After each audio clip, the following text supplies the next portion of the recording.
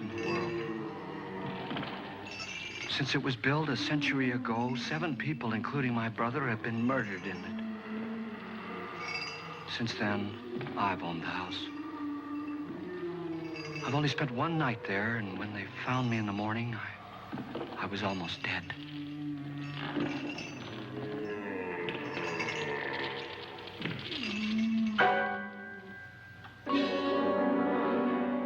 I'm Frederick Lauren, and I've rented the house on Haunted Hill tonight so that my wife can give a party. A haunted house party. She's so amusing. There'll be food and drink and ghosts, and perhaps even a few murders. You're all invited. If any of you will spend the next 12 hours in this house, I'll give you each $10,000, or your next of kin in case you don't survive. Ah, but here come our other guests.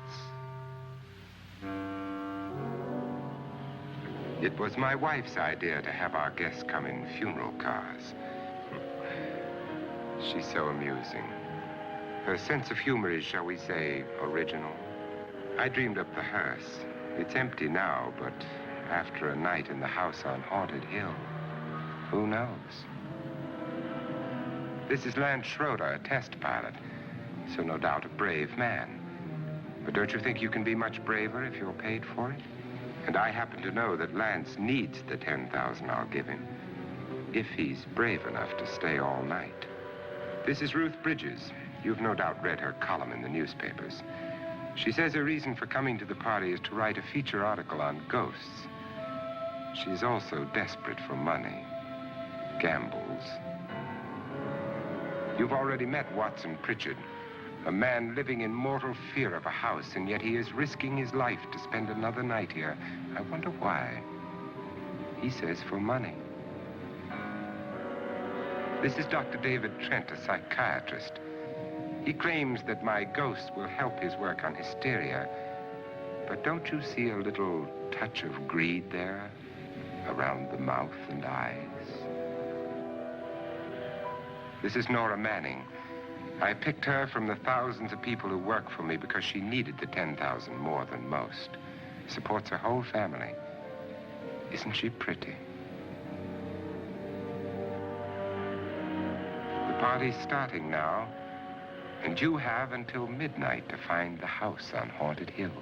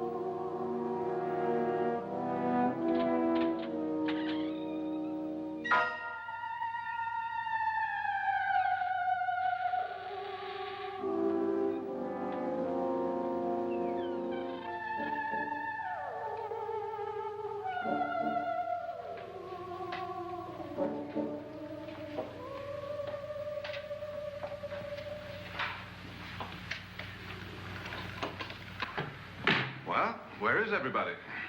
It isn't a very warm welcome, is it? Only the ghosts in this house are glad we're here. Are we all strangers to each other? Don't you two know each other? I'm afraid I don't even know your name. I'm Nora Manning. Lance Schroeder. Is Frederick Lauren a friend of yours? I've heard of him, but I've never met him. I work for one of his companies, but I've never seen him. I've never met the man either. Just a phone call. Do you know him? No, Well, then you're the only one of us who does. I don't know him. All the details about renting the house were done by mail. He's quite wealthy, isn't he? Millions. And 5 wives, I believe. 4, I think, so far. A $50,000 party for only 5 people is a little steep, even for a millionaire.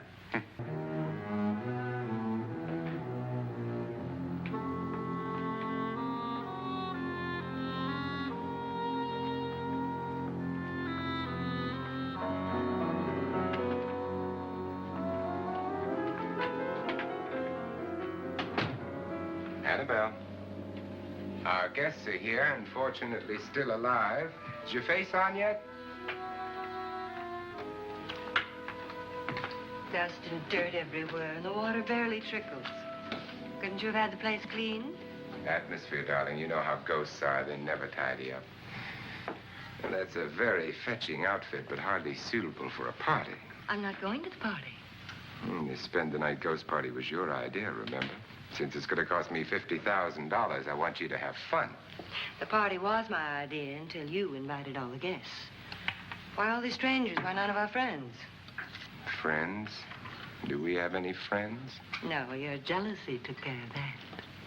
I had a reason for inviting each guest. I wanted kind of a cross-section. From psychiatrist to typist, and from drunk to jet pilot. They share one thing. They all need money. Now let's see if they're brave enough to earn it. And you call this a party? Could be. Why do you always do that? It spoils the champagne. It might explode. Never does. Would you guarantee that? That isn't funny, Frederick. Make a good headline. Playboy kills wife with champagne cork. Will you join me? No, thank you. Just a sip might improve your humor. My humor is fine, thanks. And I haven't poisoned it.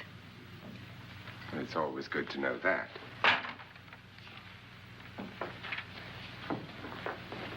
Have some. You'll enjoy the party more. Go on.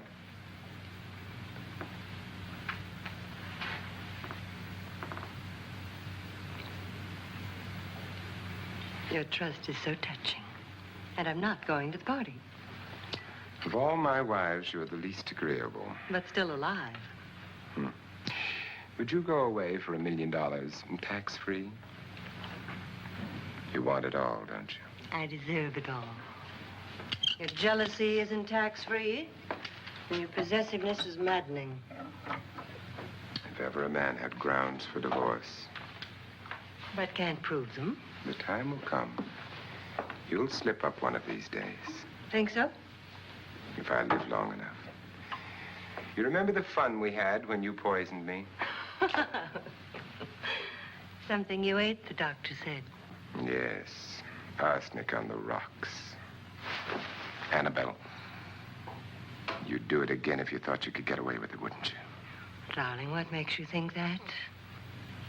Something about you. I hear that hanging is very uncomfortable, in case you get any more ideas. And don't let the ghosts and the ghouls disturb you, darling. Darling, the only ghoul in the house is you. And don't sit up all night thinking of ways to get rid of me. It makes wrinkles.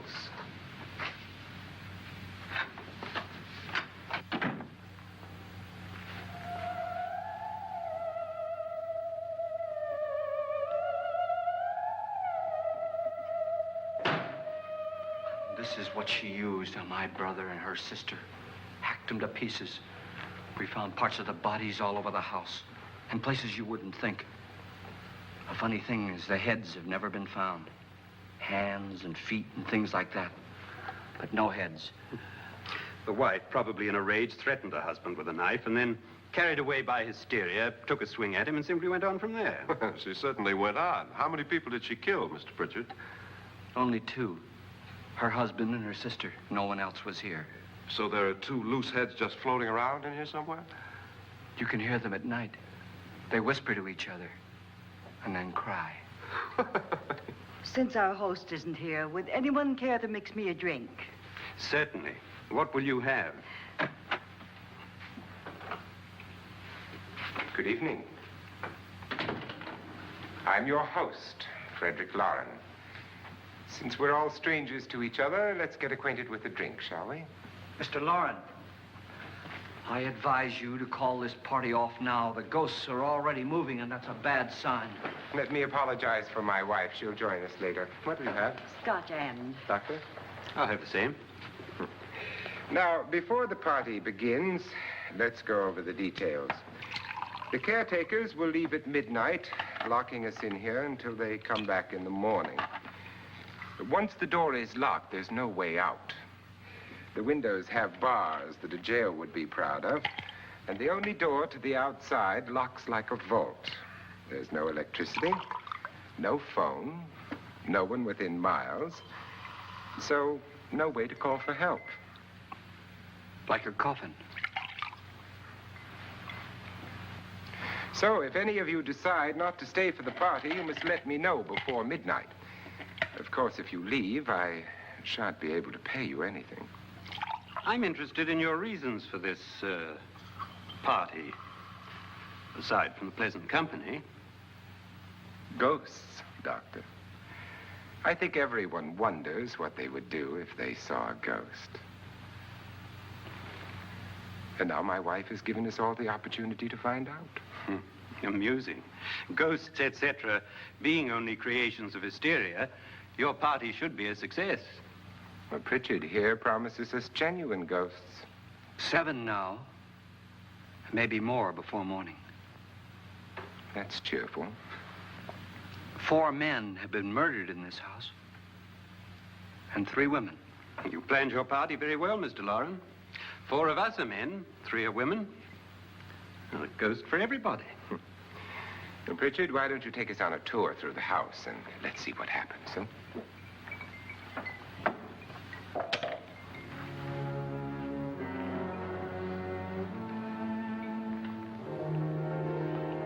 See that stain? Blood. A young girl was killed here. And whatever got her wasn't human. Don't stand there. What do you mean? Where?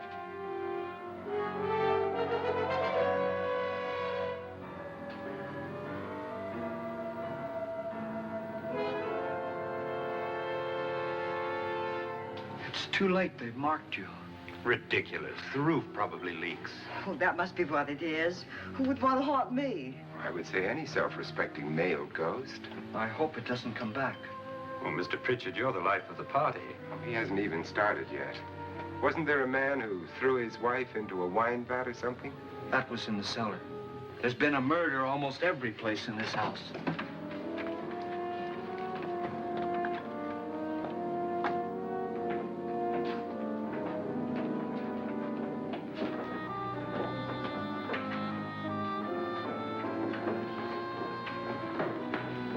And all this belonged to a Mr. Norton, who didn't die here. He was electrocuted later.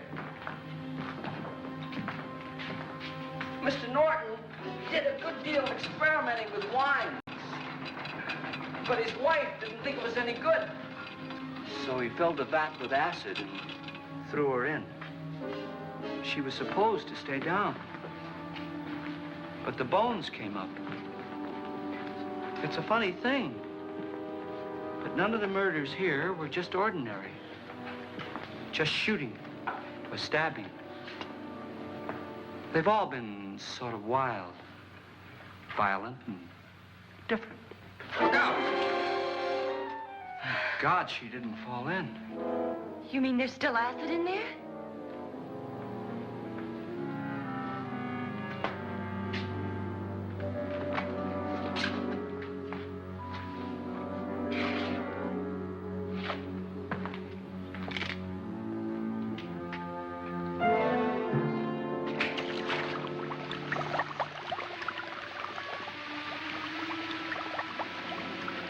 destroys everything with hair and flesh. Just leaves the bones.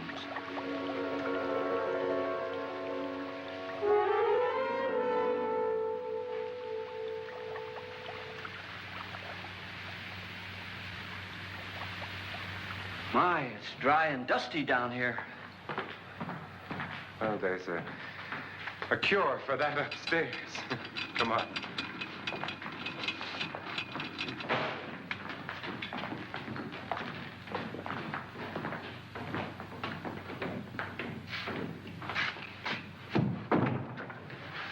How'd you get invited to this party?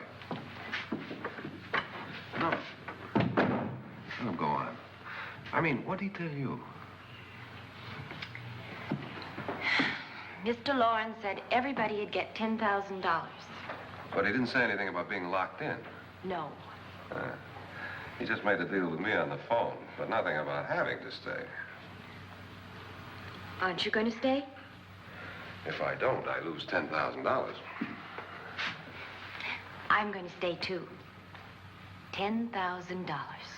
Yeah. You believe in ghosts? I don't know. Well, I agree with what that doc says. You can spook yourself. I've done it in planes. Seen things that weren't really there. Or were they? What are you going to do with your $10,000? If we get it.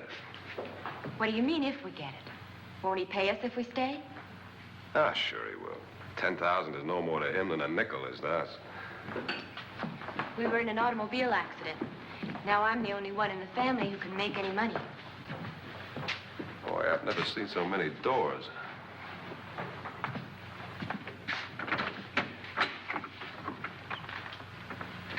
Closet.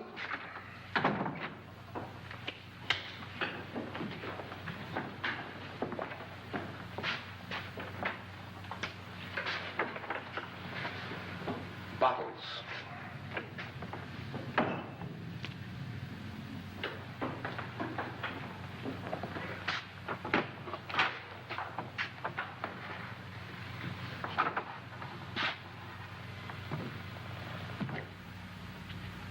Does it go anywhere? Lance! Lance!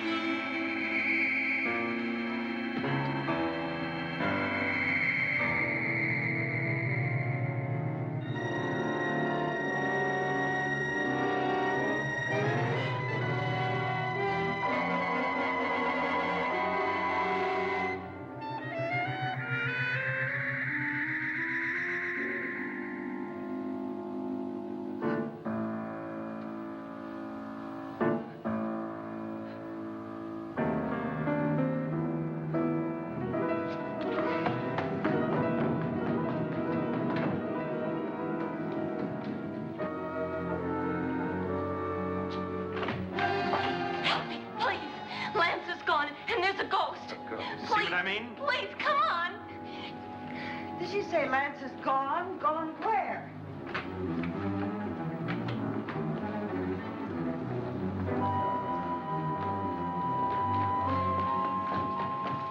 We'll have to break it down. It's locked. What?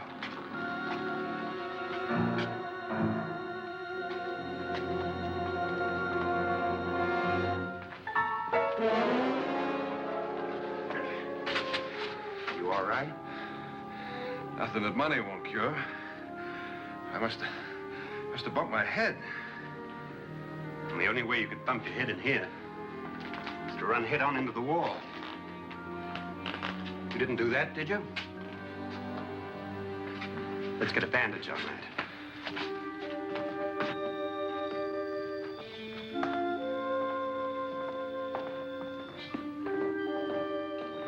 I wonder why they didn't kill him. Who? He didn't bump his head.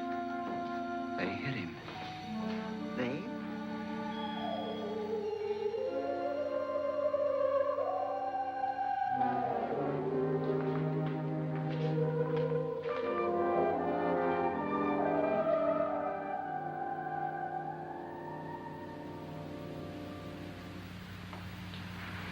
Nora, when you came in, you said something about a ghost. There was something. What did it look like? Well, it was wearing a black thing that went all the way to the floor. Weren't you a little frightened at the time? Well, yes. That, Mr. Loren, is hysteria. Well, then, Doctor, how do you explain what happened to Lance? Was that hysteria, too? You better get that checked in a day or so. Thanks, Doc.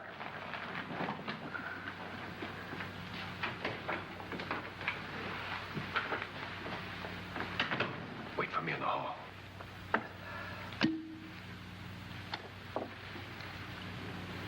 The ghosts are coming closer, Mr. Loren.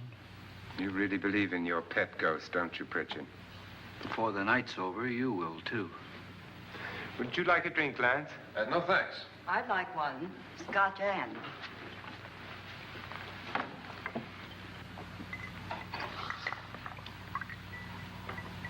Mr. Loren, are you really going to pay anyone who stays all night? Certainly. $10,000. Will there be much red tape or delay? You in a hurry, dear? Frankly, yes. Or frantically. There you are, my dear.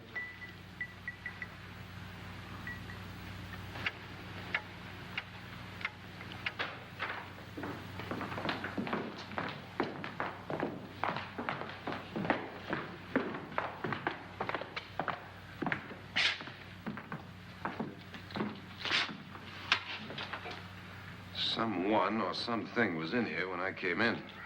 But where? And if the door was locked, how did it get out? What you saw might have been a ghost, Nora, but what was in here with me was no ghost. I don't know. I was so scared.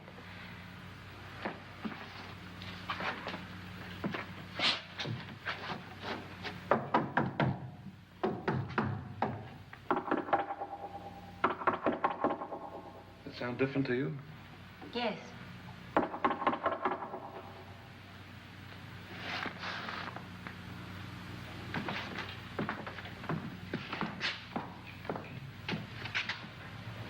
Three, 6, 9, 12. 12 feet.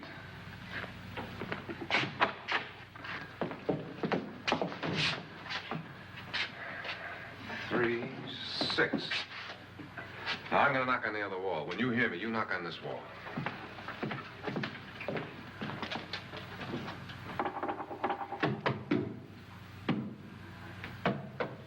Tap lower down.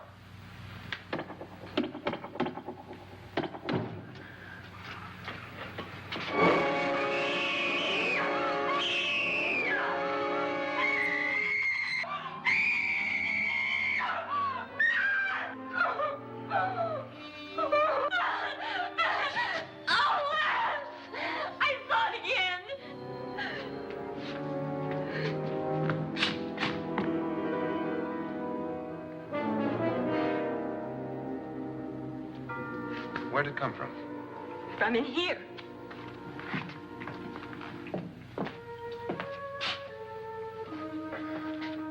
What if it ran out of here? I'd have seen it.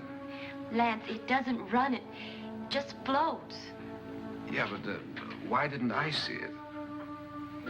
You don't believe me. Well, how can I?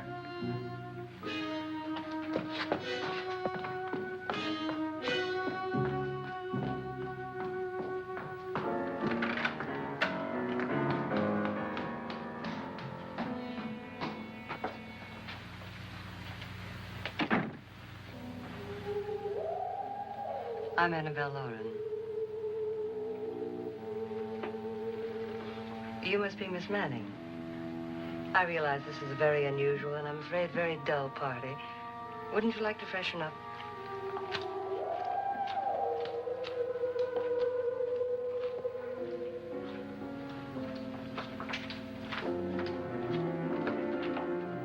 This is your room. Depressing, isn't it? I doubt if I'll spend much time here. It's going to rain. Perfect atmosphere for my husband's party. Why did you come here? He said he'd give me $10,000. Why did he pick you? I don't know. My supervisor just came and said I'd been invited. How long have you known my husband? I just met him tonight. So? Why you?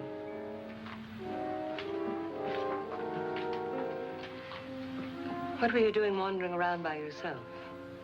Well, I was in the cellar with Lance, Mr. Schroeder, and I just left, that's all. Don't do it again. Don't go anywhere in this house by yourself. Now fix your face and I'll come by for you in a few minutes. But You're in danger. We all are. but who? I hope for your sake you never find out.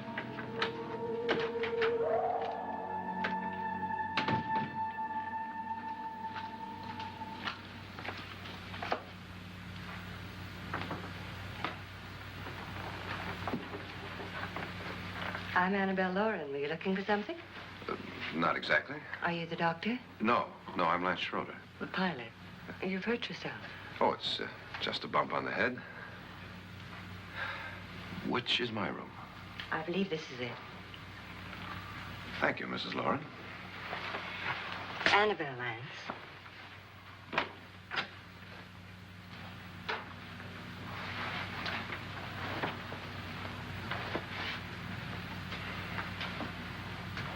You were with the young girl in the cellar. Why was she so upset? Was she? And you don't look like the type to go around bumping his head. What really happened, Lance? Well, Nora thought she saw a ghost, but I didn't see anything. She was just frightened then. And mad at me, I think. I kidded her about it. I wouldn't joke about anything else that happens here tonight. Now, don't tell me you're taking all this seriously. Aren't you? Well, I'd like to find out what hit me. Lance. If I need help, may I count on you? Sure, I guess so. Look, what's going on here anyway? I mean, what is with this party bit? This is no party. He's planning something. Your husband? I wish I knew what it was. Must be pretty big if he's going to lay out 50,000. The money doesn't mean anything. He has a reason for getting us all up here to this dreadful old house. Well, what for? He doesn't even know us. Maybe that's exactly why you're here. Oh, well, what can he get away with? Oh, he thinks that big money like his can get away with anything. You know, of course, that I'm his fourth wife. The first simply disappeared. The other two died. Lance, I don't want to join them. You mean he, Oh, his doctor said they died of heart attacks. 2 girls in their 20s. Well, what can he do? My husband is sometimes insane with jealousy. Nothing matters to him then. Please be careful. Would he hurt you? He would kill me if he could.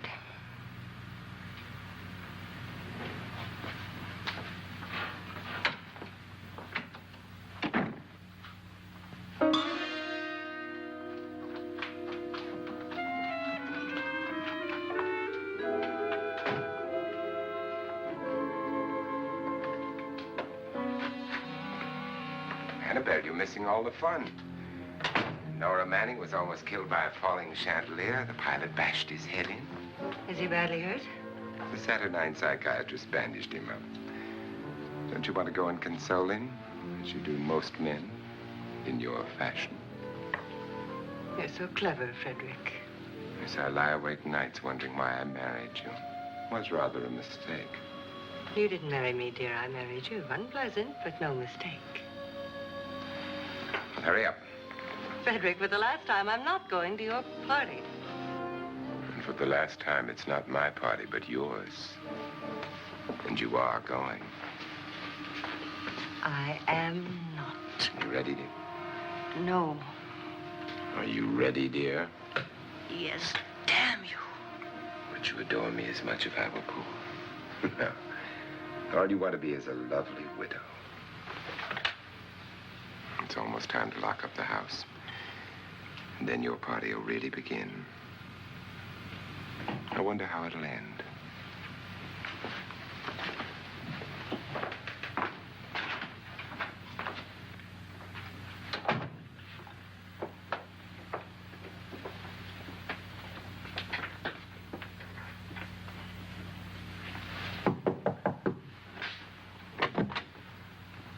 to midnight, Lance. Okay. I'll be down in a minute.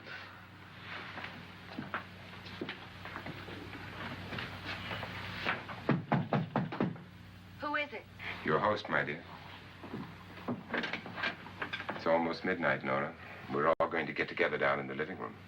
All right, Mr. Lloyd. I'll be right down.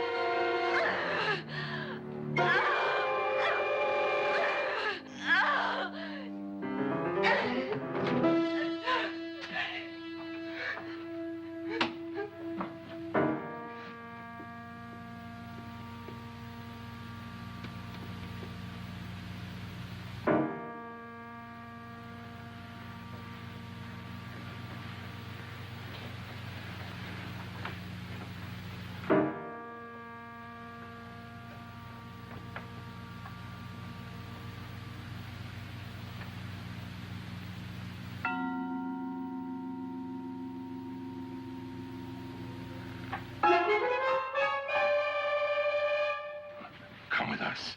Come with us before he kills you.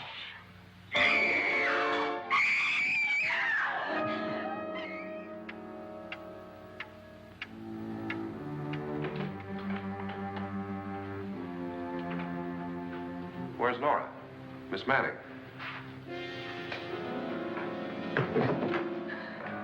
I don't want to stay here. Nora, what happened?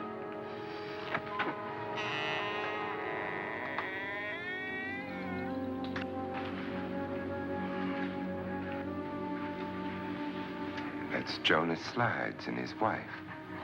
They've been caretakers here for years. She's blind, you know. I'm not going to stay here. Well, Doctor, it looks like we have a real case of hysteria on our hands. I think she's just a little upset, not hysterical.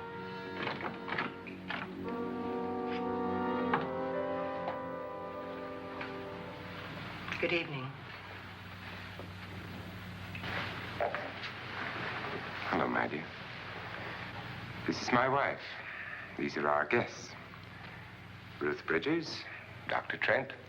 You know Watson Pritchard, of course. Nora Manning, and this is Lance Schroeder.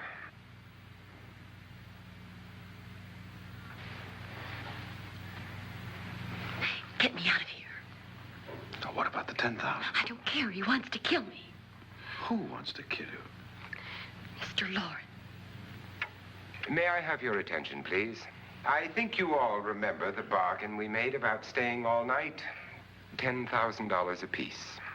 If any of you don't survive, $50,000 will be divided amongst the rest of you. If I should die, you will be paid by my estate.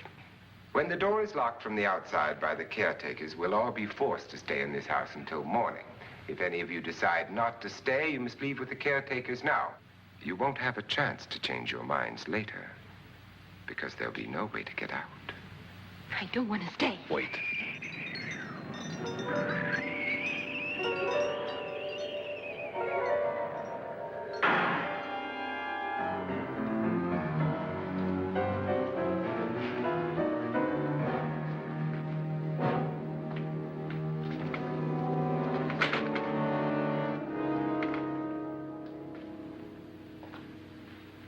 It isn't midnight yet. Who told them they could leave? They never leave before midnight. Well, they've gone now. I was going to ask you whether you wanted to stay or not, but it seems that the caretakers have made the decision for you. We're all locked in now. But I don't want to stay. I'm sorry, my dear, but it's too late now. Darling, haven't you had enough of this silly game? Get some cars up here for these people and let them go home.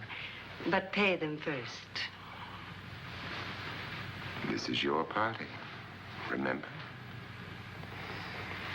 In spite of my wife's faith in my ability to do the impossible, we will all have to stay in this house until 8 o'clock in the morning. But we have some party favors for you in these little coffins. This is my wife's idea. And I must say, I think it's rather dangerous. I suppose you all know how to use one of these things, but in case you don't, you just press down on this lever with your thumb and then pull the trigger. You see, they're loaded. These are no good against the dead, only the living. Doctor? Lance? Nora? Go ahead, take it.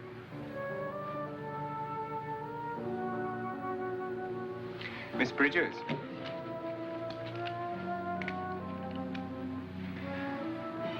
And here's yours, dear. I don't need it. It was your idea. Who knows, you may want to use it on me before this night is over. Throw these guns away. They won't do you any good. I agree with Pritchard on that point, although not for the same reason. Dr. Trent, don't you approve of our little party favors?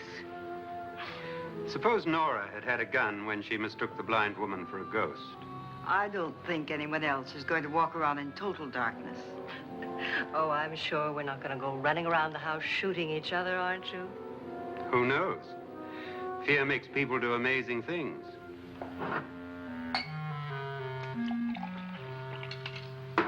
Mr. Pritchard, you said your sister-in-law killed a man and a woman here and cut them up? You said they found hands and feet, but they never found any heads. Would you like to see one of those heads? Would you all like to see one of those heads? Well, then, just follow me.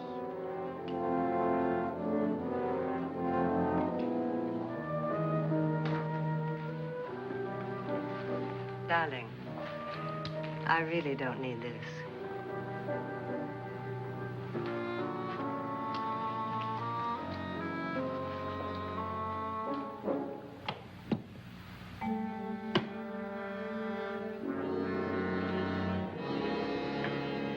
Just go look in my suitcase. Just go look.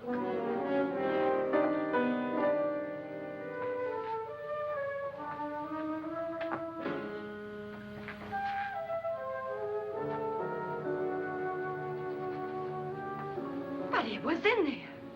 A woman's head. Nora, I think you're a little upset.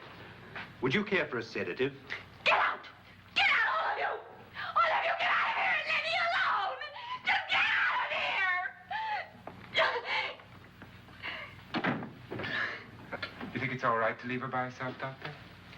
I wish she'd taken the sedative. Well, what do you suppose she thought she saw? They're closing in on her. Look, Doc, I think somebody ought to stay with her. There could be 1,000,000 people around her. And if they wanted her, they'd get her. What if he's right? He's too drunk to know what he's talking about. I wonder. I'll join you in a minute.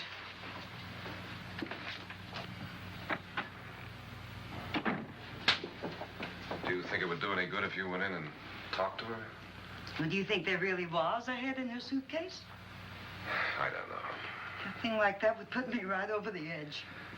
Look, would you sort of stay up here, I mean, in case she needs help? All right. I'll be in my room.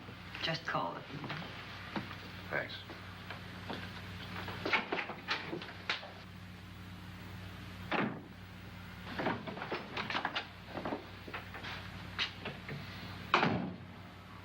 Are you sure there are only 7 people in this house?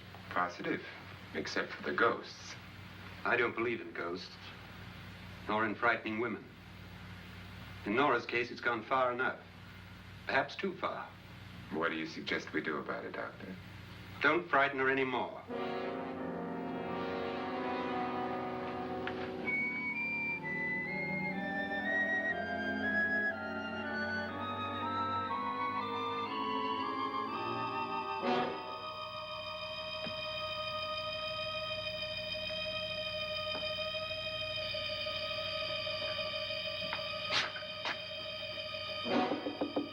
Nora?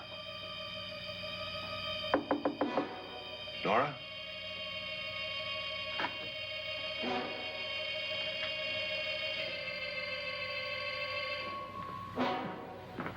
Nora?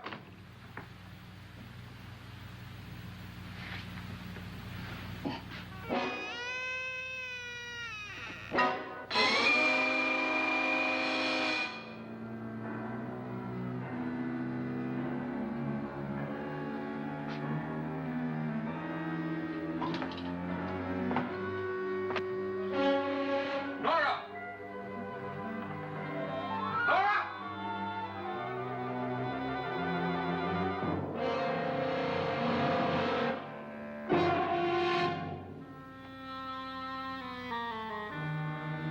What do you know about this? They've taken her. In a little while, she'll be one of them. Where's Norton? Where is she? It's too late. It's too late. You'll never find her again.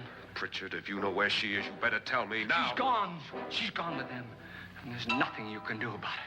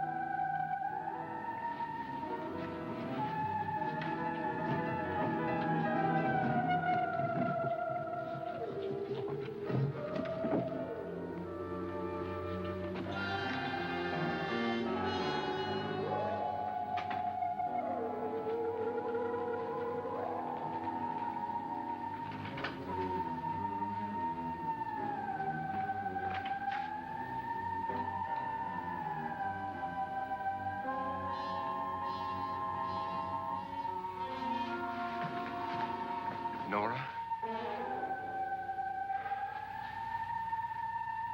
She's dead, Mr. Loren.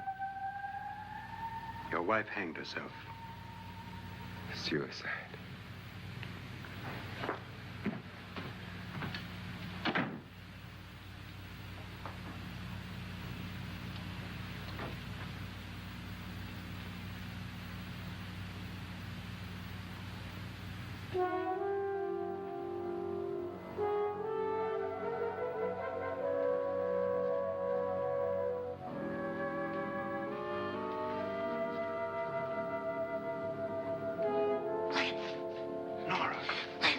Please, hide me. What's the matter? Hide me.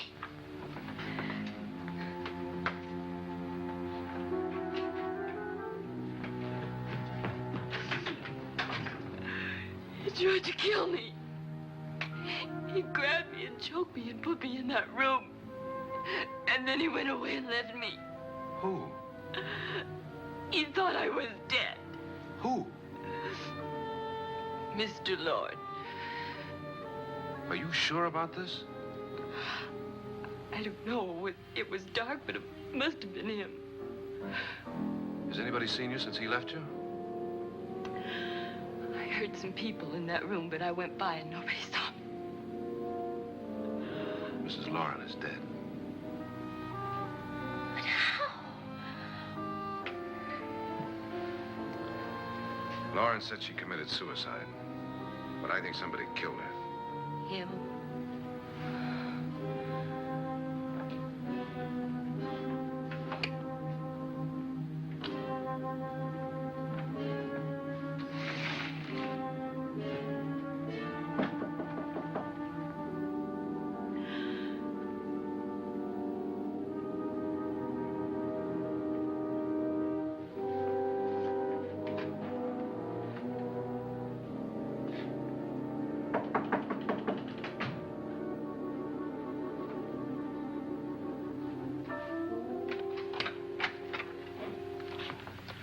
I'm sure you've come to the same conclusion I have.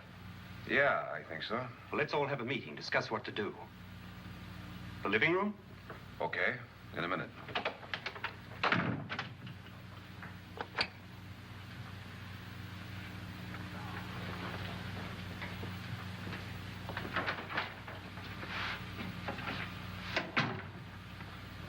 I've got to go downstairs. Now, you lock yourself in here and don't let anybody know you're here. If he thinks you're dead, he won't come here. And I'll get back as soon as I can. You'll be all right. And if you have to, you use it.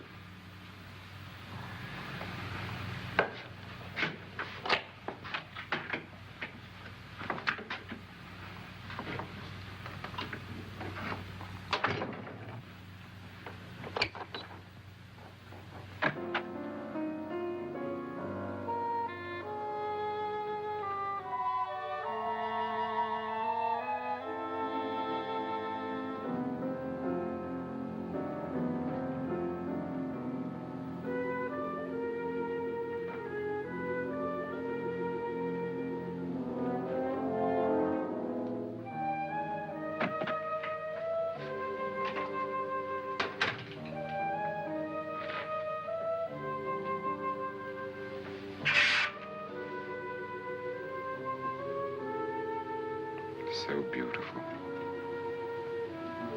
So greedy. So cold.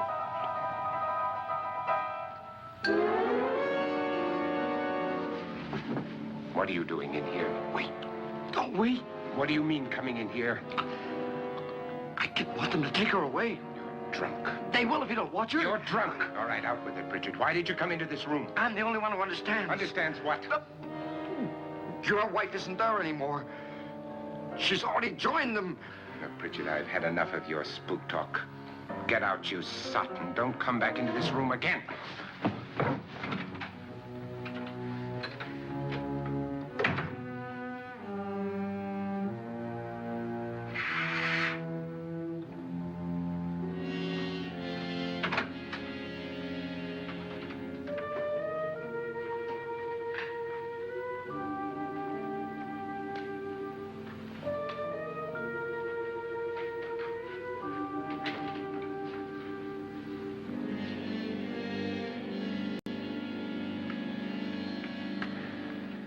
Where's what's-her-name?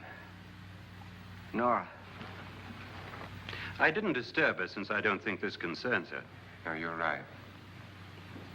Mr. Loren, isn't there some way we can get out of this house now? No, none at all. We could try breaking out. The only door to the outside is made of steel. The bars of the windows are set in solid stone. We gotta stay. I'm not afraid of your ghosts, Bridget. But I am afraid. When we came here a few hours ago, the only thing we had in common was the $10,000 we'd get. Now, however, we share something else. The death of Mrs. Loren. So far tonight, one of us was almost killed by a falling chandelier. One of us was mysteriously slugged. One of us has been driven to the brink of absolute hysteria, and one of us is dead. Were these accidents? Suicide? And we must stay here for 6 more hours. 6 hours? 6 of us. Time enough. Who'll be next? How will it happen? Let me ask you a question, Doctor. You were the first one to see my wife there. Did you also see anything that she could have climbed up on and then jumped? No. Did any of you? There was nothing. How then did she get up there so high? Exactly, Mr. Loren. How? She couldn't have pulled herself up there. She couldn't have dropped from the ceiling. Do you think your wife killed herself? No. She was murdered by one of you.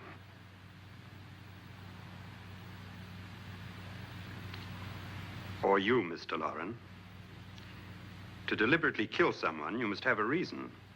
We were all strangers to your wife. Only you had a motive for murder. What husband hasn't at some time wanted to kill his wife? What husband hasn't had 1,000 opportunities to do it in such a way so that he'd never be suspected? I'm not such a fool as to hang my wife from a ceiling by a rope. The fact remains that you, or one of us, murdered Mrs. Loren. And that's a matter for the police. So how do we get the police? That's my point. We can't until morning. What began as a silly party given by an eccentric has now involved us all in murder. For once, Pritchard may be right. If another murder's in the works, let's stop it now. Another murder? Why not? Maybe one of us saw too much. Why should even a millionaire want to give each of us $10,000 to spend one night in a gloomy old house? To see some ghosts, have a party? No. Have you finished trying me, Doctor? And is the verdict guilty of murder? Oh, this isn't getting us anywhere. Somebody killed Mrs. Loren, we know that. One of us is guilty and the rest of us are innocent, okay. Now, what we have to do for the next 6 hours is protect ourselves from each other. Do you really think? I don't think anything. I just know that I'm going to my room. And if anybody comes in, I'll shoot him. Or her. And if we all stay in our rooms, we'll be safe. Because the innocent will have no reason to leave his room. And the guilty will admit his guilt if he or she does. And we all have guns. And we're all agreed? Oh, I wish this night were over. Brooms? Guns? I tell you, it doesn't make any difference. They aren't through with us yet.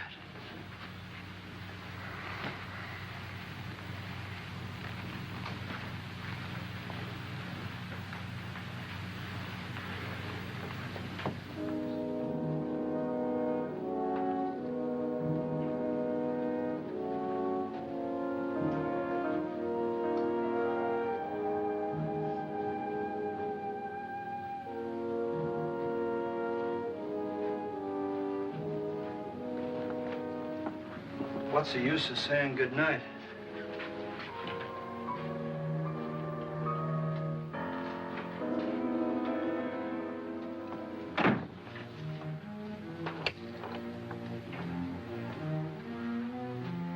Good night.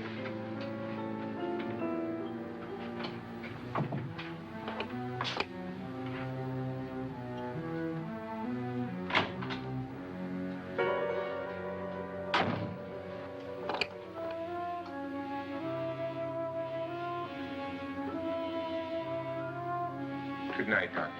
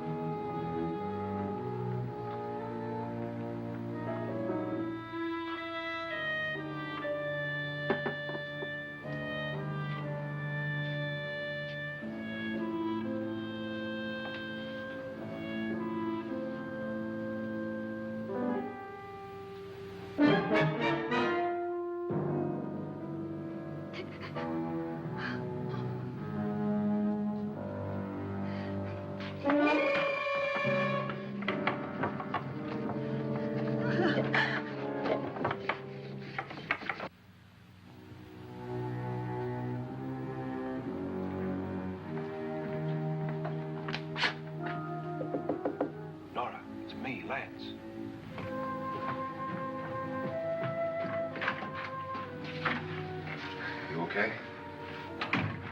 They've all gone to their rooms and locked themselves in. Lance, I've been thinking.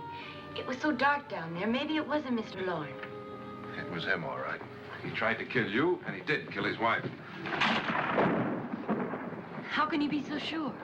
She tried to warn me, asked me to help her. The doc thinks he's going to try and kill one of us.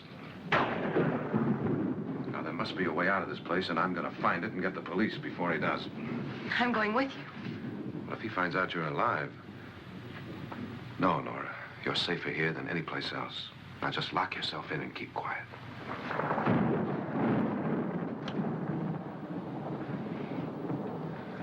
If I find a way out, I'll come back and get you.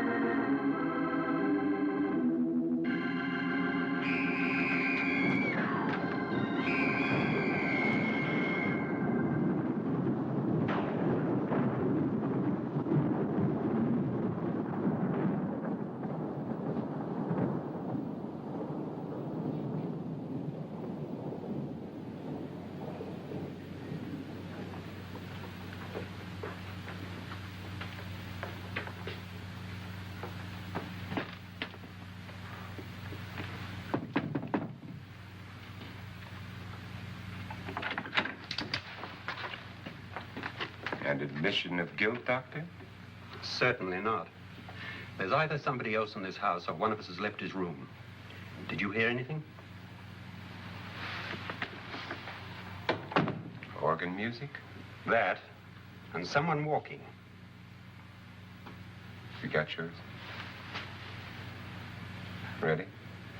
You look downstairs, and I'll look up here. Why not together? There may be only minutes, seconds left of someone's life. Why waste time?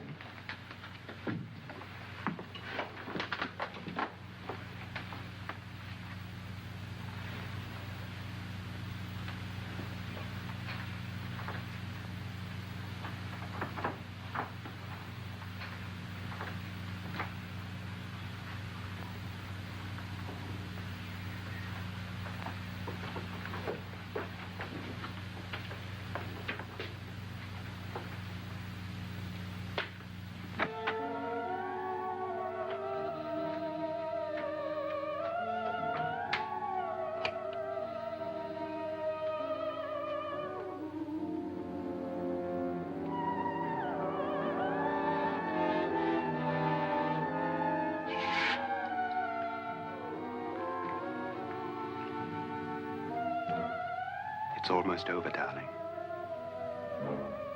Every detail was perfect.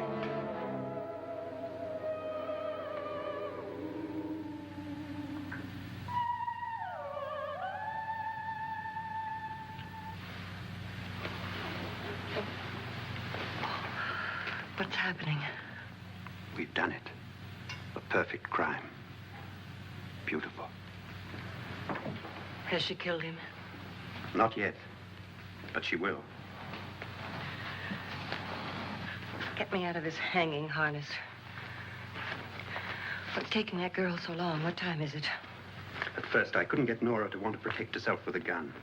But after you appeared at the window, everything began to work just as we had planned. You were wonderful. Just the touch that finally drove her into complete hysteria. It'll be worth all of our planning, darling. Where's Nora now? What's happening? On her way to the cellar. So scared she'll shoot the first thing that moves. And Frederick? On his way to the cellar, too. David, are you sure none of them will suspect us? Of what? An hysterical girl accidentally shoots somebody? Who would suspect that we planned it that way, that we drove her to it? What about my suicide? But just a ghost party gag. We'll claim it was a dummy since I'm the only one who touched you. And the caretakers? Well, they had no idea what they were really doing. What about Nora? She's not stupid, you know. Darling, believe me, everything we've planned is working perfectly. Nora is sure Frederick murdered you. She thinks Frederick attacked her in the cellar, not me. And now Nora's almost out of her mind with fear. The heads, the music, you're hanging. I tell you, when Frederick walks in there, she'll shoot him. It's taking too long. David, you ought to be there.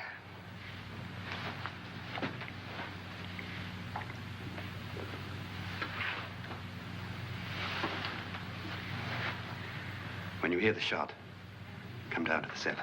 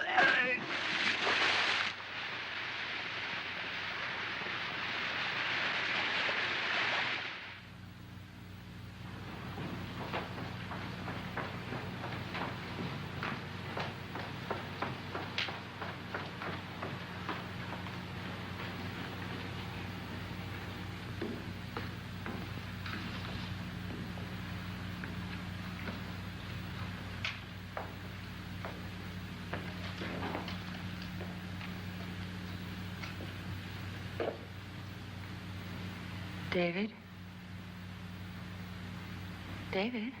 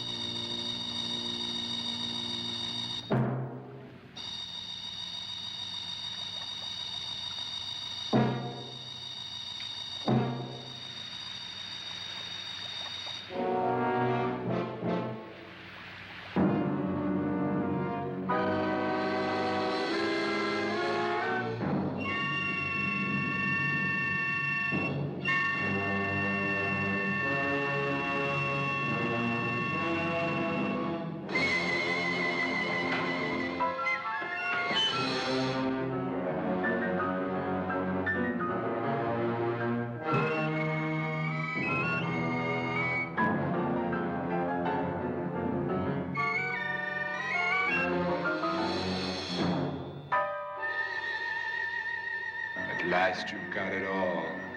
Everything I have. Even my life. But you're not going to live to enjoy it. Come with me, murderess. Come with me.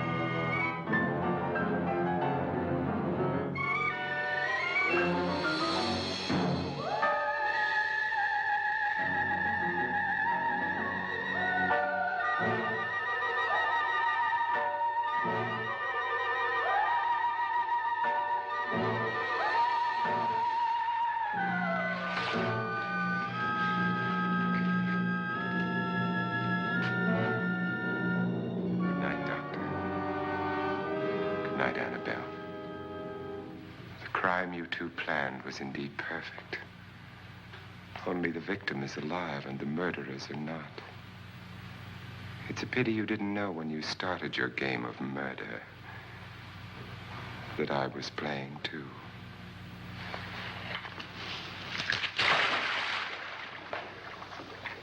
There must be some way to get in here. Oh, it's right along here somewhere.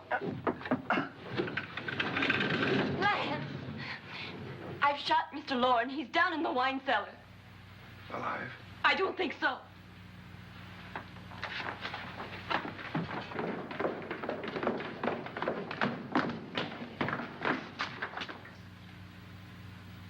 It's him. He's alive.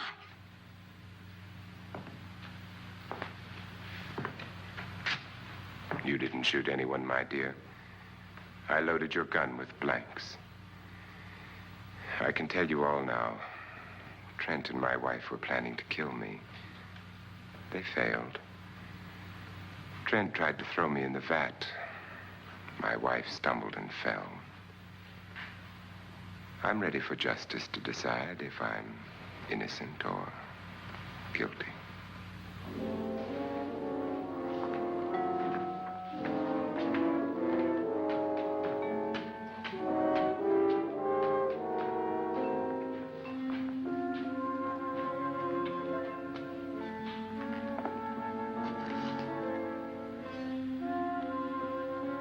Now they're 9. There'll be more, many more. They're coming for me now. And then they'll come for you.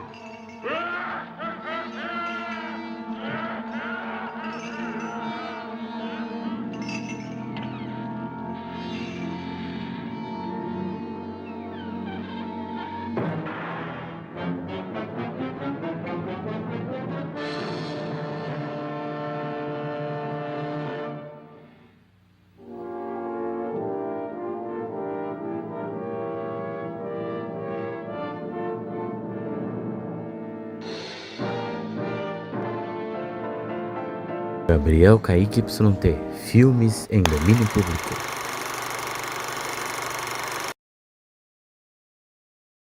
Gabriel Kaique YT, filmes em domínio público.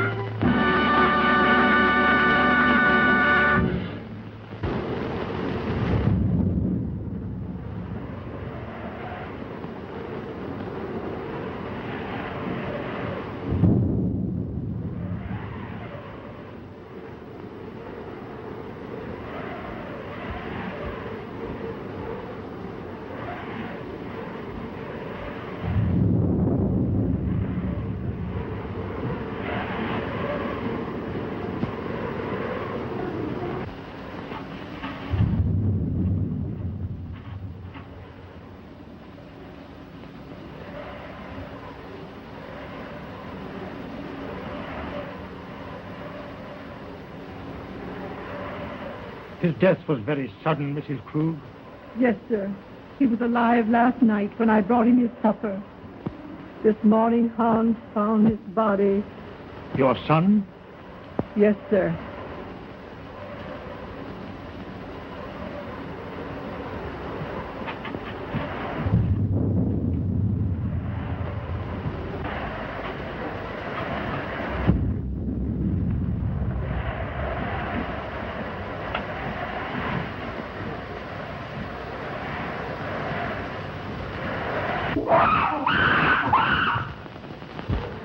It's Yogi, Mr. Earlton's aide. But I thought he had disposed of him. No, sir. Do you mean to say that that animal is in this house? Yes, sir. Mr. Robert had Hans lock him in his cage in the cellar.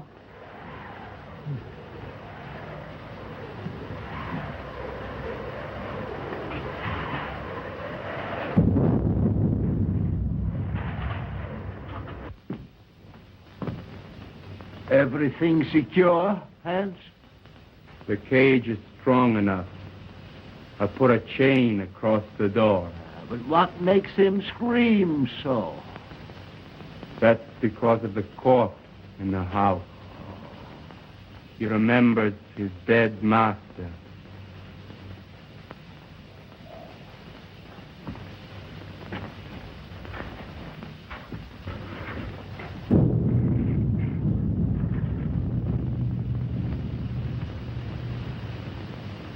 You have my deepest sympathy, Robert. Thanks, Mr. Wilkes. It seems unbelievable that it could have happened so quick. Why, only last week when he was in the city, he seemed perfectly well. My brother always enjoyed good health, Mr. Wilkes. I was the sickly one, and now a paralytic.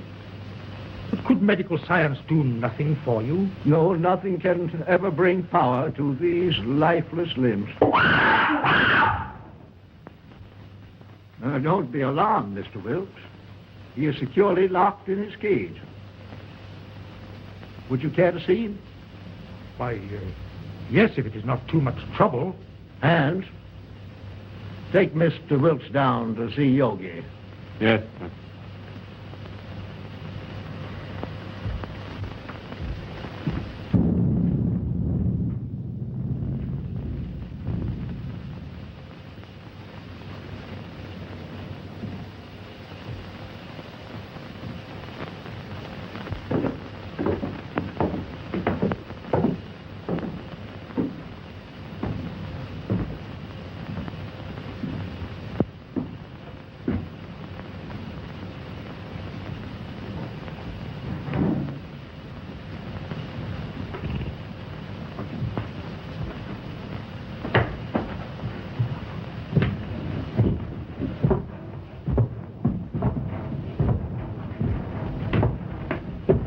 was a mate to this one, but it died in one of Dr. Elton's experiments.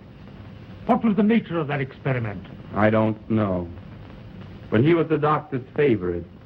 Yogi had the run of the house. He knew every nook and corner. But was there no danger? Miss Ruth was afraid of him.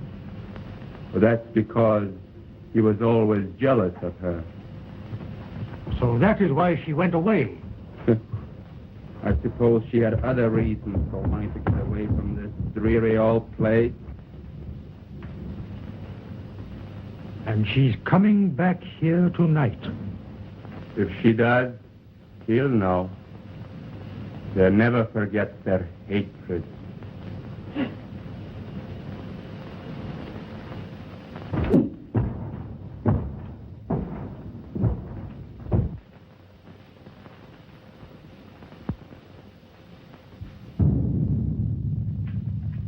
Is Miss Ruth's room ready? Yes, sir. Light a fire there. It's growing cold. Make her room as cheerful as possible. Yes, sir.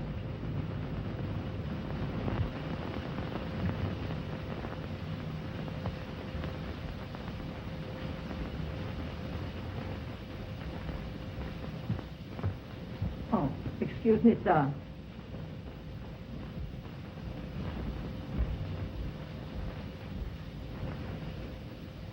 Look down the road and see if you see any signs of Miss Ruth.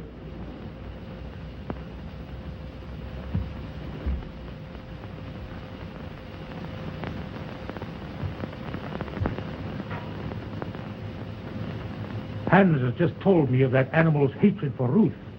They should not be in the same house together. She's perfectly safe. He can't possibly escape. Why, with his tremendous strength, anything is possible. Did you not consider that, Robert, when you asked me to read the will in this house? I was selfish, perhaps. I was thinking of my own condition. But I think she would have come to see her father anyway.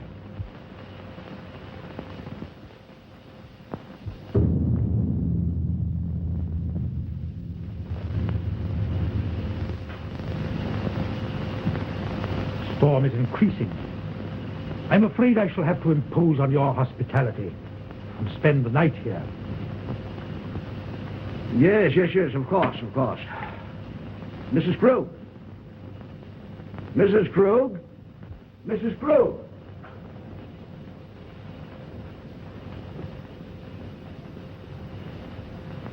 Prepare a room for Mr. Wilkes. The guest room is ready, sir. No. I think Mr. Wilkes will be more comfortable in the other wing of the house, away from our family sorrow. Oh, anywhere will do, Mrs. Krug.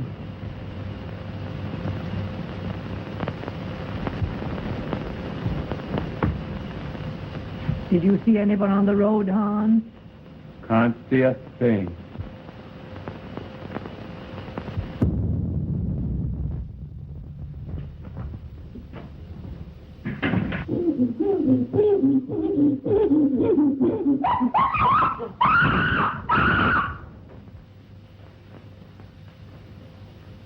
There's someone coming now.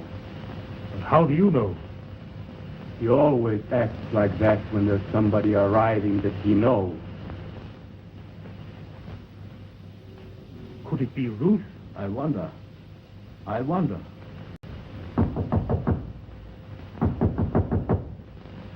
Howdy, Bruce. Howdy, Bruce.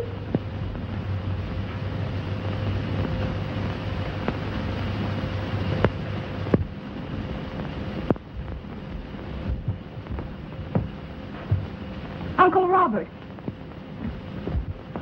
Oh, Uncle Robert. Oh, if I were not so helpless. If my shrunken body could lift you up and comfort you.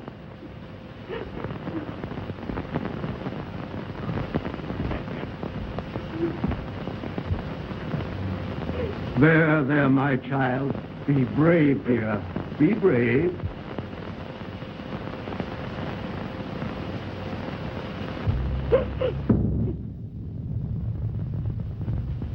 If I could only Only have been here and talked with him. Just seen him once again. Let me take his place in your heart, now that you're more than ever alone. Oh, I loved him so much. I should never have gone away.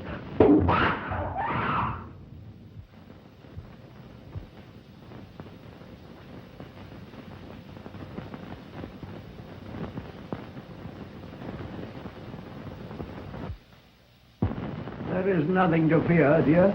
He is securely caged. Oh, but he frightens me so. Oh, pardon me. Uncle Robert, my fiancé, Dr. Clayton. I'm happy to know you, sir. You have my deepest sympathy. Thank you, Mr. Wilkes. Oh, Ted, my father's attorney, Mr. Wilkes, Dr. Clayton. Glad to know you. Happy to meet you, sir. What's that? That's Yogi. What's the matter with that man? He must be in misery. His master is dead. Where? In there? Well, you told the bank, and I've got to fix on this generator and the spark plugs. Yeah. Ted, will you wait? Certainly, dear.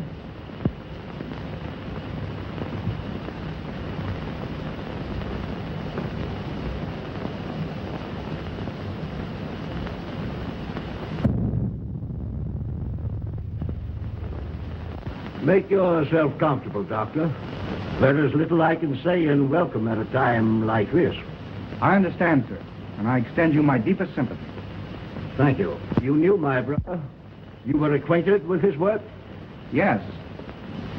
I suppose that was an ape's cry that startled Ruth.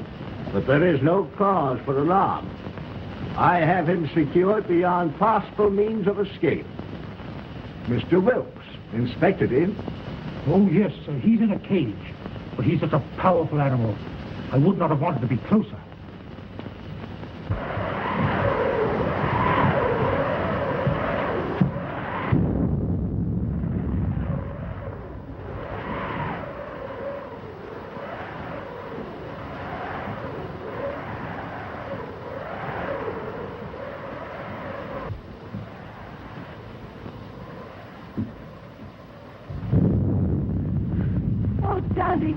I'm afraid. I don't know what it is, but something terrifies me. Nothing will harm you, dear. Auntie Kruger put you to bed in your own little room, just like when you were a little girl.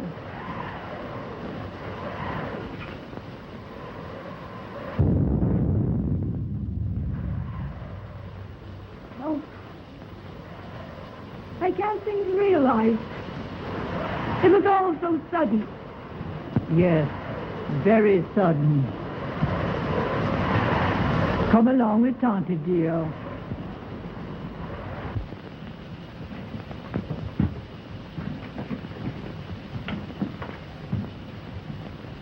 Hello, Hank. Hello, Miss Ruth. Glad to see you. The luggage, where shall I put it? Put it in our old room.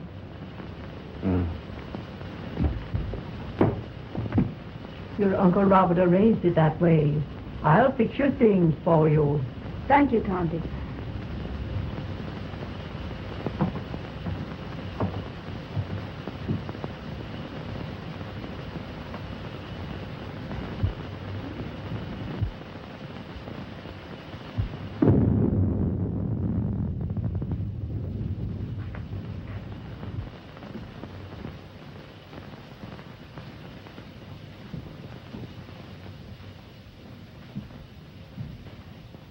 Going to tell them.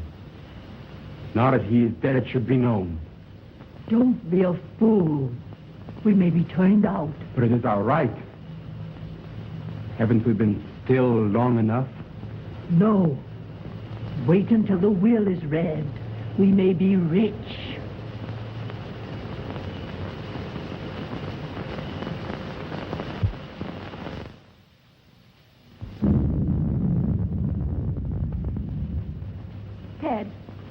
Don't go into the village tonight. Stay here. But the reading of your father's will should be a family matter. I'd better go to the inn. Please stay. I want you here tonight. Dear, You're nervous. Please. All right. I'll stay. I'll get my things. They're in the car. Are you leaving, Doctor? No, Uncle. He's going to see about putting the car up. You'll be more comfortable here than at the inn. Well, certainly, Doctor. We can consider you one of the family. Well, thank you very much.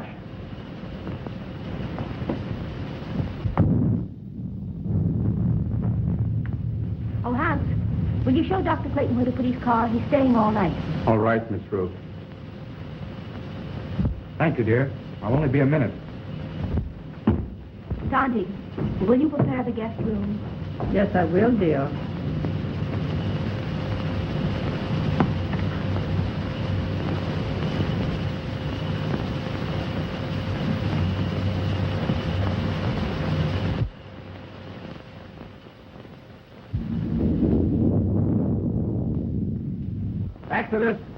Exodus. Yes, Dr. Clayton. Get the bags out of the car. We're staying here for the night. Will? Isn't that what I'm called, sir? You know, Dr. Clayton, I think I'll go for a walk. Go to a movie or play some pee-wee golf. Nonsense. You can't walk to the village in this storm. It's 11 miles. That's just a pleasant walk. I'd just love to take off my shoes and play in the raindrops. I'd skip part of the way, too.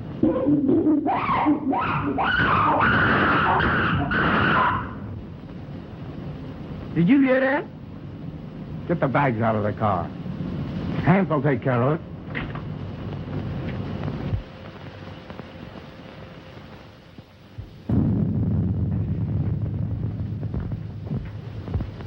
Oh, Ted, did Hans take care of the car? Yes. He's showing Exodus where he can sleep. Shall I proceed with the reading of the will, Miss Ruth? Yes. Oh, I'm sorry. I didn't realize the... Oh, that's perfectly all right, Doctor. You may remain.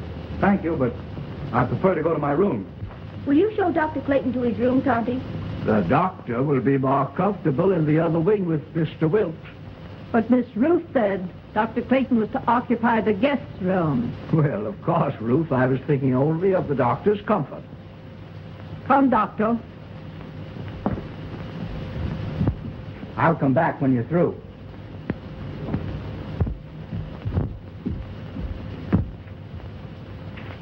Is it necessary for Mrs. Krug to be present? Why, yes. She is mentioned in the will.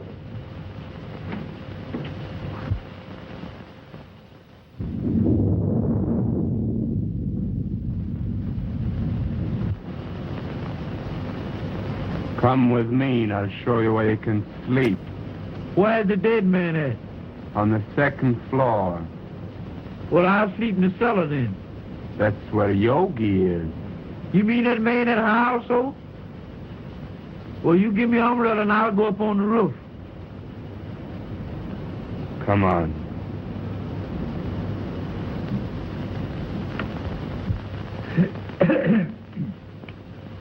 In the name of God, I, Philip Earlton, being of sound mind and memory and not acting under duress, menace, fraud, or undue influence of any person whatever, do make, publish, and direct declare this my last will and testament in the manner following. That is to say that I bequeath all money to my credit at the Hudson National Bank in the amount of $50,000, together with all personal property in the safe deposit boxes at the Hudson National Bank, which consists of house and lot and furnishings and personal effects pertaining to house and grounds, to my only daughter, Ruth Earlton, and sole heir. In the event that my sole heir, Ruth, should meet with death in the meantime, then the above I bequeath to my only brother, Robert Earlton. In loving memory, I hereby provide that he be sheltered and suitably provided for in our family home until his death. This home to be maintained until such time.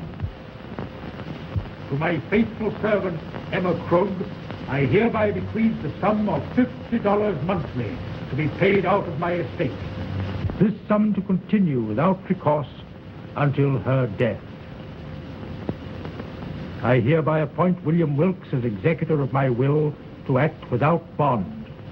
Witness my hand, this the 22nd day of April, 1925. Philip Elton. I'm very grateful to your father, Miss Rose.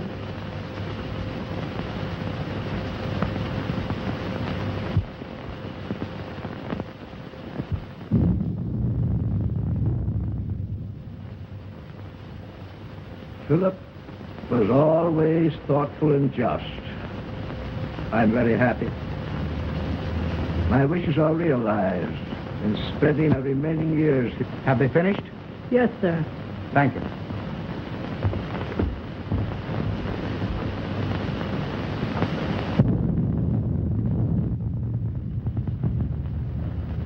It ain't fair. It ain't fair, not a penny. And we have been still for so long. And now we get scraps thrown at us by strangers. It wasn't him. He was a good man. Now she comes back. Now there's money to be had. And we who have stayed in word get nothing. Wait.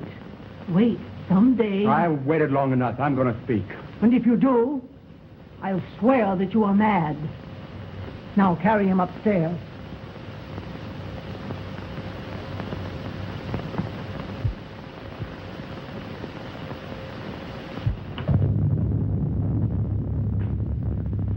Are you ready to go upstairs now? Yes.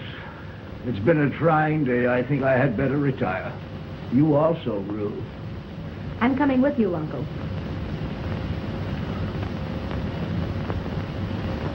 Coming, Ted? No, if you don't mind, I think I'll stay here and chat with Mr. Wilkes. All right. Good night, Mr. Wilkes. Good night, Miss Ruth.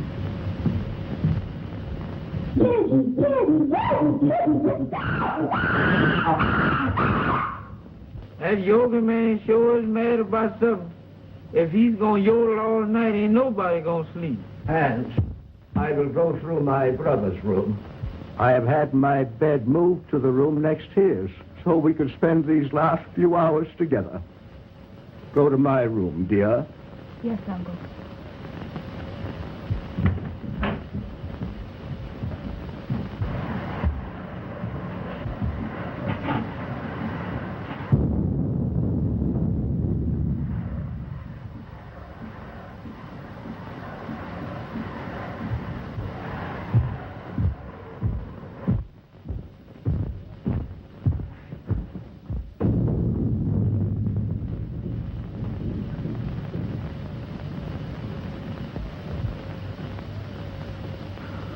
If I only had a daughter now, to be always near me. I shall always want to be near you, Uncle. You are so much like Daddy that it will keep his memory fresh and dear to me. You are now a wealthy girl, Ruth, and you must make the most of it. Wealth to youth is golden, but to age it is a milestone. I love you, dear. Good night. Good night.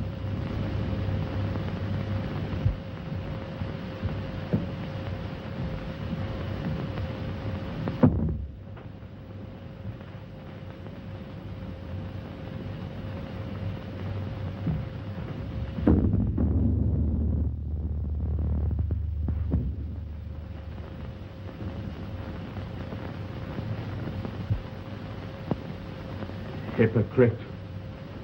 Damn dull hypocrite. Why don't you tell her you hate her? Why don't you tell her you want the money more than she does? You're all liars. A remarkable woman, Mrs. Krug. She's been here for nearly 20 years. Her devotion to the brothers was almost her religion. And, Hans, is he her son? Yes. He was a baby when he came here. I believe she comes of a very good family, but she gave up everything to come to America. Mm-hmm. They're Germans, aren't they? Yes, so are the Eltons. I think there's some sort of a distant relationship. There's a large fortune involved, isn't there? Considerable. Enough to almost burden a young woman like Ruth. I believe she understood the provision of the will. The estate is hers unconditionally. Her father intimated as much. Well, fortunately, there are no other direct heirs. You know, wills are always open to contest, Doctor. Yes. And a large fortune is always a temptation, Mr. Wilkes. Yes, Doctor. Well, shall we retire? Well, if you don't mind, I think I'll stay here and smoke a cigar. Good night. Good night, Doctor.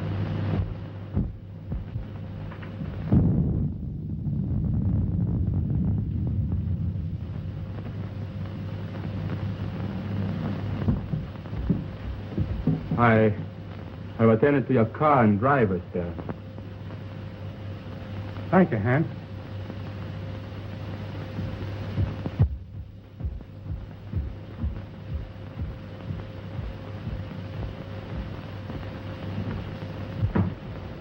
Good night, dear. Oh, Miss Ruth wishes to speak to you before you retire. Thank you. Good night, Dr. Clayton. Good night, Mrs. Krug.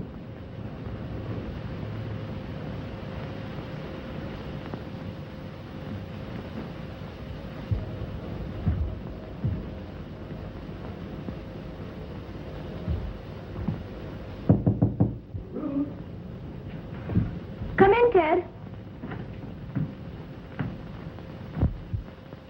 Mrs. Krug said you wanted to see me. What is it? Listen, Ted. I have a premonition that something's going to happen. Something horrible.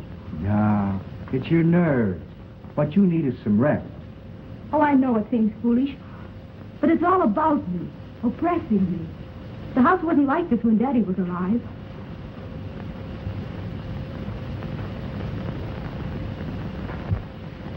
That's because you've grown unaccustomed to it.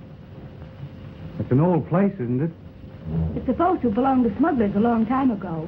There are tunnels and secret passageways all through the house. Daddy had them all sealed up, because when I was a kid, I was always getting lost in them. That's swell. That's the first smile I've seen today. Now, it's time little girls like you should be in bed. And I could do with some sleep myself.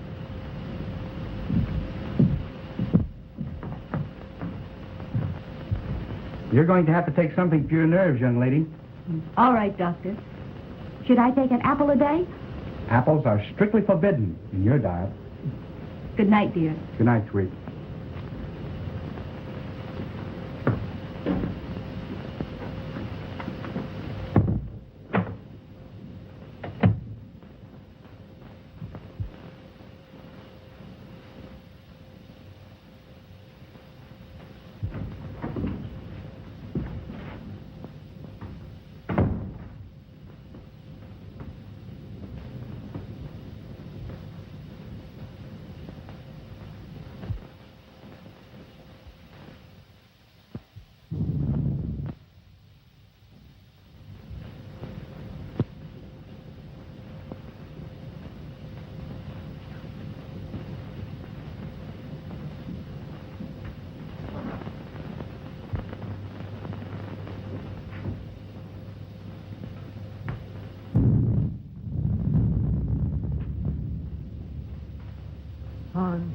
Lock and bolt every door and window. Nobody's gonna steal their money. It's not here. I wasn't thinking of their money.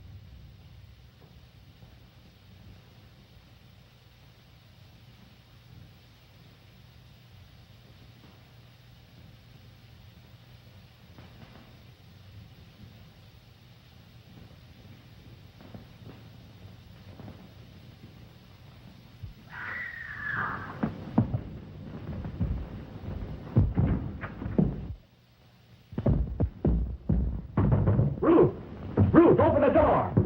What's happened? What's the matter? I just heard Ruth scream. Ruth! Open the door, Ruth! What was that?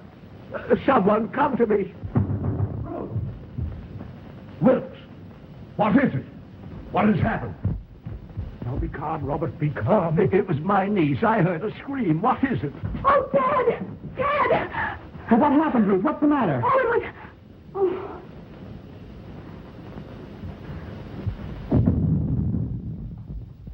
What is it? What's wrong? Oh, Dad, take me away. Take me away. Yes, dear. Now calm yourself and tell me just exactly what happened. Oh, it was the 8th yogi. When I awakened, his arm was above me and he was clutching at my throat. Oh, it was horrible. Horrible. Yes, dear. Mrs. Krug. Oh, Dante. There, dear. You're just nervous and excited. Oh, Auntie Krug, I'm afraid. I'm afraid.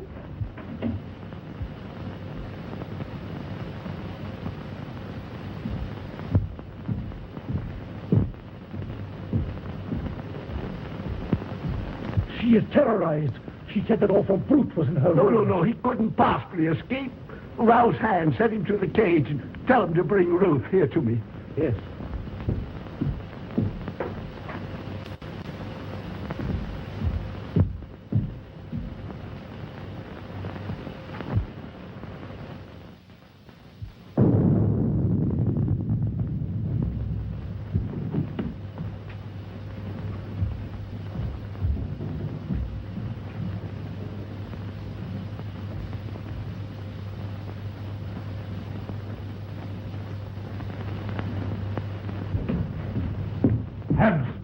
Has that animal been out of its cage? No, sir.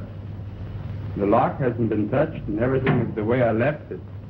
Well, that's a relief. Miss Ruth evidently had a nightmare. Dr. Clayton? Oh, Dr. Clayton.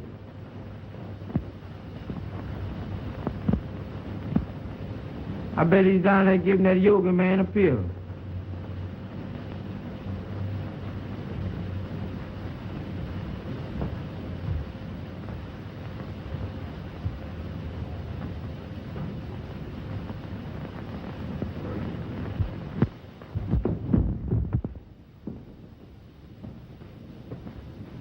Oh, Miss Yoga, please don't do it this time. Don't bite on this time, Miss Yoga. Don't look, Miss Yoga. I leave you. I ain't never coming back here no more. What is all this nonsense? What did you say, Yoga?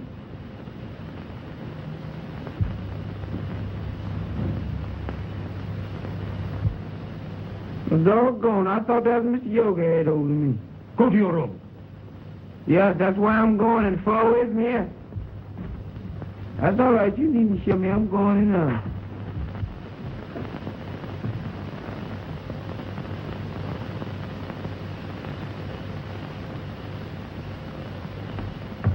He is securely fastened in his cage. I have just come from there. Did you find anything, Doctor? Nothing. I've carefully examined your room, dear, and there's no evidence of anyone having been there. My little girl was having a nightmare. You're wrought up. Your nerves were playing you tricks. But it was so real. I can't believe I was dreaming. Dreams always seem real, dear. Now, what could possibly harm you in the room where you have slept since you were a child? I'm an awful baby. I've disturbed and frightened you all. You let your doctor give you something to soothe your nerves and have Mrs. Krug put you back to bed. I'm awfully sorry.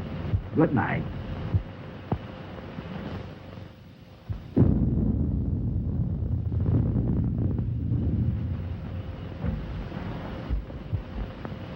Well, I must confess, Robert, it gave me an awful jolt. Ruth was always emotional, even as a child. Oh, Ted, I can't. The impression was too vivid. I can't sleep in that room. Then perhaps I'd better take you to the inn. There, dear. Tante Krug will stay with you just like she used to do when you were a little girl. Will you, Tante? Of course I will. Don't worry, dear. I'll be all right with Andy Krug. You've had a very severe shock. I'll get something that will help you sleep.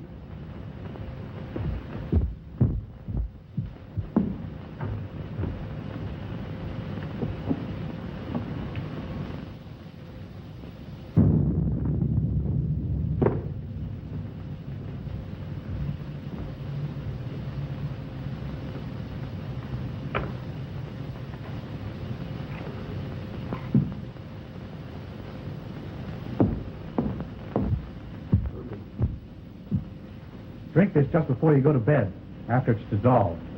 Thanks, dear. Perhaps I won't need it. I'll sit up for a while to make sure you're all right. Thanks.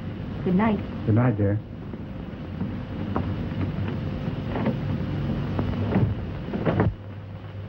Now compose yourself, Robert, and try to get some sleep.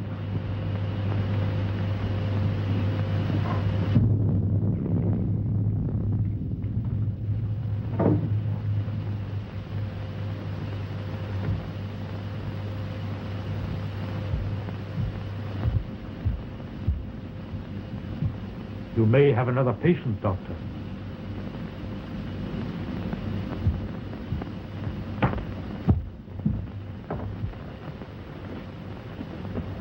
You go to bed, Condy. I'm going to sit up a while. You should have rest, Ruth.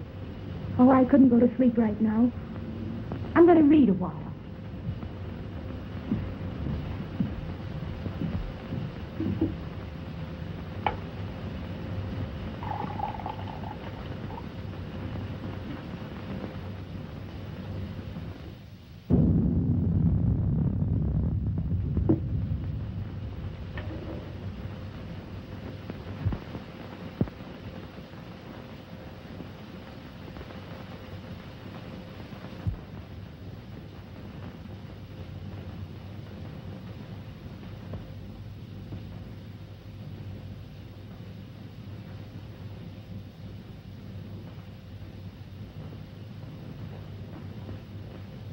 Mr. Wilkes,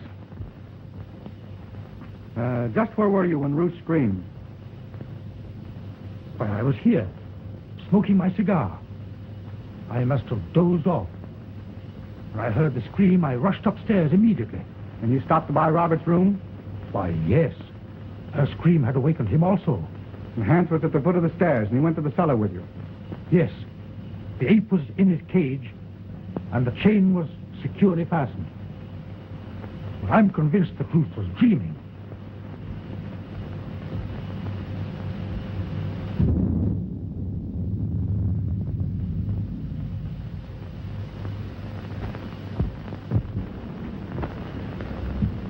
Ruth tells me this is quite an old house. Yes, it is. It has a lot of secret passageways in it. Do you know anything about them? No, but Hans might know. Hans. I'd like to talk to him. Well, his room is next to the kitchen. I'll go and get him.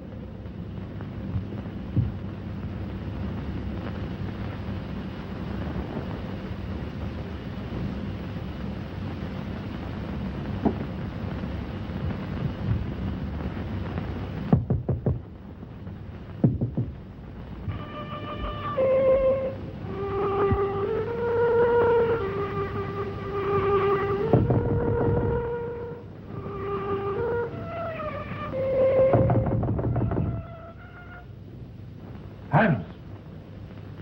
Hans!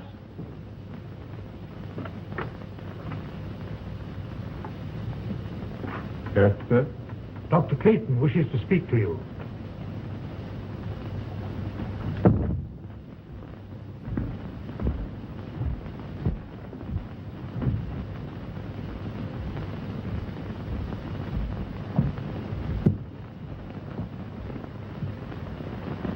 You wanted to talk to me? Yes, Hans. I want to ask you some questions. If Yogi should escape from his cage, Miss Ruth would be in great danger. Well, you can't get out, sir. I locked the cage myself. Mm-hmm. Are there any tunnels near his cage that he might crawl through? Well, they've all been locked long ago. Has Yogi ever escaped from his cage? Well, sometimes when I used to lock him up for the night, he'd suddenly appear in the doctor's or Mr. Roberts' room. They'd only laugh and say he could pick the lock. That's why I put the chain on the door.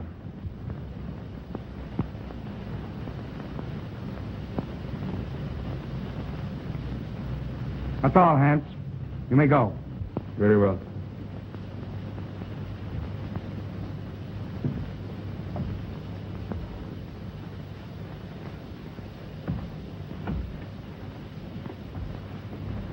Are you sure that Yogi was locked in his cage? I'm positive. He'd have to be released by human hands. Yet Ruth is not the type of hysterical woman that's given to nightmares. I think you're alarming yourself unnecessarily, Doctor. I wonder. I still can't believe she was dreaming.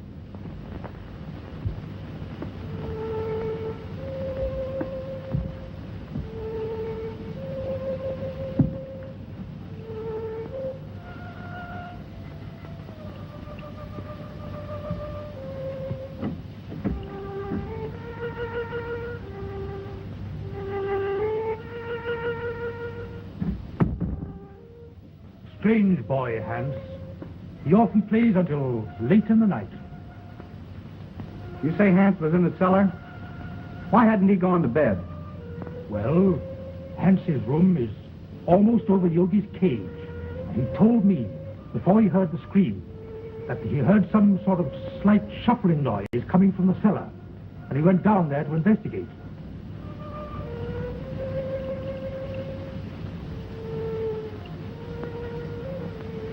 How long has Uncle Robert been an invalid? Robert? Why, surely, Doctor, you can't suspect Robert. Why, Robert hasn't walked in over a year. Nevertheless, I'm worried. I'd like to talk to Robert. Would you care to come along? Why, certainly.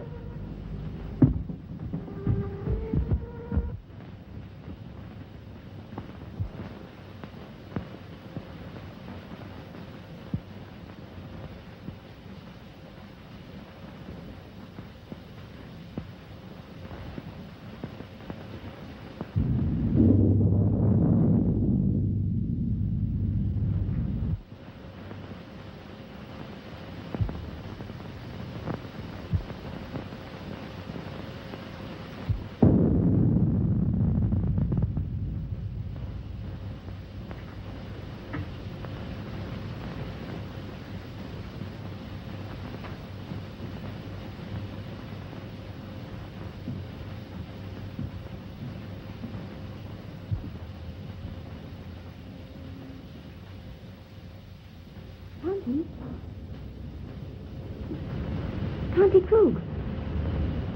Tonty! Oh.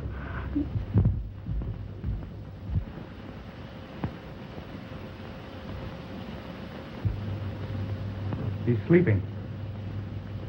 Perhaps we'd better not disturb him until the morning, Doctor.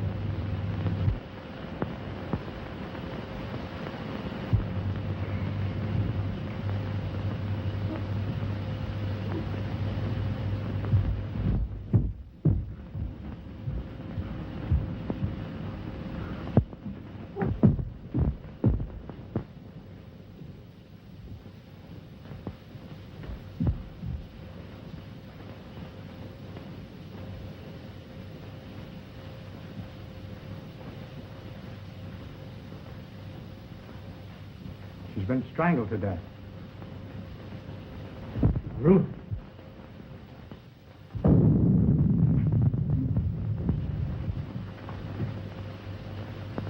It was a shock. She'll be all right in a minute. You were right, Doctor. There must be a secret entrance to this room. Someone has made a second desperate attempt on Ruth's life. Mrs. Krug was not the intended victim.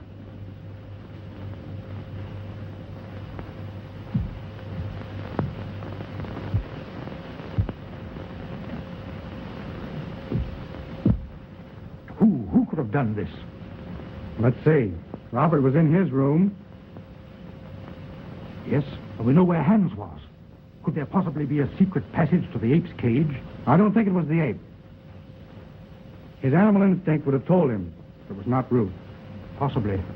But what motive could anybody have for wanting to murder Ruth? Robert is the only one who would profit by it. Yes, and we know he was in his bed ourselves. Besides, he's a hopeless paralytic. Dad! Dad! You're all right now, dear. Tell me what happened. She had gone to bed. I had fallen asleep reading. When I came back to bed, she was lying there with those horrible marks on her throat. Well, didn't you hear anything? I didn't hear or see anything. Oh, Dad, take me away.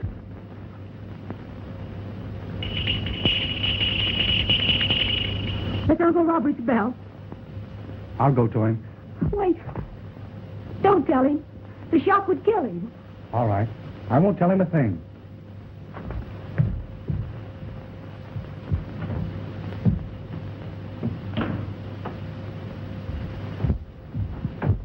I thought I heard something. Has anything happened? No. I was about to retire when I heard your bell. Is there anything I can do for you? Nothing, thank you. Well, you seem disturbed. Are you ill? This has been a very severe ordeal for me, Doctor.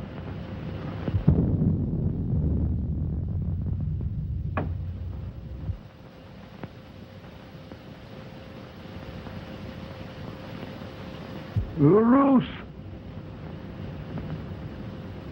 Are you all right, Uncle Robert? Yes, dear. Come in. Something disturbed me, and I rang for Mrs. Krug. The doctor answered. Your uncle is exhausted. I'll get him a sedative. No, thank you. Come here, Ruth. I thought I heard something, and I was a bit worried about your safety. No, I'm all right, dear.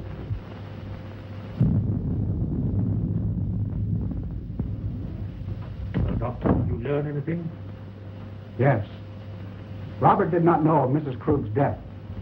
I was taking his pulse when Ruth entered the room unexpectedly, and it stopped completely for several beats. There can be no possible connection. Why, the man is a helpless paralytic. I'm not so sure. I want to find that out for myself. Would you be so kind as to take Ruth downstairs? Certainly. Thank you. It's late, dear. You'd better try and get some rest. And you'd better go to bed, too, Ruth. I'll take care of your uncle. All right, Ted. Good night. Good night, dear.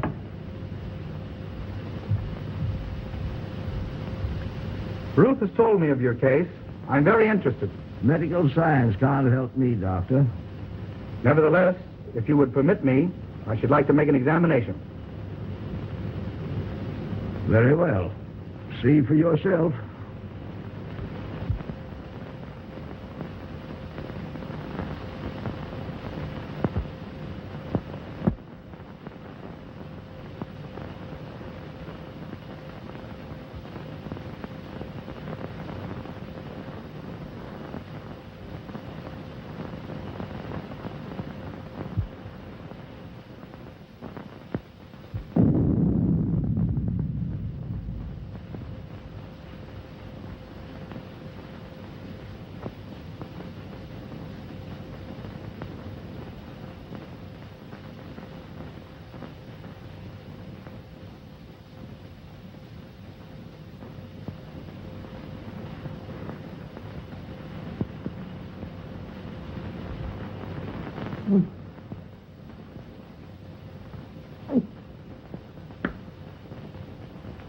No.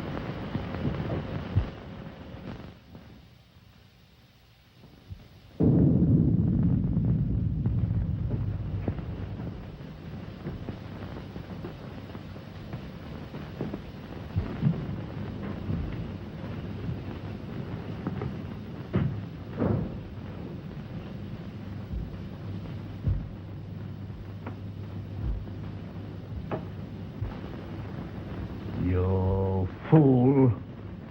You let the girl escape. You have failed again. It was her bed. I was sure it was the girl. Instead, it was my mother I killed. Do you understand, my mother? Emma? Dead? You put the idea in my head because you wanted the money. You told me when the girl was out of the way, you would acknowledge me as your son. And we'd both be rich. They'll hear you. Shut your vile mouth. Why didn't you tell him I was your son? And now Mother is dead. And it's all your fault, you shrunken devil. Yours and the girl's. And I'm gonna kill you both. Hands! Hands! I was wrong, Mr. Wilkes. It's utterly impossible for Robert to ever walk again. Why, Ted, what do you mean? Ruth, you must realize that the attack made on Mrs. Krug was obviously meant for you. But who would want to harm me? There is only one possible solution. The ape. Yogi. Oh, Ted, if he is loose, he will kill me. Oh. Mr. Wilkes, will you see if Yogi's in his cage, please? Why, yes, yes. Oh, Ted, then it was Yogi's arm that I saw. I wasn't dreaming. I'm not sure yet, dear. Oh, Ted, take me away.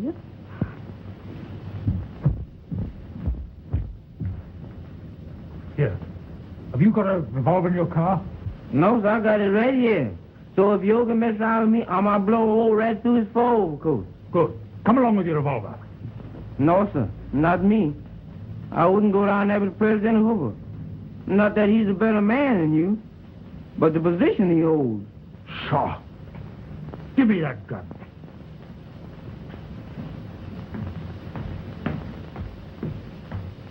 Well, there's going to be another big one.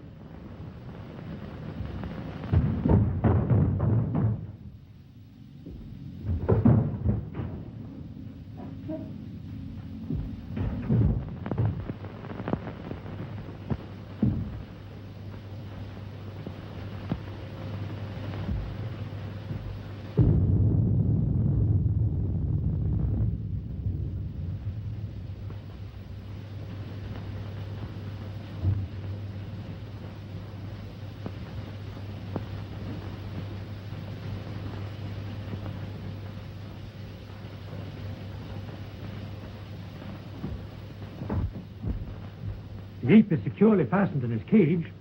Then there's someone else in this house. Ted, what are we going to do? Well, the first thing I'm going to do is get you out of here immediately. Exodus? Yes. Bring the car around front as quickly as possible. It can't be too quick for me, boss. Don't you worry, dear. Dr. Clayton! Dr. Clayton! Dr. Clayton. What is it, Hans? Something terrible happened to Mr. Robert. Ted, go to him. I'm all right with Hans. Go. Come on, Wilkes.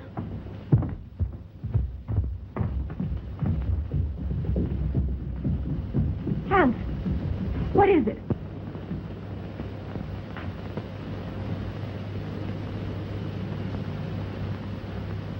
Hans. Hans! Is he dead, Doctor? No, he's still breathing. The same hand that murdered Mrs. Krug. But I think we got a chance this time. I think he'll be able to talk.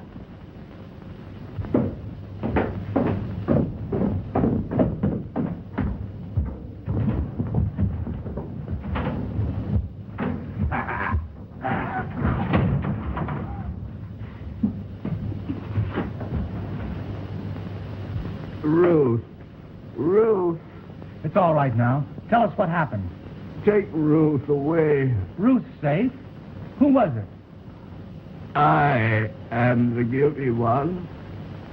I forced him to do it. Him? Who do you mean? He is my son. Hans.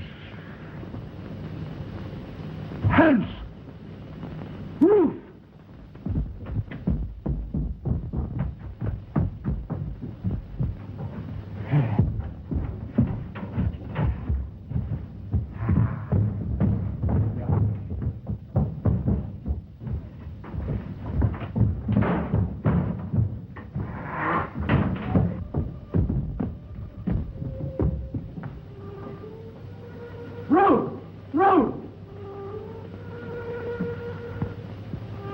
Cruz!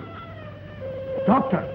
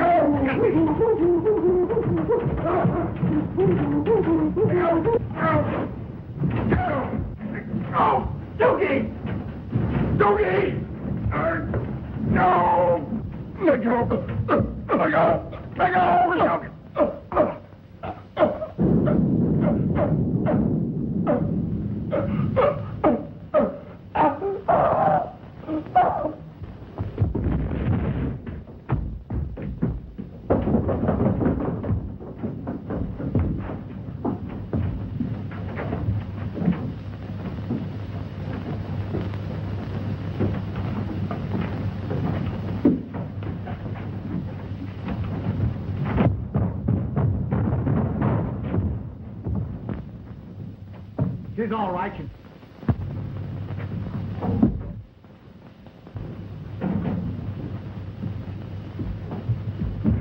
Excuse me, boss. Well, what have they done with one of them things around the house? Well, Dr. Elton was an exponent of the Darwinian theory. Huh? He believed that they were our ancestors. You mean that he's related to me? Exactly.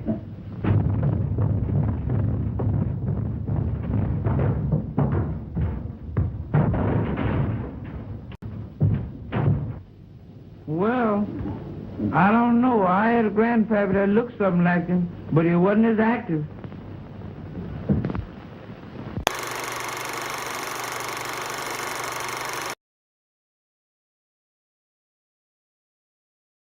Gabriel Kaique YT, filmes em domínio público.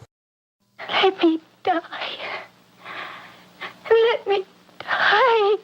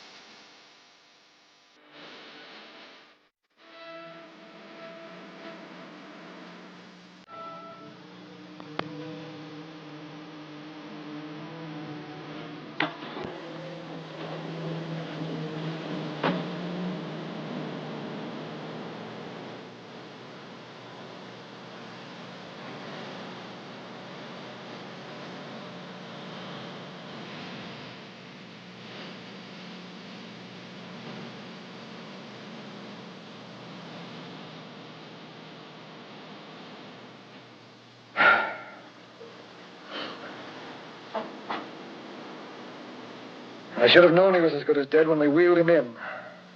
You did everything possible, everything you could, Dr. Curta. Everything. Everything except save my patient. Everything in the books.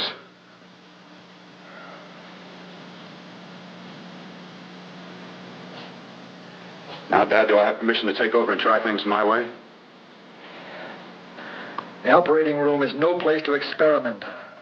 He's dead. I can't do any harm. Very well. Corpse is yours. Do what you want to do. All right. Make an opening into the chest cavity. Apply 100 milliamps of current directly to the heart, then massage by hand. I'll handle the brain area. By yourself? By myself.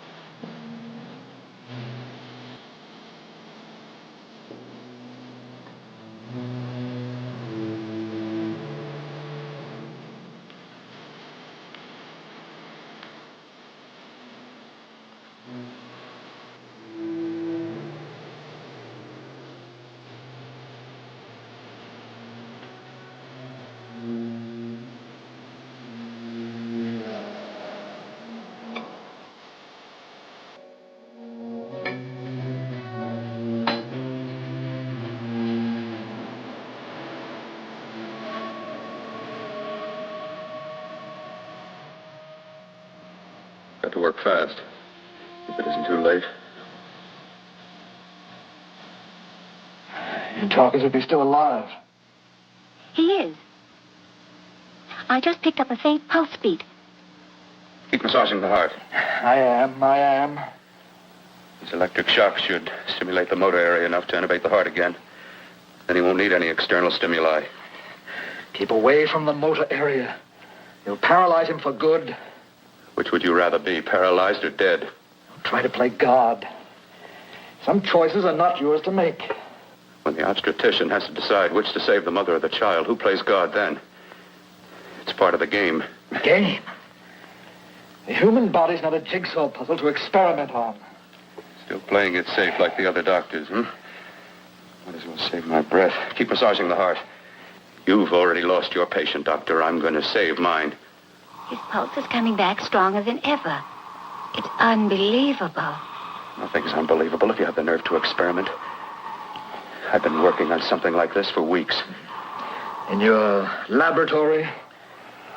I knew this would work if only I had the opportunity. You don't conduct experiments on people. You should be sure of the results first. I am now. Stop massaging the heart. Let's see if it can take over by itself.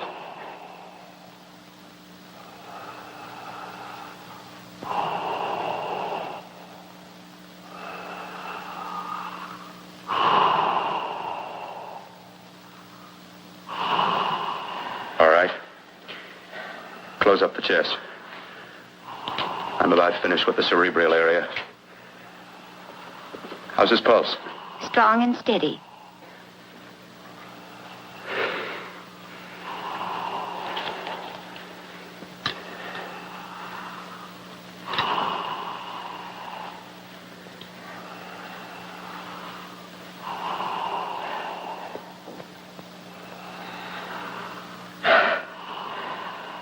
You did perform a miracle. I may not approve of your methods, but I am proud of your results.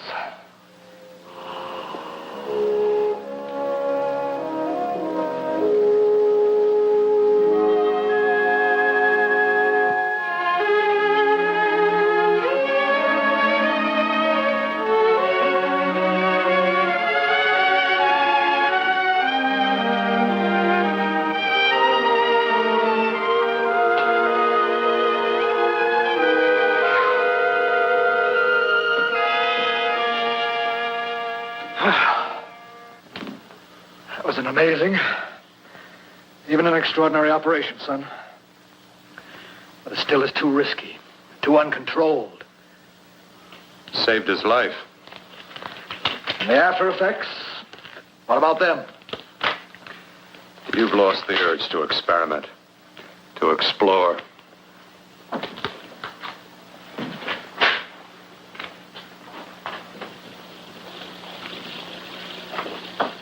You don't explore on people. Before you put a scalpel to one, an operation like this needs testing under every condition.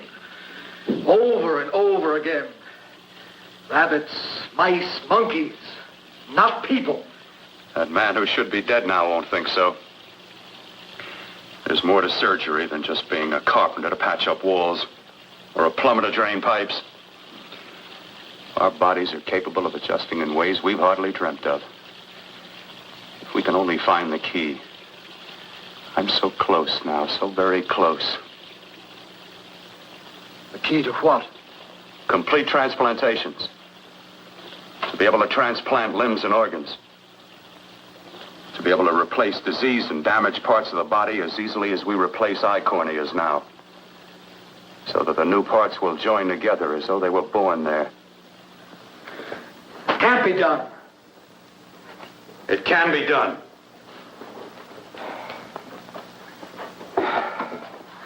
With my new special compound I've created, I'll do it. I know I can do it. Sure. That's what you say. That's what I know.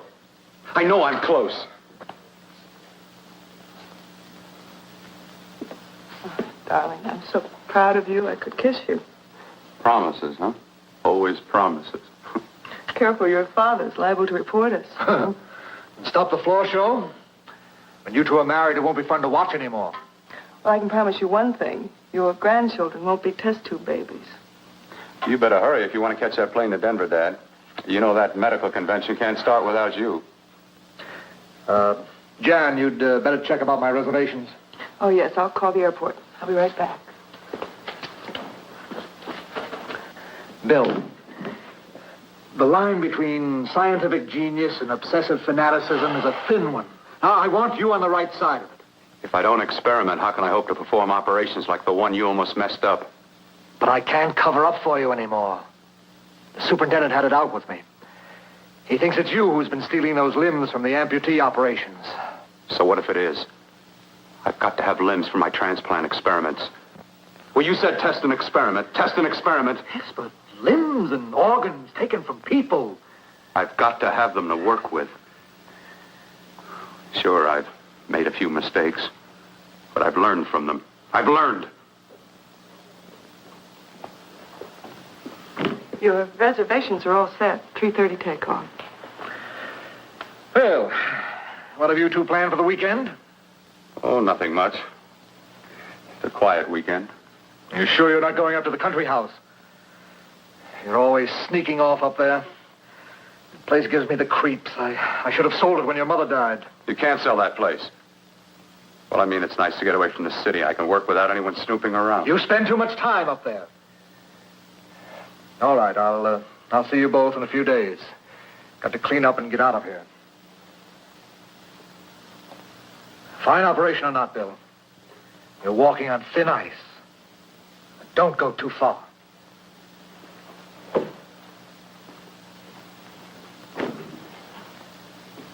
Oh, every time you touch me, I go out of my mind.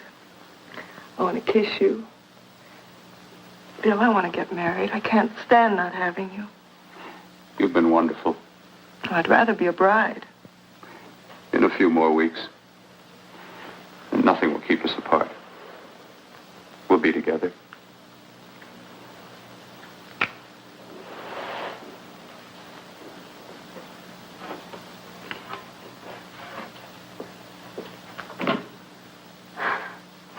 Dr. Courtner.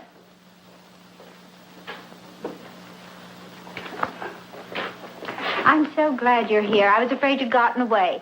There was a very important phone message that came to you. It sounded quite urgent. I've been looking everywhere. It was from a man called Kurt. He called from the country place, and he said something terrible had happened. He wanted you to come right out. Thank you.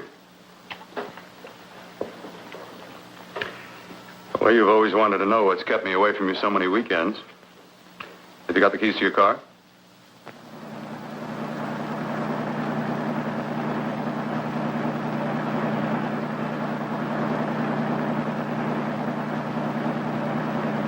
Why haven't you ever taken me up here before?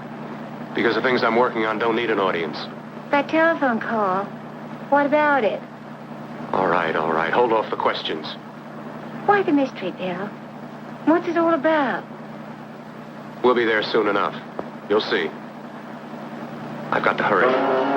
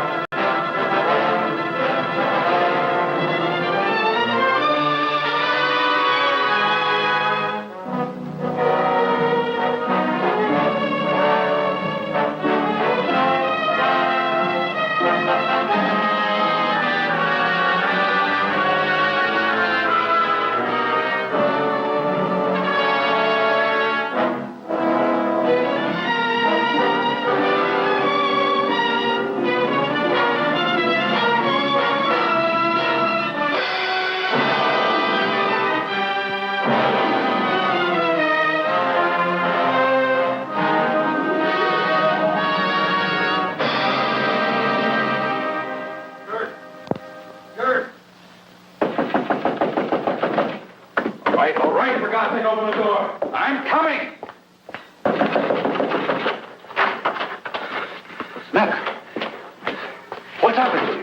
terrible accident. I've got to save her. Got to save her. What is it? What have you got there? Kurt, please. Sterilize the tubes and instruments, quickly. What are you going to do? Aren't you going to have a look in the closet first? No, I can't now. This is more important. But you don't understand. For God's sake, Kurt, this is urgent. Do as I tell you before it's too late. I can't waste precious time arguing with you.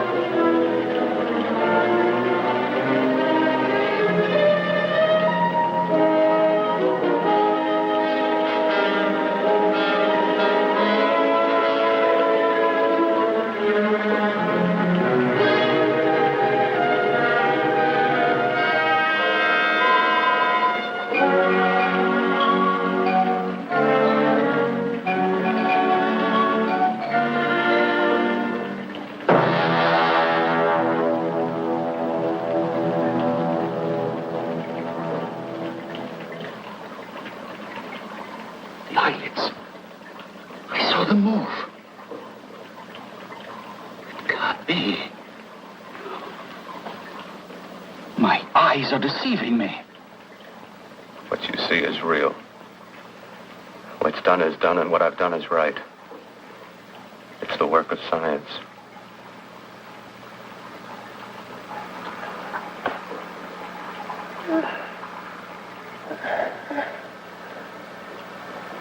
I remember fire. Burning.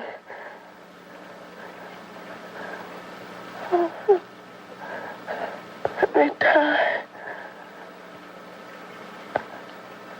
Let me die. I've had success with transplants. Now I can do it for her. Transplant her to what? I brought her back. She'll live and I'll get her another body. I can make her complete again. Only a madman can believe that she could ever be like before. Don't argue with me. I love her too much to let her stay like this. I'll restore her as before. You'll see. Can't you realize? Can't you see? There's a pattern to all that lives. An order, an arrangement. She had a heart and a brain, and her spirit was in both, not in one or the other. No. I'll give her a brain and a heart. Yes, and what of her soul? Say you love her, and you can remember her love for you. Then how can you make of her an experiment of horror? All the skill and science I possess was meant for this. Life has a pattern. The whole pattern of my life is shaping itself to save her now. Then you intend to go through with it? Yes. Sleep, my darling. Rest and grow stronger.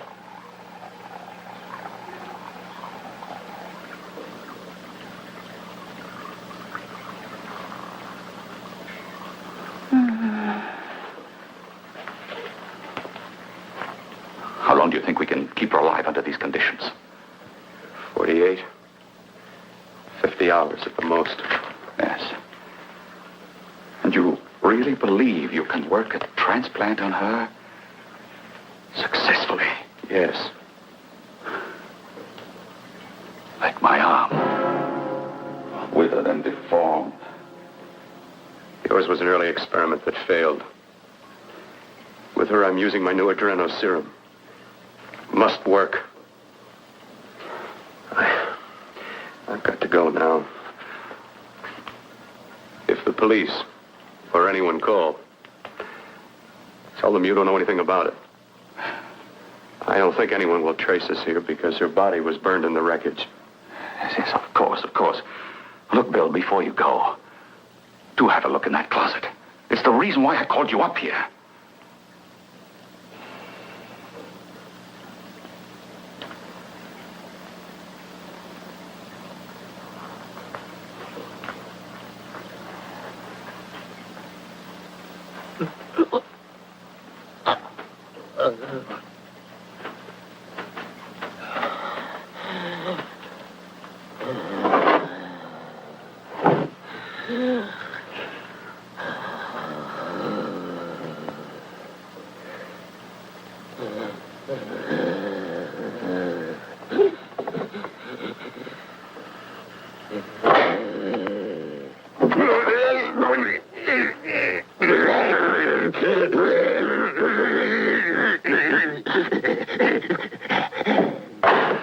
Keep it locked. Last night it got so violent it almost broke out. Oh. Oh, not through that thickness. Keep it closed. I've got to think about her now. I've got to find her a body. How are you going to go about getting one?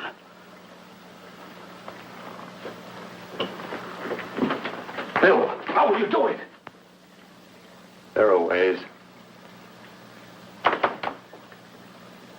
There are ways.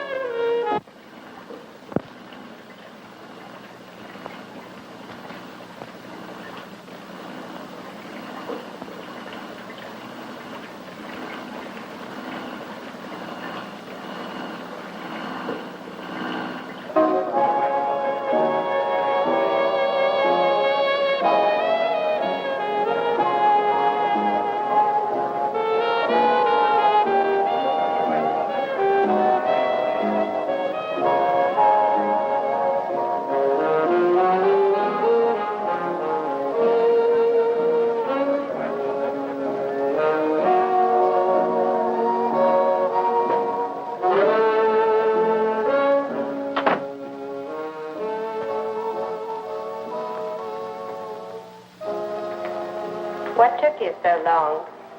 What made you think I'd come? You know a good thing when you see it. Yeah, there was plenty to see. I liked your act. Is that all you liked? Well, your costume, what there was of it, was interesting. Is that all? The rest of the equipment is standard.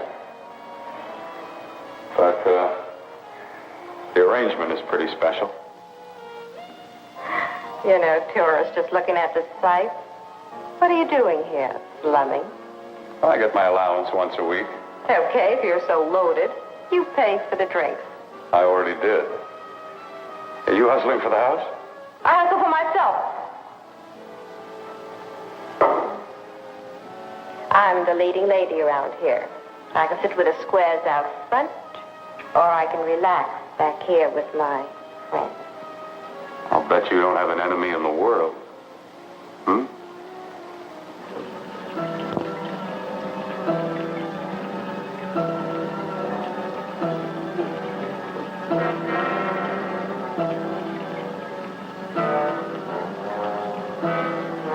Let me die.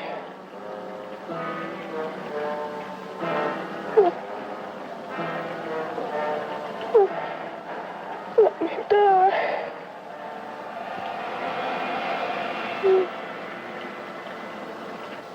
Where are you from? Oh, around. Just looking around. When you get done looking, then what? I operate. I get your message. You're coming across. You could flip any chick in the house. Why me? Oh, like I said, I'm looking. Well, you don't have to look any further. I'm not going to fake it for you. When do you go on again, hmm? When? Relax. I got another show yet, but it could be for you. Oh, I was just asking. Try taking. I'm getting nervous. I'm over 21. No, it isn't that. I've just got things to do. Things to take care of. Well, if I don't exactly make you sick, what could be more important that could be taken care of right now? Well, I've got to see about helping somebody. Somebody who needs my help very badly. You can't cut out of me now, baby.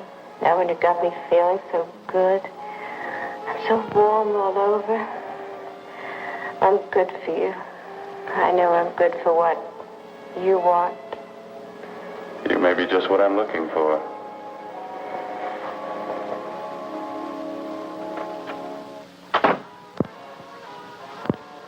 You've got your nerve. Oh, look who's talking. Why'd you haul your beat-up body back to the bar with the rest of the flies? Keep your G-string on.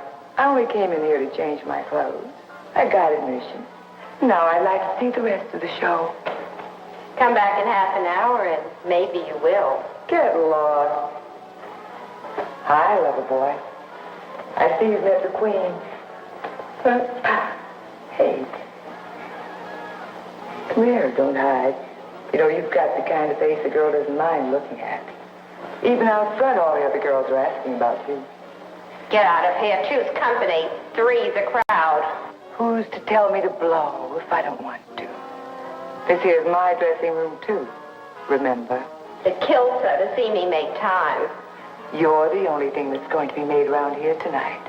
Honey. Eat your heart out. Yeah. Yeah. Yeah, well, I'd better be going, hmm? What for? Look what you've done. You come back with your 2 cents. Let me see you later. I'll make everything up to you. I swear I will. Yeah. Come on back later. I'll remember you. Yeah, that's what I'm afraid of.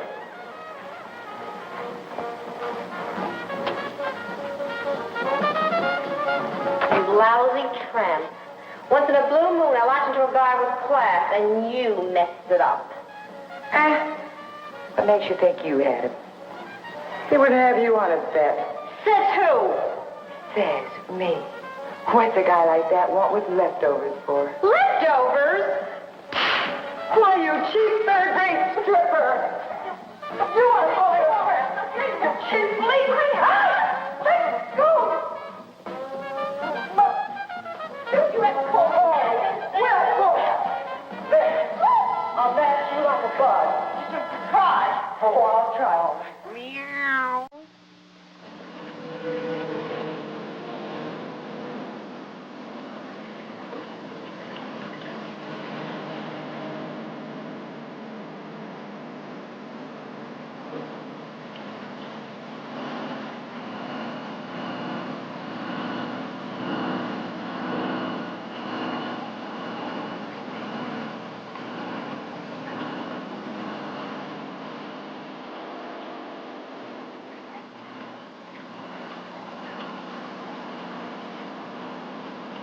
You.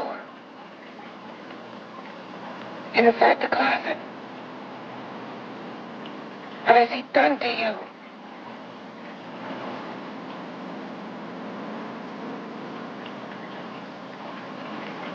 I know there's someone there.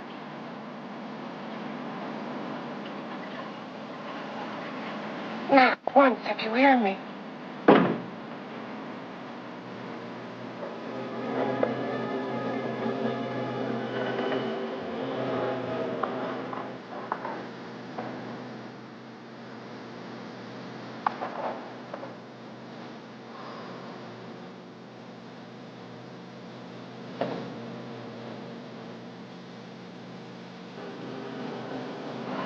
And I'm not the first. Knock twice if I'm not the first.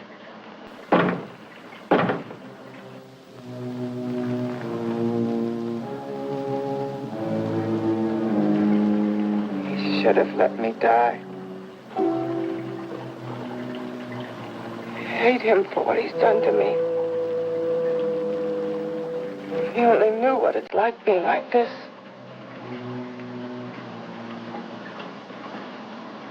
You know what it's like.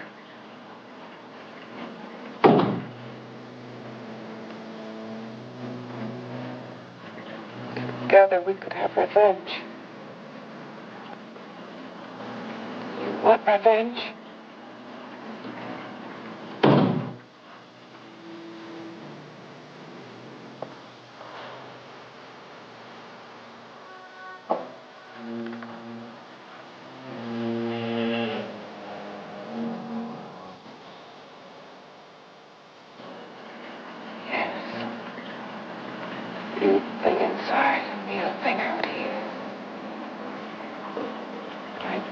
Still untouched.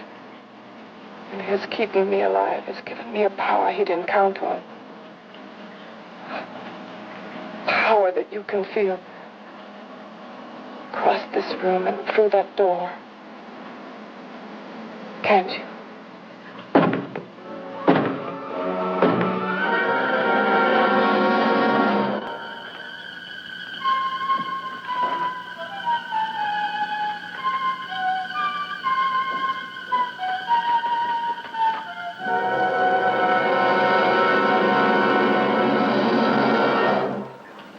Together we're both more than things.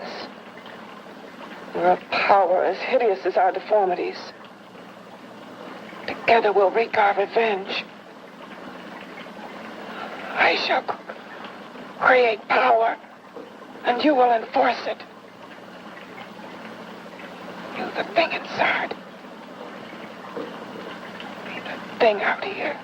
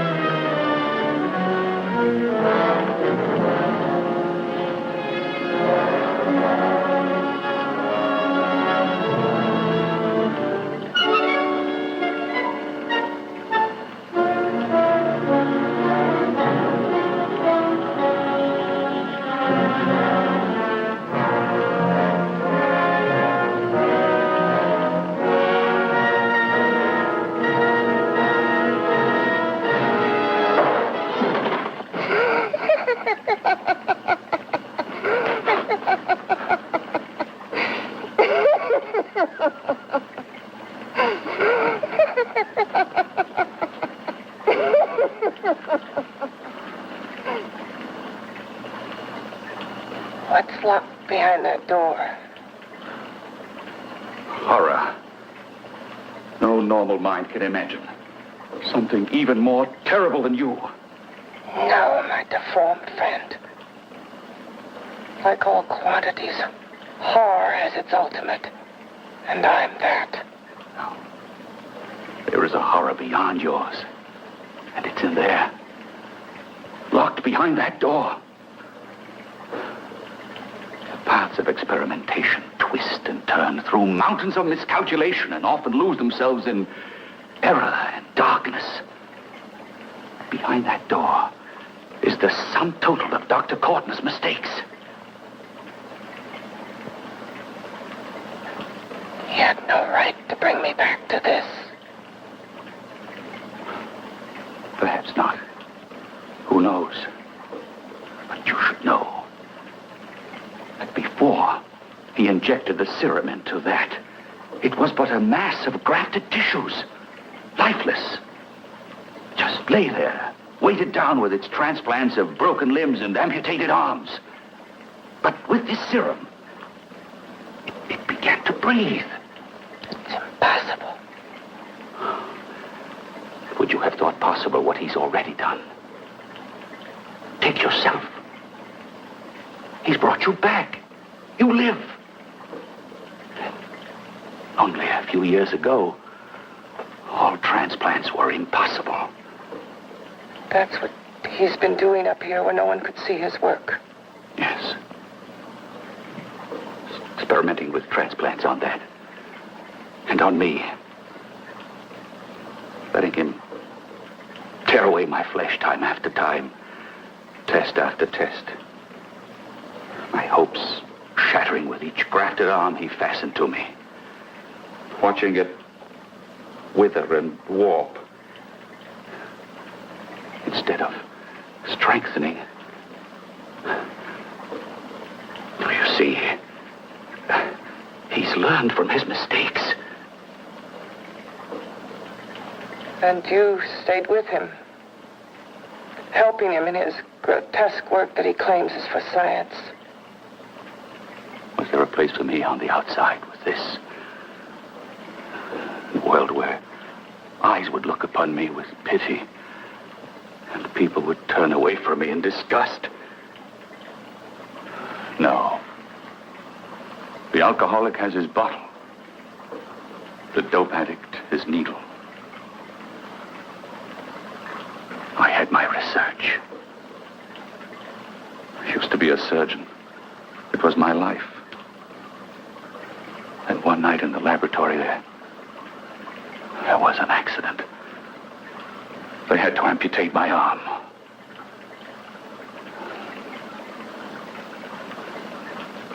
And he has used you to... I had no choice. He was my only hope. A surgeon needs both his arms, not just one. Well, you see, my transplanted grotesqueness stayed. So did I. I live only for the day he can work a successful transplant to my body. That is why I stay. Transplant my head onto another body. Yes. And he's insane with the belief he can do it. But the tissues of my body would reject the tissues of another. Reject it as the foreign substance it is. The transplant would never take it, would never stay in place. My blood's antibodies would attack it as they attack any invading matter. Yes, but his new discovery, this new serum, may change all that. This serum injected into the bloodstream affects the lymphoid tissues. Here in the neck, the lymphoids that provide the antibodies for the blood that attack foreign transplanted matter. It was untested, untried, till we used it on you. So, that liquid in the blood that's being pumped through what's left of me is what makes me feel the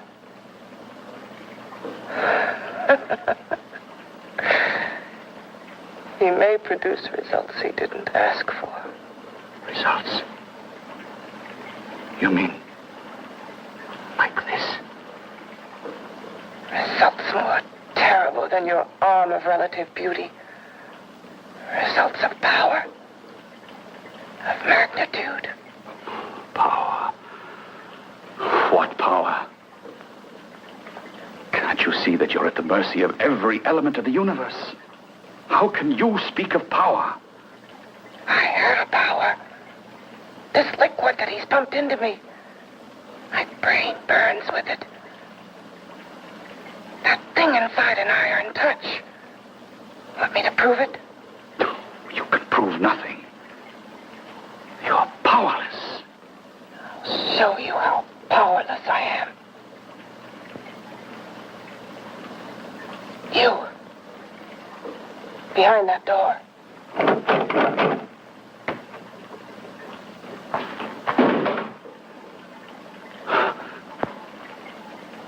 Let me know if you hear me.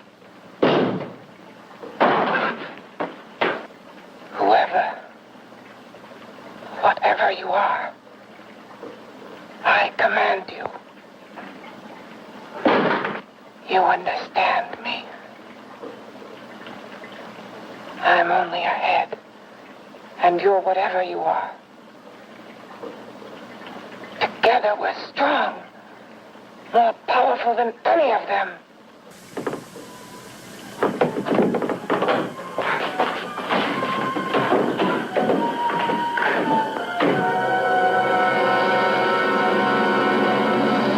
What are you running from? What's wrong with you? Oh, it's you. Something wrong, something beyond control in that room. There's nothing beyond my control. She's alive, and I'll keep her alive until I find her a body. I can't talk anymore. I'm tired. I've got to go to sleep. And you didn't find her a body? Well, I've got to be careful. I can't afford to be identified as the last person seen with a girl before she disappears. Do you think you'll get one?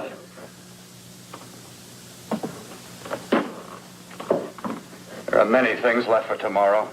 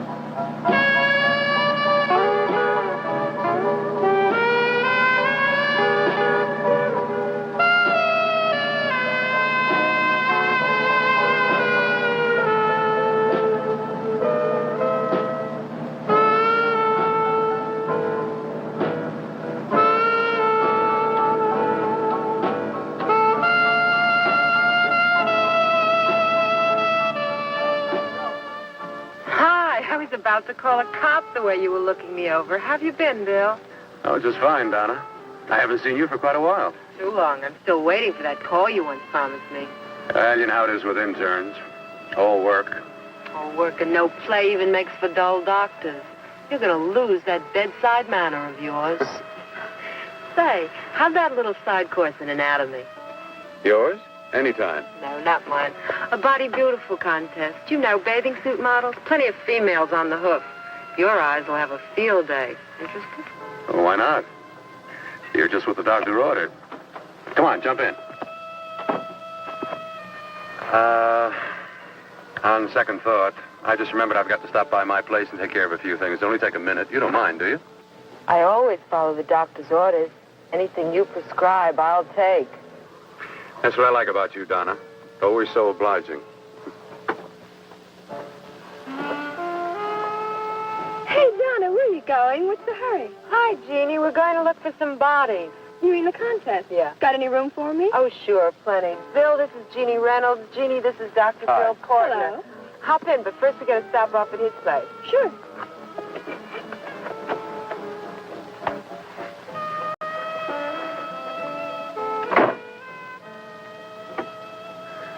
Well, as a matter of fact, I can wait. Now that there's two of you, we'll have to wait. Guess he thinks there's safety in numbers. Well, this time there is. We promise not to hurt you. And I promise not to hurt you.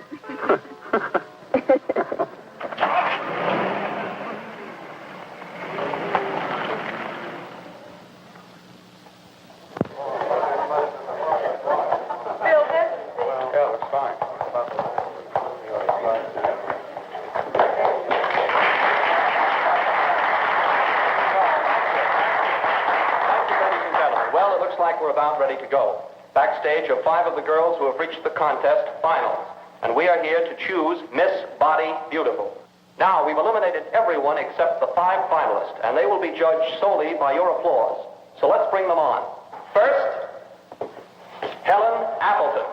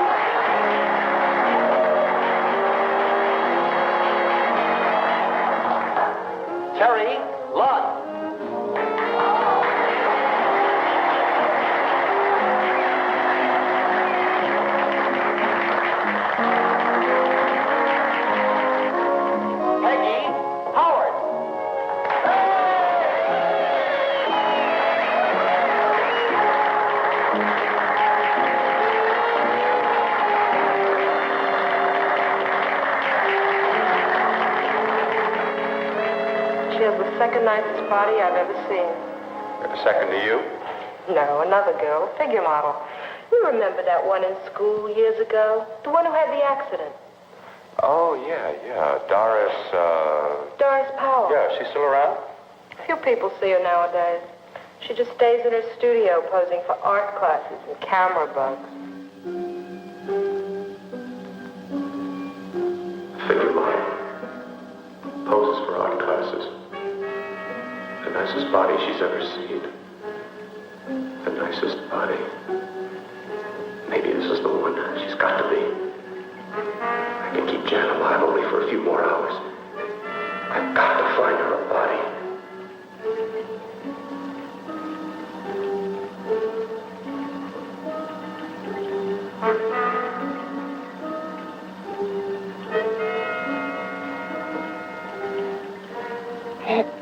He intends to kill somebody.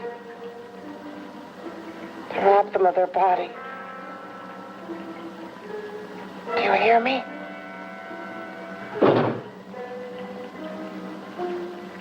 Yes, you hear me. You know how Bill's egotism drives him on and on. To infamy upon infamy. Can good ever be born of evil?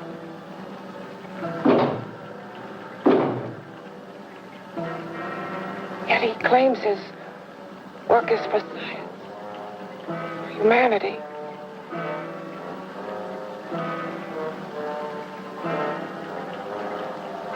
To be joined to flesh not your own. What's human in this? Of how you must exist, locked behind that door. We've got to stop him.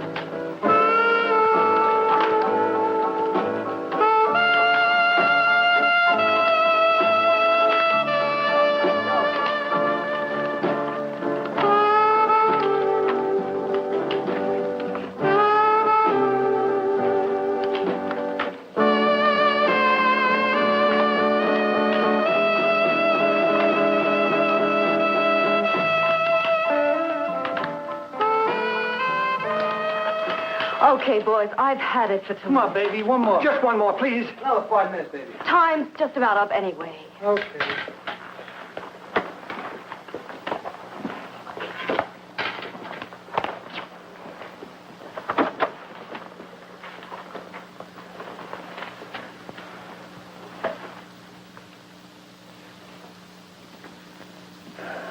Say, Doris, would you like to have a drink with me? Just you and me, away from everybody? Someplace where nobody will butt in, where you and I can really be alone. No, thank you. How about posing for me? Private like. I'll pay you real money, real good money. Kind of money they don't throw at you every day, and for doing hardly nothing at all. I do my posing for classes only, Wednesdays and Saturdays, 8 to 10. Yeah, I know, but we can... Good night.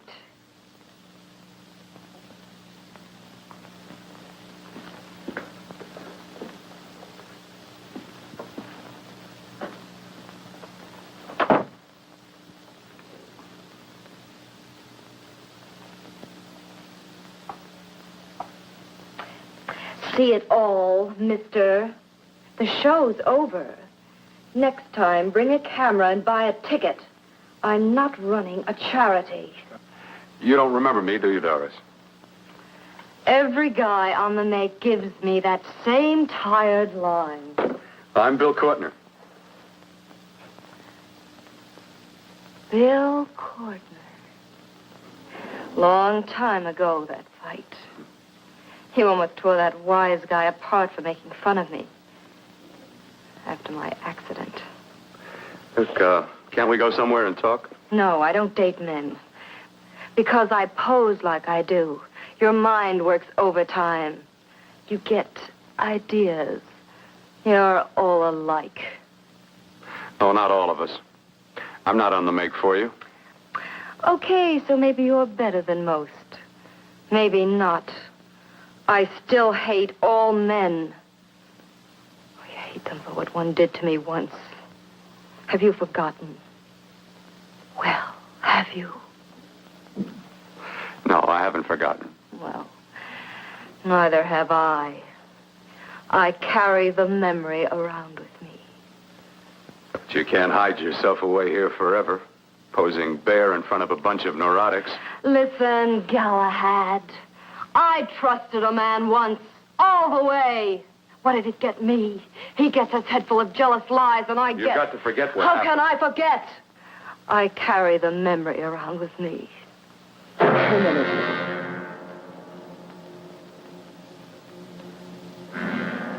Am I so appealing to you now? Still so interested?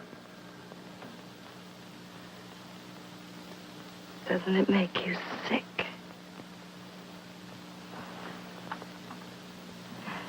You don't even turn away from me, like everyone else does. To me, you're not ugly. I see only beauty in you. You have a lovely body and a face that can be made beautiful again also. Yeah. I've heard that song before. I'm a doctor, I know. My father's one of the leading plastic surgeons. If anyone can help you, we can. I know I can. I've been to doctors. It's no use. The scar tissue's too deep. No one can help me. That was a few years ago. Today, nothing's hopeless. We can graft scar and skin tissue that... Well, we can even freeze areas of the skin and sand away damaged skin tissues. The way you say that look in your eyes, I almost want to believe you. I almost want to believe you. Well, then start believing, hmm?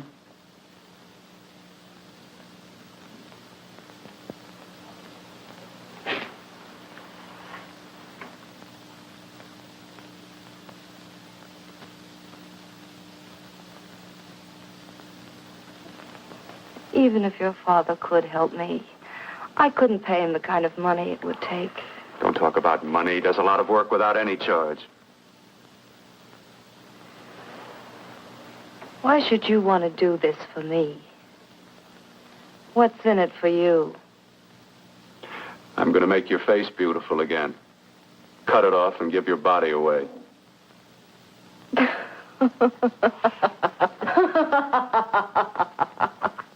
I'm sorry. Bill, I have been knocked around so many times. I've lost count. It's tough living with this. I don't mean to sound ungrateful. Well, because you've been battered around, don't go sour. You shouldn't lose your trust in people. Not all of us. I believe you. I want to. Do you really think something can be done? Only my father knows. Look, we have a country place just out of town. He's visiting for the weekend. I could take you there now for a consultation. You mean tonight? Well, if you'd rather wait till he comes back. Oh, no. I mean, he wouldn't be annoyed being bothered with me so late at night. Well, you let me do the worrying, hmm? I'll do anything that'll help me get rid of this face. Oh, that's where I come in. Remember the last time I helped you? Where are you going? Who are you calling? My girlfriend. I want to tell her the news. Before you know what the verdict's going to be?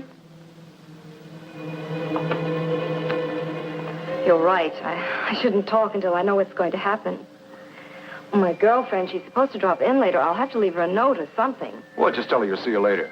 Otherwise, she'll ask a lot of nosy questions. We want to be sure first. Just throw something on, huh? I'll be with you in a minute.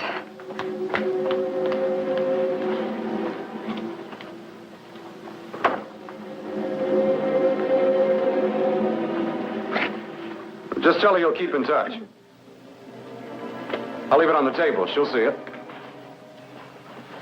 Had to go out with old friend Bill Courtner. We'll call you tomorrow.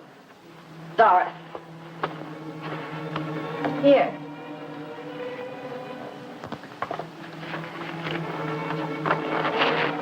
I'll leave it on the lamp. She'll see it, won't she?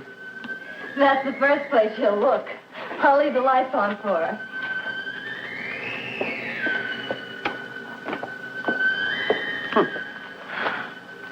I have waited so long for this. So have I.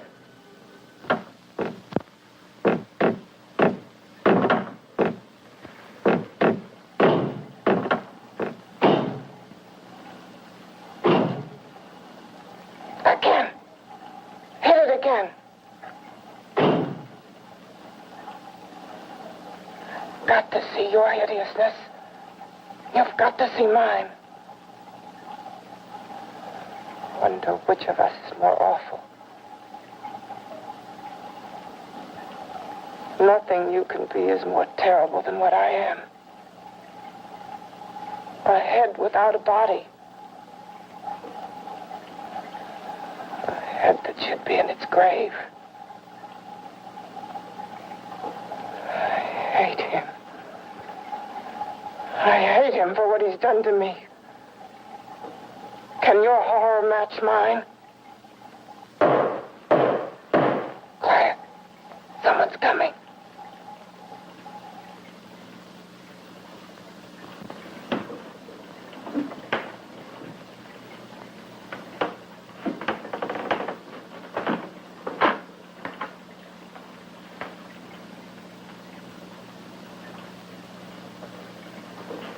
I have come to feed your friend. While you feed yourself with hate, it prefers food. Your formless, sniveling fear becomes you more. Yeah.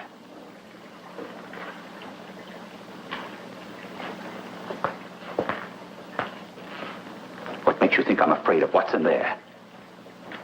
Or of you? A mere head in search of a body. People fear what they don't understand and what they can't see. What are you talking about? You're nothing but a freak of life. And a freak of death. Why should I be afraid of a few knocks on a door? But last night you ran. You were afraid of what you imagined lay behind that door. I? Imagined? It was I who helped grab together the bits and pieces that were stolen from the hospital. An amputated arm, a leg, a torso. It was I who helped piece them together like a monstrous jigsaw puzzle. And that same medicine that he's fed to me to activate my lymphoid tissues. Has he fed it to that? No.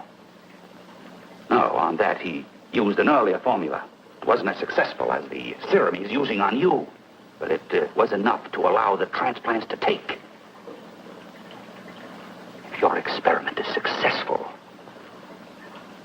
then it'll be my turn. And what else has happened to it? What do you mean, what else? Well, it's mutated some, of course. It's changed considerably. Why don't you open the door? And we'll both see how it's changed. Listen, you. I warn you. You better stop pestering me, do you hear? I'm getting fed up with you and your insidious talk. He should have cut out your tongue while he was at it. Afraid? Afraid of whom? Of you? No. Not anymore. But of it? Nor of it.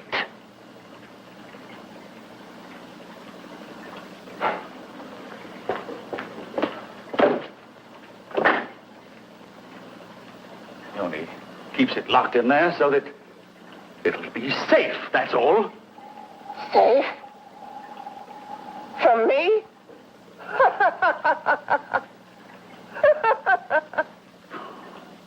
You beast. I hope he prolongs your existence into a lifetime of agony. Then we'll see who's laughing at whom. You miserable fool! Ken!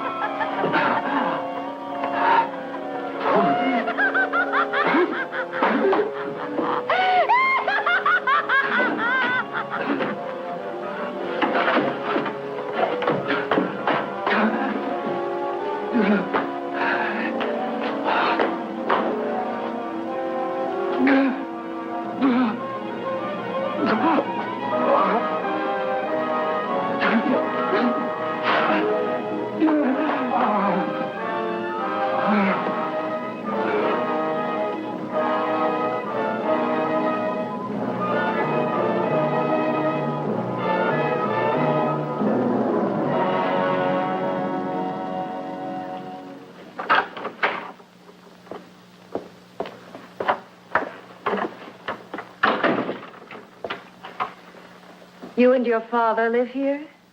Only on weekends when we want to get away from the city. This place certainly is lonely. Well, the further from prying eyes, the better. I mean, it's nice and quiet here. We can get away from the noise and telephones. Oh, I guess it is. Well, sit down. Sit down. I'll fix us a drink, huh? My father should be back soon. You mean he's not here now? Oh, come on now, Doris. Do I look like a maniac who goes around killing girls? Now, you've got to learn to trust people. Oh, people like me, really. I'm sorry. I trust you. I trust you with my life. Well, I can't ask for any more than that. I'll be right back.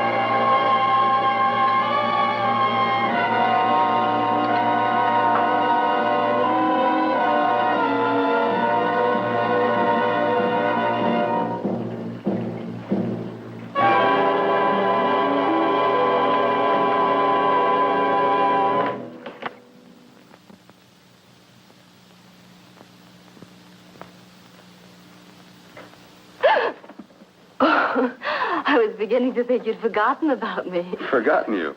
Why, Doris, you've become very important to me. Very important. I put a little water in it so it wouldn't be too strong for you. Fine. I'm not a very heavy drinker. Neither am I.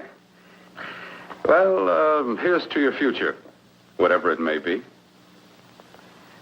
I'll drink to that.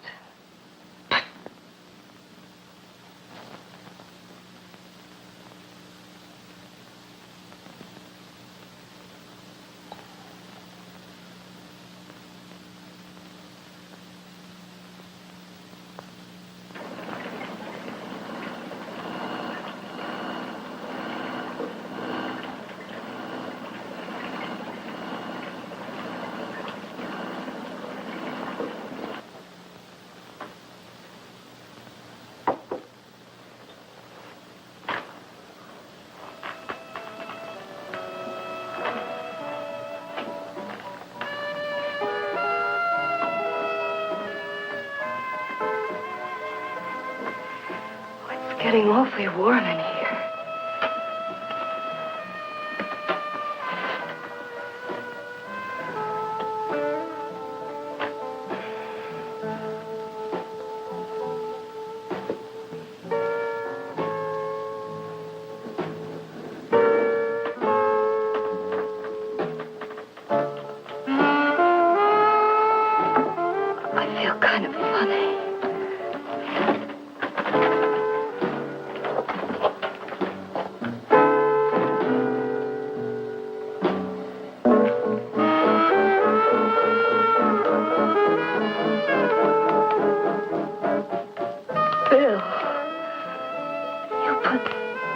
something in my drink. Didn't you?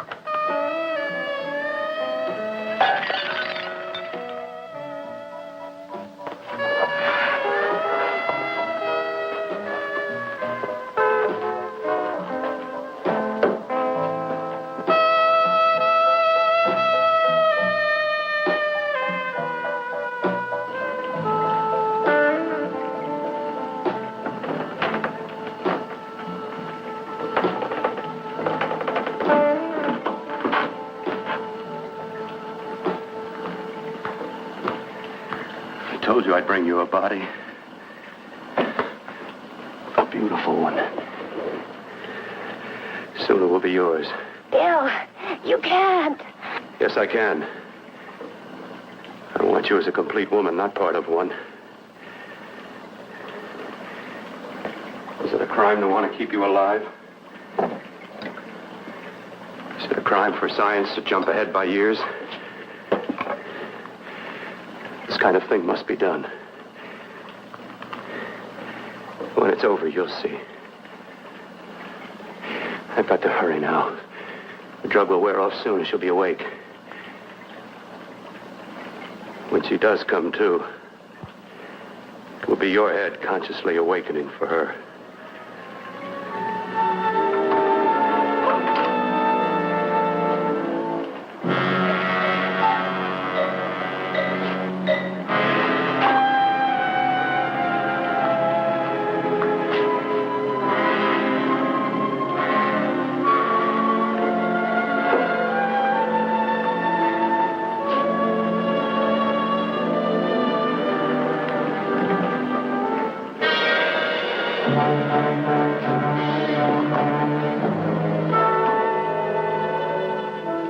You must be stopped. You must. And who's going to do it? It's got to be quiet here. Can't stop me. Very well.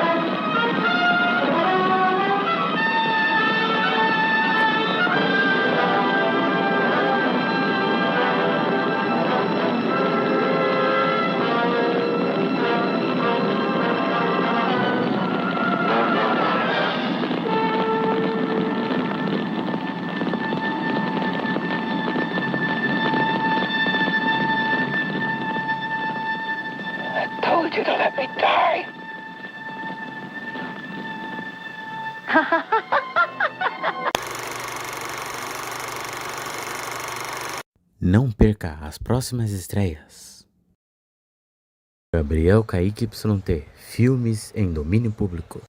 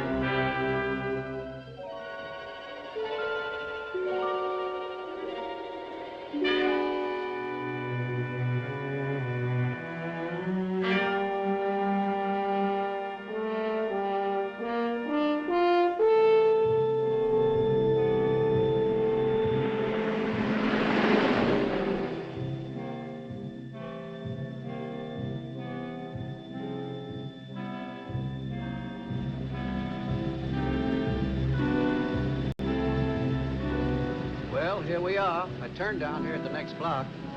Thanks, mister. I'll get off there.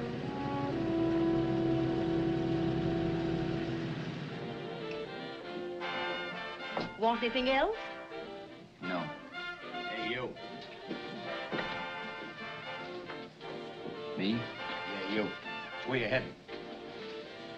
East. Too bad. I thought if you was heading north, I might be able to help you out. I'm pushing the Salt Lake, and I don't like to ride it alone at night. I'm one of those guys that got to talk or I fall asleep. Oh, sure, my partner, he's got Lou to keep him company, but I ain't got nobody at all. Where you coming from? West. Yeah, sure, I know, but where, L.A.? Maybe. Got a cousin out in L.A. You don't say. Yeah, he's been out. You're not much of a talker, are you? My mother taught me never to speak to strangers. Oh, a wise guy. So what? Okay, don't get sore. Just trying to be sociable, that's all. Hey, Glamorous. You change for a dime, will you?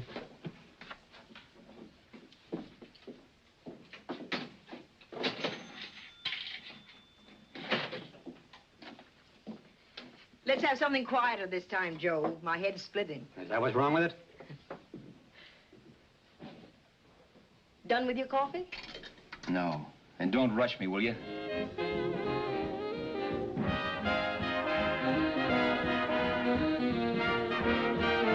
Hey, turn that off. Will you turn that thing off? What's eating you now? Yeah, what's eating you? That music, it stinks. Oh, you don't like it, huh? No, turn it off. Oh, wait a minute, pal. That was my nickel, see? This is a free country. And I play whatever I wanted. Okay. Sure. And if you don't like it, you don't have to listen to it. And you can leave here anytime you want it. Okay. I'm sorry I asked. First good piece played tonight and you don't like it. Some people just ain't got any good taste.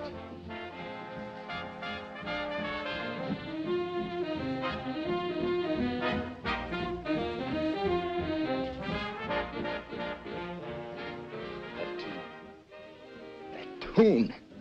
Why was there always that rotten tune? Following me around, beating in my head, never letting up. Did you ever want to forget anything? Did you ever want to cut away a piece of your memory or blot it out? You can't, you know. No matter how hard you try. You can change the scenery. But sooner or later, you'll get a whiff of perfume or somebody will say a certain phrase or maybe hum something. Then you're licked again. I can't believe that you're in love with me. I used to love that song once. So did the customers back in the old Break of Dawn Club in New York. I can't remember a night when I didn't get at least 3 requests for it. Sue, she was always selling it too. Those were the days.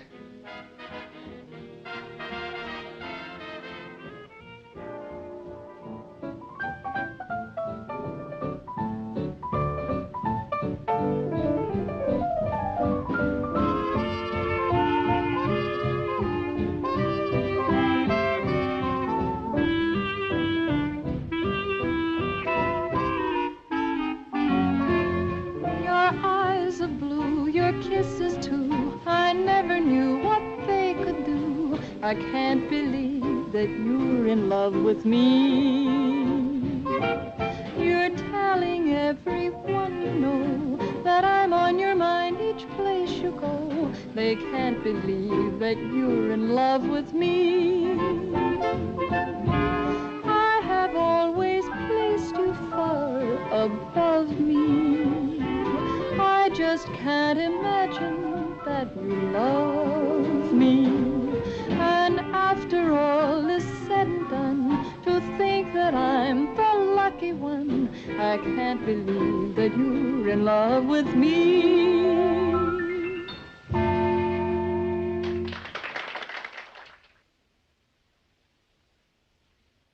It wasn't much of a club, really. You know the kind. A joint where you could have a sandwich and a few drinks and run interference for your girl on the dance floor. I pounded the piano in there every night from 8 until the place closed up, which usually meant 4 in the morning. A good job as jobs went in those days. Then, too, there was Sue, who made working there a little like working in heaven. But how we felt about each other, well, there was nothing very unusual in that. I was an ordinary healthy guy, and she was an ordinary healthy girl, and when you add those two together, you get an ordinary healthy romance, which is the old story. Sure, but somehow, the most wonderful thing in the world.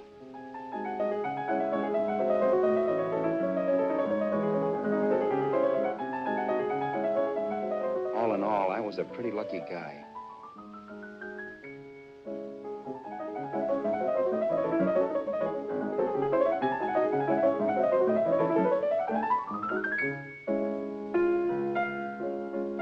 Mr. Paderewski, I presume. It's beautiful.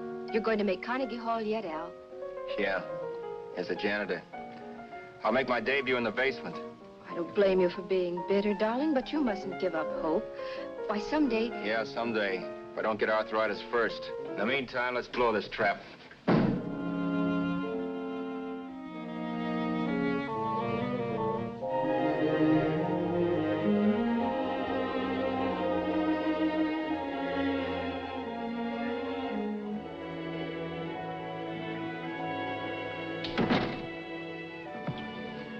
Like to get something to eat, hon? Oh, I don't think so, Al.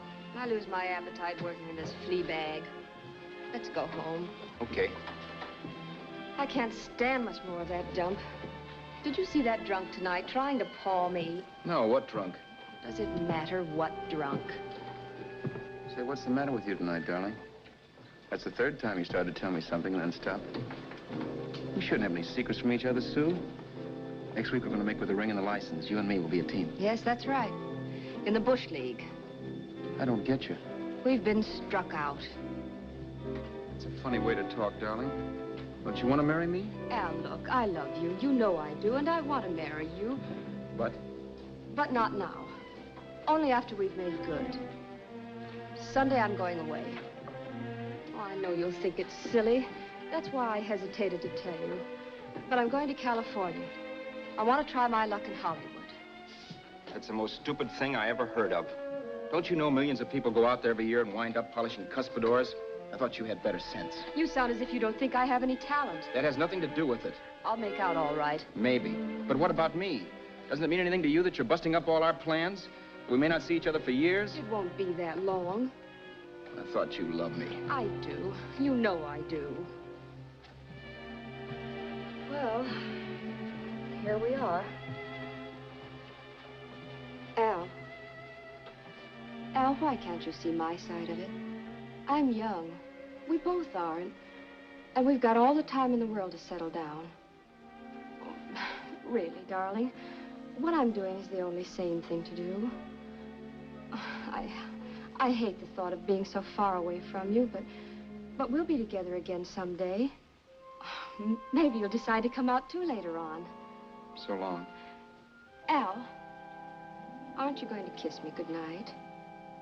Sure, why not? Good night.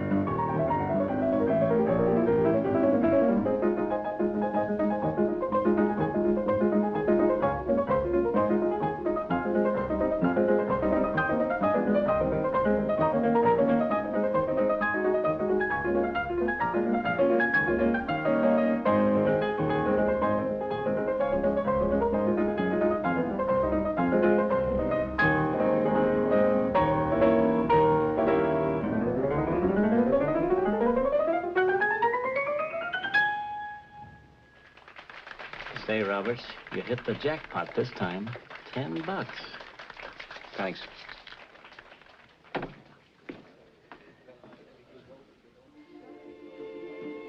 So when this drunk handed me a 10 spot after a request, I couldn't get very excited. What was it, I asked myself? A piece of paper crawling with germs. Couldn't buy anything I wanted. It couldn't... Then I thought of something.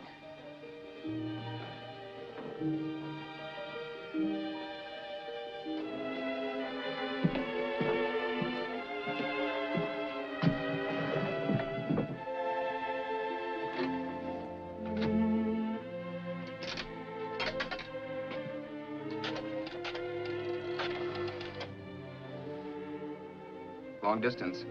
I'd like to put a call through to Los Angeles. Miss Harvey. Sue Harvey, Harvey. The number is Crestview 65723.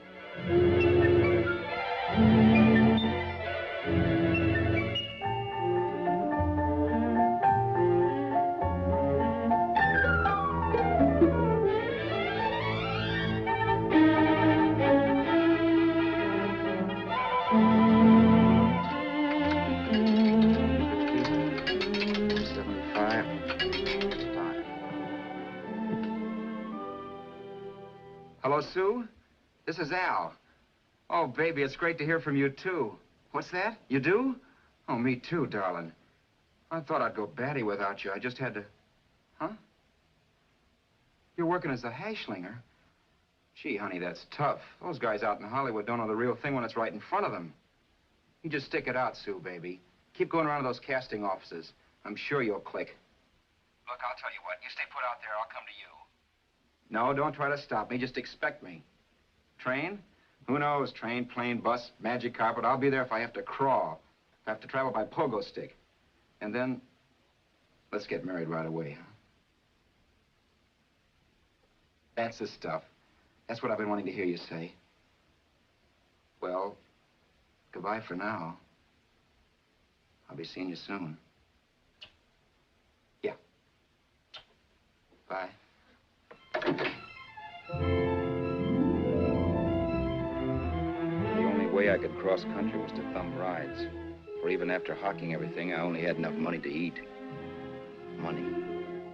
You know what that is. It's the stuff you never have enough of. Little green things with George Washington's picture that men slave for, commit crimes for, die for. It's the stuff that has caused more trouble in the world than anything else we ever invented. Simply because there's too little of it. At least I had too little of it. So it was me for the thumb.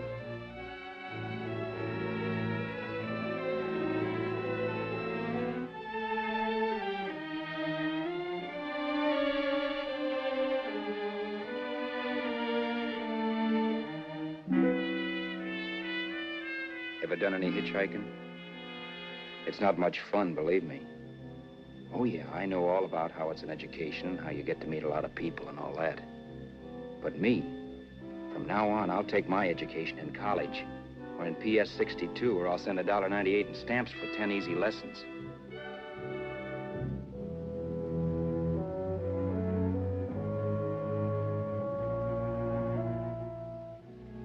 Thumbing rides may save you bus fare, but it's dangerous.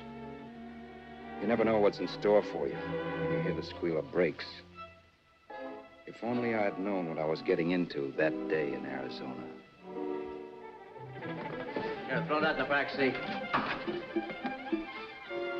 Okay, let's go. Make sure that door is closed.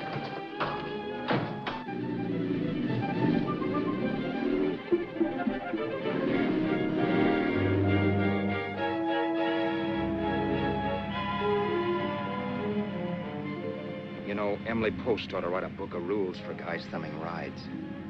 Because as it is now, you never know what's right and what's wrong. We rode along for a little while, neither one of us saying anything. I was glad of that. I never know what to say to strange people driving cars. Then, too, you can never tell if a guy wants to talk. A lot of rides have been cut short because of a big mouth. So I kept my mouth shut until he started opening up. Hand me that little box in the compartment, will you, pal? Hold the wheel, will you?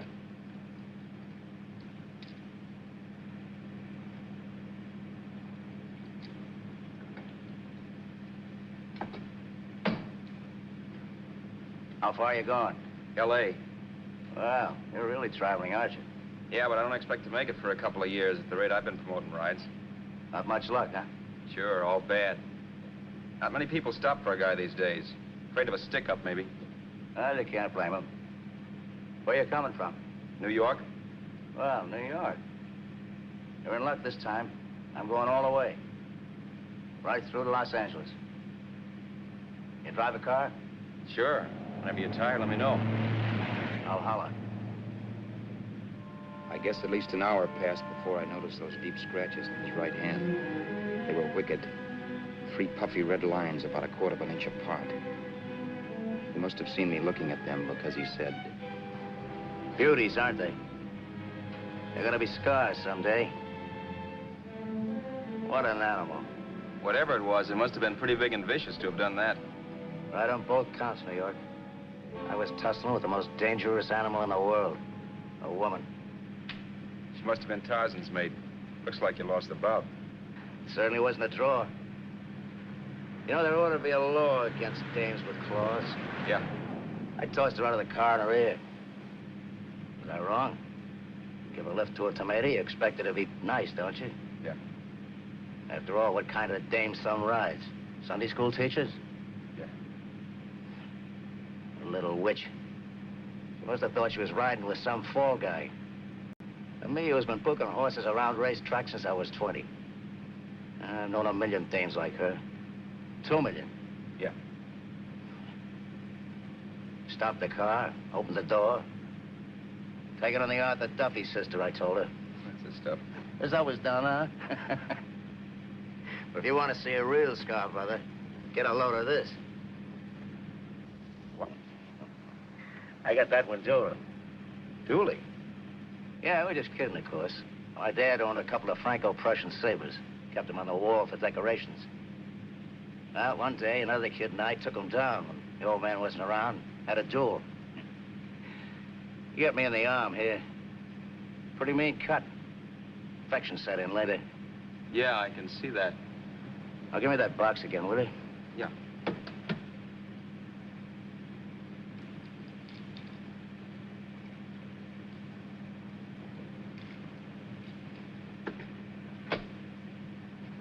Pain made me lose my head, I guess.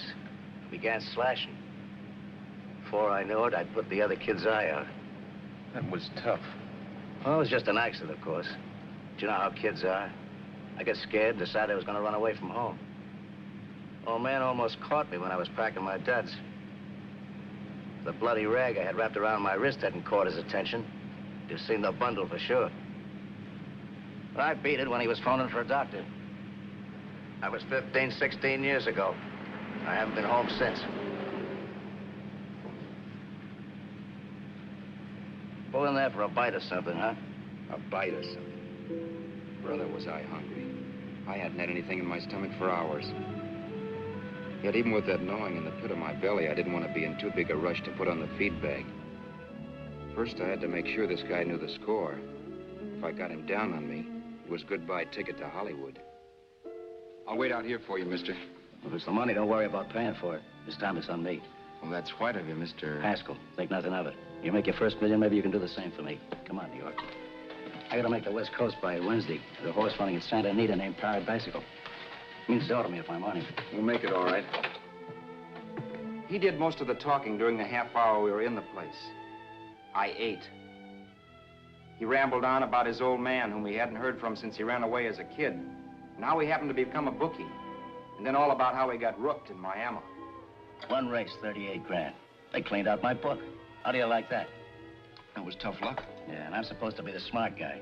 Well, you just wait. I'm going back to Florida next season with all kinds of jack. And you watch those stinkers run for cover. Want anything else? No, thanks. I've had plenty.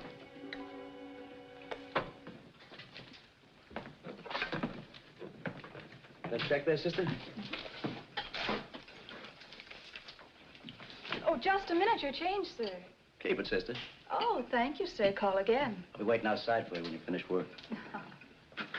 Sharp check, huh?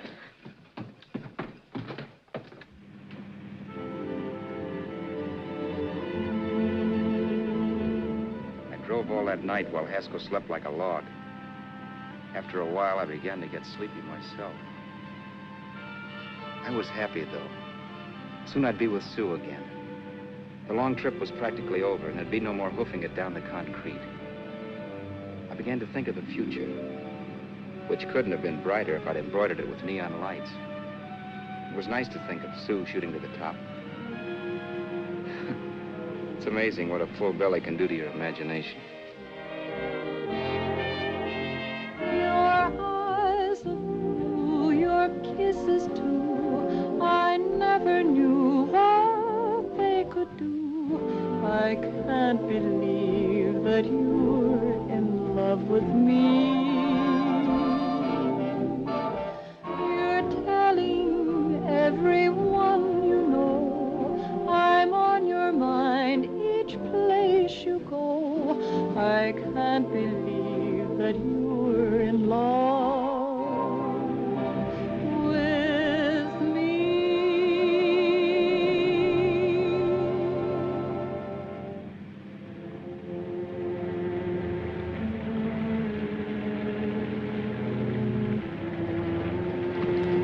Mr. Haskell. Mr. Haskell. Mr. Haskell, wake up. It's raining. Don't you think we ought to stop and put up the top?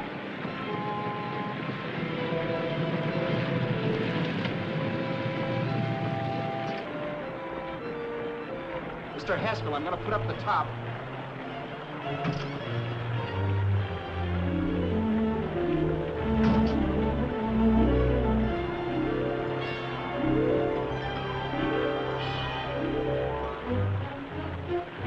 Up until then, I'd done things my way. But from then on, something else stepped in and shunted me off to a different destination than the one I had picked for myself. For when I pulled open that door... Mr. Haskell, what's the matter? Are you hurt? Are you hurt, Mr. Haskell? Start your sermon. I'll listen to it. But I know what you're going to hand me even before you open your mouths.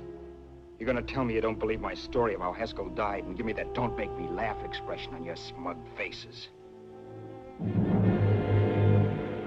I saw at once he was dead, and I was in for it. Who would believe he fell out of the car? Why, if Haskell came too, which of course he couldn't, even he would swear I conked him over the head for his dough. Yes, I was in for it. Instinct told me to run, but then I realized it was hopeless. There were lots of people back down the road who could identify me. That gas station guy and the waitress. I would be in a worse spot then, trying to explain why I beat it. The next possibility was to sit tight and tell the truth when the cops came. But that would be crazy. They'd laugh at the truth. And I'd have my head in a noose. So what else was there to do but hide the body and get away in the car? I couldn't leave the car there with him in the gully. That would be like erecting a tombstone.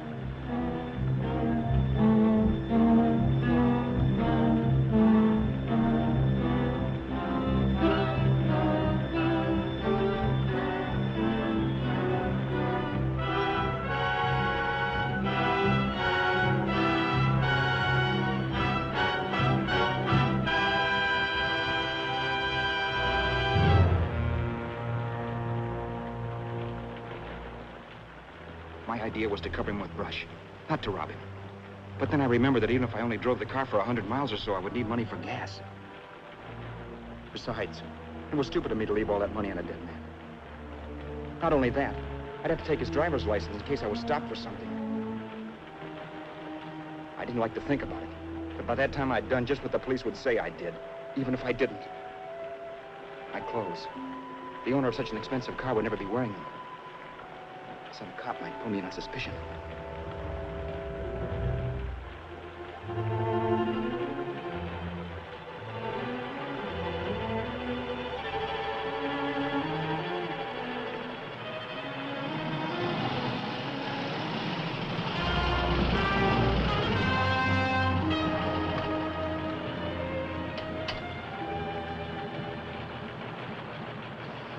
Hey, you, this your car? Don't you know better than to leave a car with the wheels halfway in the middle of the road? That's the way accidents happen. I'm sorry, officer. I was just putting up my top. I didn't think. Well, the next time, think. I'll let you go now, but watch your step in the future. I know that's a lonely stretch, but cars come by here once in a while, and we have plenty of crack-ups. Thanks, officer.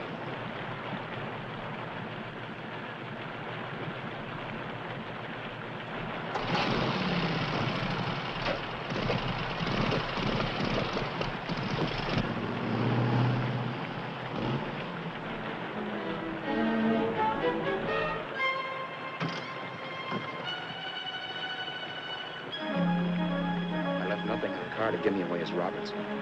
If they found a dead man in the gully now, it would be me.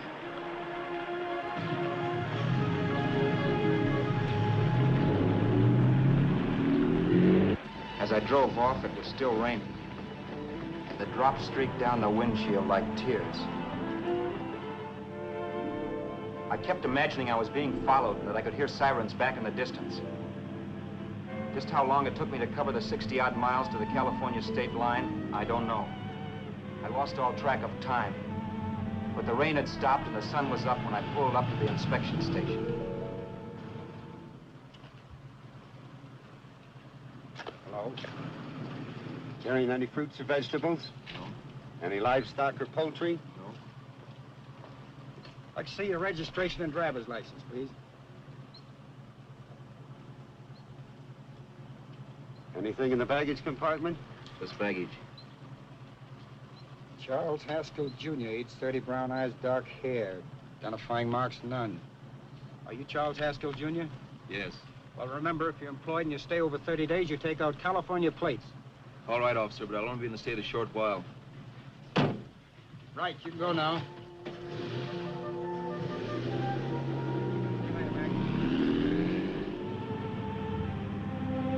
Drive any farther without some sleep. Cops or no cops. I knew I had to hit the hay and hit it hard. I was dead tired.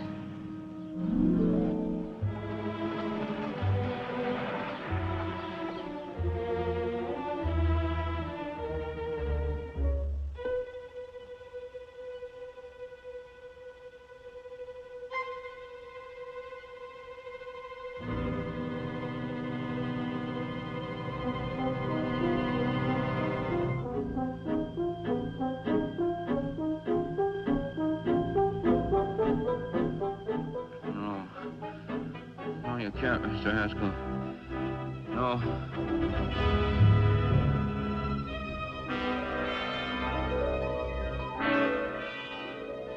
Mr. Haskell, you can't die. I think I did it. No, Mr. Haskell. No. No.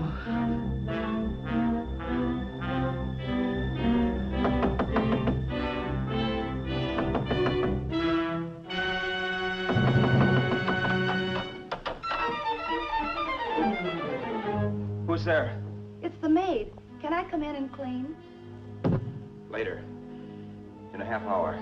All right, sir.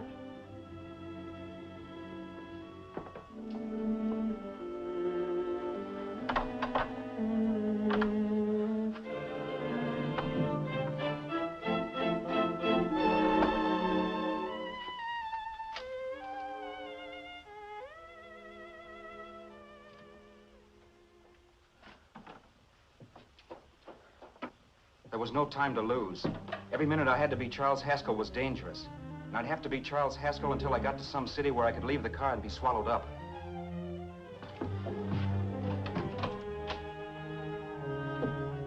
That meant driving the car as far as San Bernardino, maybe even to Los Angeles. In a little town, I might be noticed, but in a city, I should be safe enough. Then, after I ditched the car, I could go on to Sue. But those 5 minutes at the state line made me realize it might be a good idea to find out a little bit about Mr. Haskell. Then, if anybody asked me questions, I could give the right answers. The first thing I found out was that I had $768.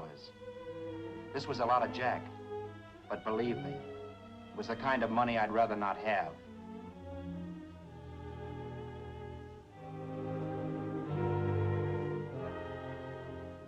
And then I found out from a letter Haskell was carting around in his bag that he wasn't the open-handed, easygoing big shot who went around buying dinners for strange hitchhikers. Before I got done reading it, I saw him more as a chiseler. It was written to his old man in California, the one he hadn't seen in so many years. In it, Haskell posed as a salesman of hymnals, of all things. It was easy to see where Haskell expected to raise a new stake for his book in Miami by rooking his old man. That was about all I found out from his effects, and it was enough. I told myself, maybe old man Haskell was lucky his son kicked off. He would never know it, but it saved him from taking a flyer in Sacred Literature Preferred.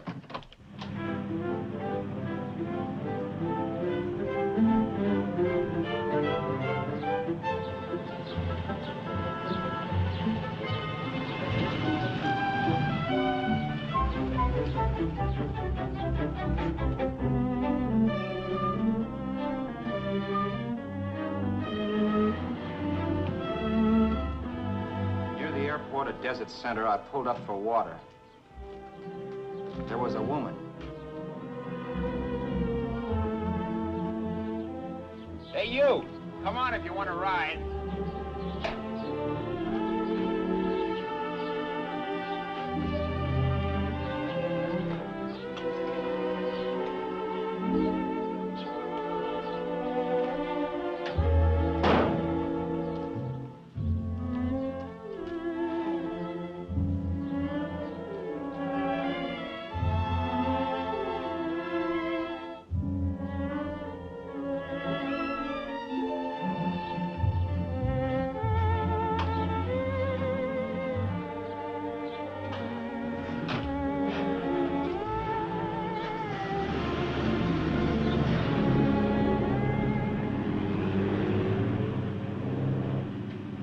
How far are you going?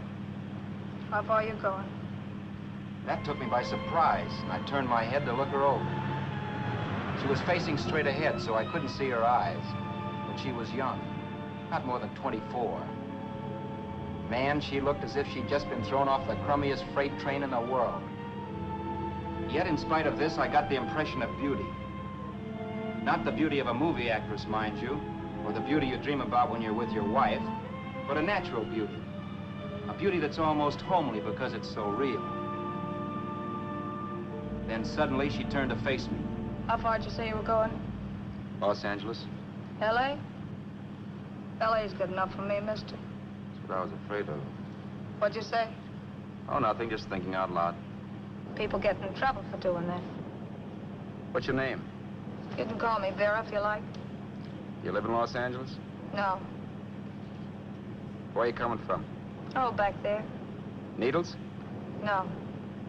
Oh, sure, Phoenix. You look just like a Phoenix girl. Are the girls in Phoenix that bad? The girl must have been pretty tired, because she fell asleep not 20 minutes after she stepped into the car. She lay sprawled out with her head resting against the far door, like Haskell. I didn't like that part of it much, but I didn't wake her up. It wasn't that this girl still worried me. I'd gotten over that funny feeling I had when she looked at me, which I put down as just my jangled nerves. With her eyes closed, the tenseness gone out of her. She seemed harmless enough. And instead of disliking her, I began to feel sorry for her. The poor kid probably had had a rough time of it. Who was she, anyway? And why was she going to Los Angeles? And where'd she come from in the first place? The only thing I knew about her was her name. Not that it made any difference. A few hours more and we'd be in Hollywood. I'd forget where I parked the car and look up Sue. This nightmare of being a dead man would be over. Who this dame was, well, it was no business of mine. Where did you leave his body? Where did you leave the owner of this car? You're not fooling anyone. This buggy belongs to a guy named Haskell. That's not you, mister. You're out of your mind. That's my name, Charles Haskell. I can prove it. It's my driver's Save license. yourself the trouble, mister. Having Haskell's wallet only makes it worse. It just so happens I rode with Charlie Haskell, all the way from Louisiana. He picked me up outside of Shreveport. You rode? You heard me. Then it all came back to me. All the talk about dueling and scars and scratches. There was no doubt about it. Vera must be the woman Haskell had mentioned. She must have passed me while I slept. Well? Well, I'm waiting. My goose was cooked. She had me. That Haskell guy wasn't dead yet. He wasn't stretched out stiff and cold in any Arizona gully. He was sitting right there in the car, laughing like mad while he haunted me. Well? There was nothing I could say. It was her move. Vera, whatever her name was. It was just my luck picking her up on the road. It couldn't have been Helen, or Mary, or Evelyn, or Ruth. It had to be the very last person I should ever have met. That's life. Whichever way you turn, fate sticks out a foot to trip you.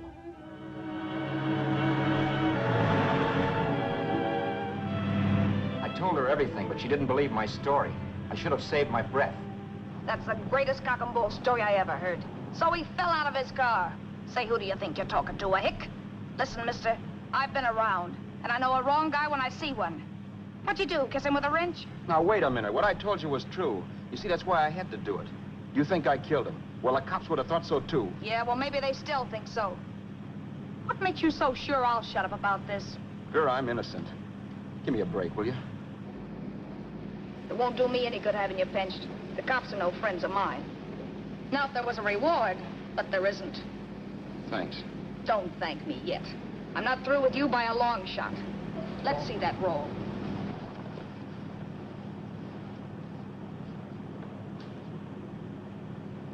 Is that all Haskell had? Isn't it enough? No, I thought he had more. Not that I know of. You can search me. You think I'm holding out on you? Well, maybe I will at that.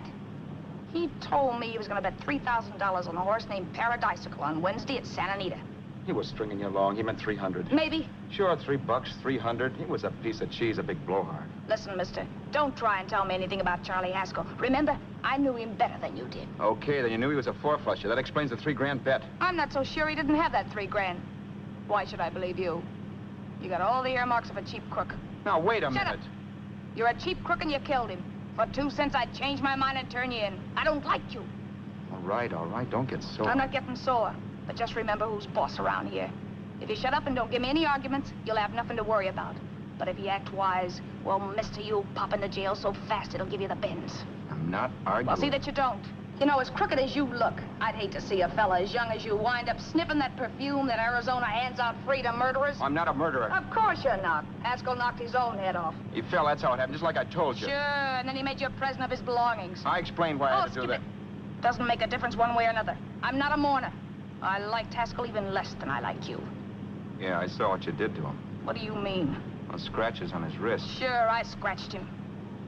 Don't say you did. So your idea was to drive the car a little way, maybe into San Bernardino, and then leave it. You weren't gonna sell it?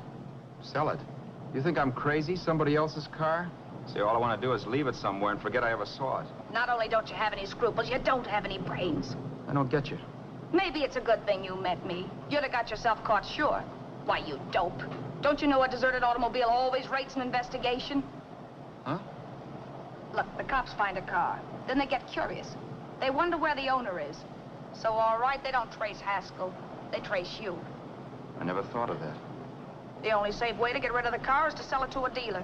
Get it registered under a new name.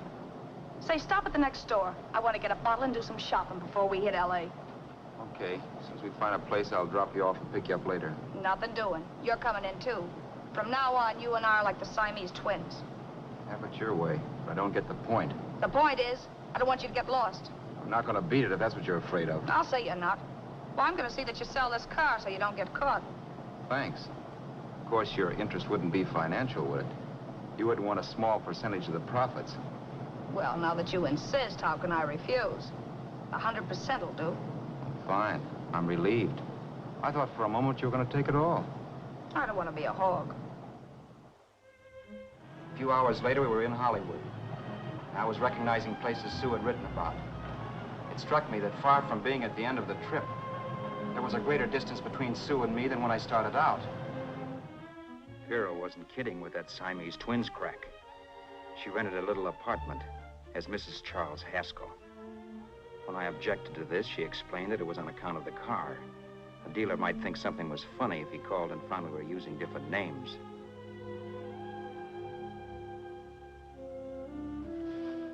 Home, sweet home.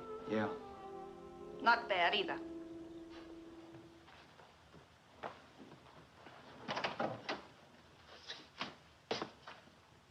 In case there's any doubt in your mind, I'll take the bedroom. Yeah. Sure is stuffy in here.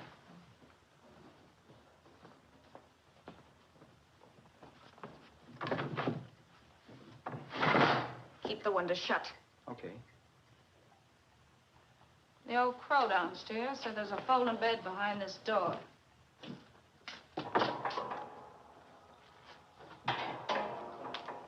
You know how to work it? I invented it. Some joint. One can't have everything.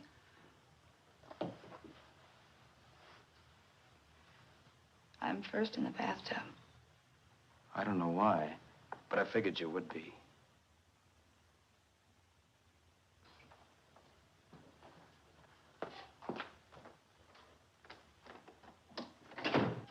Boy, oh boy. Sure feels good to be clean again. I must be 10 pounds lighter. You must be. Well, hitching rides isn't exactly the way you keep your schoolgirl complexion. I wish that guy with the sax would give up. Gets on my nerves. Forget it. Have a drink. Aren't you afraid I might take you up on it? If I didn't want to give you a drink, I wouldn't have offered it. Why be a sorehead, Roberts? You got yourself into this thing.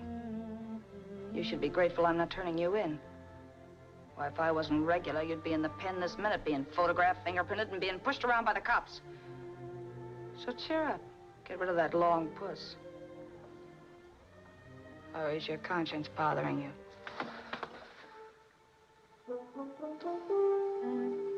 No. It isn't. Swell. That's the spirit. He's dead and no moaning around will bring him back. Anyway, I never could understand this worrying about something that's over and done with. Now look, Vera, for the last time I didn't kill him. Haskell was a sick man. Maybe he was dead before he fell out of the car. I don't know. Sure. He died of old age.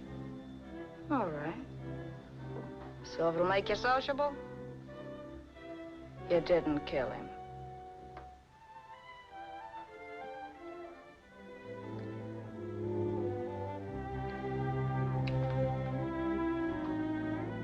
Thanks.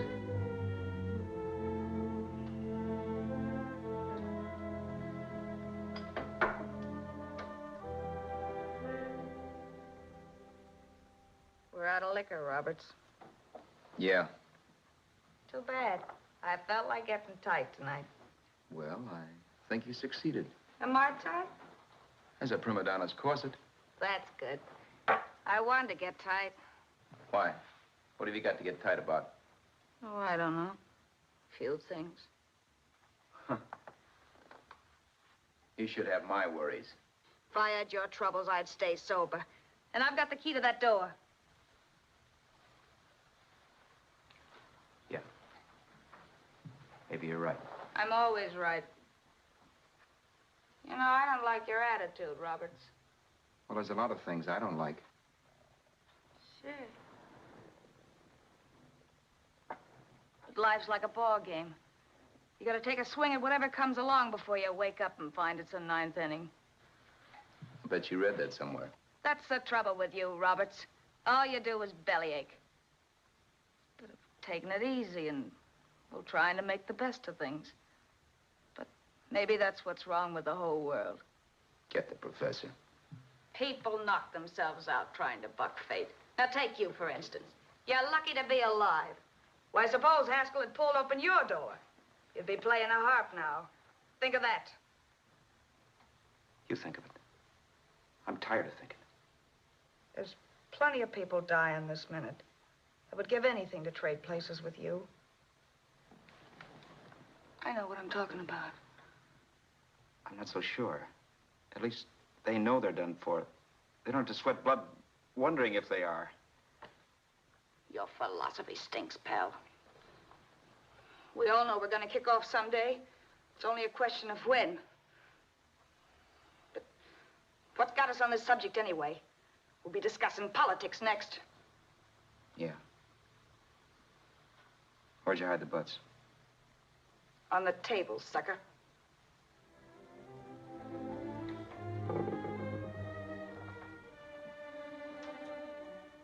We bored each other with conversation for a couple of hours longer. Every 5 minutes, one of us was wishing we had another bottle or a radio or something to read. Then finally, we ran out of chatter. I know it's only 11 o'clock, but I want to get up early and make the rounds of the used car lots. No hurry about that. We've got all the time in the world. Maybe you have, but if you think I want to stay cooped up in this place any longer than I have to, you're batty. It's not a bad place. Paid plenty for diggings like this in New York. I wouldn't like it if it was the Ritz.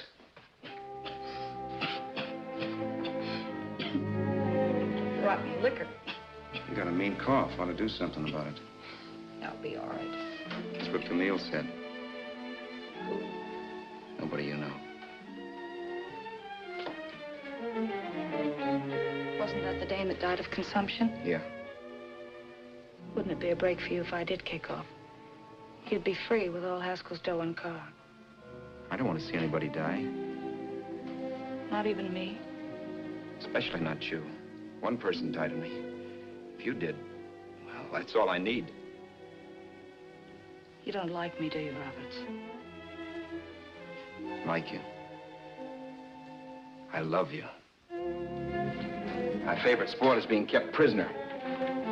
After we sell the car, you can go to blazes for all I care, but not until then.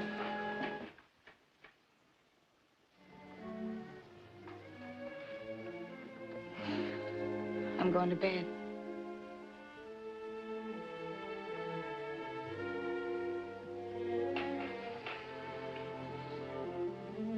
Good night, Roberts. Don't try and sneak away during the night. All the doors are locked. Anyway, if I find you gone in the morning, I'll notify the police. They'll pick you up. Don't worry, I know when I'm in a spot. Well, good night. I hope that portable rack isn't too uncomfortable for you. Don't lose any sleep over it, will you, Curta?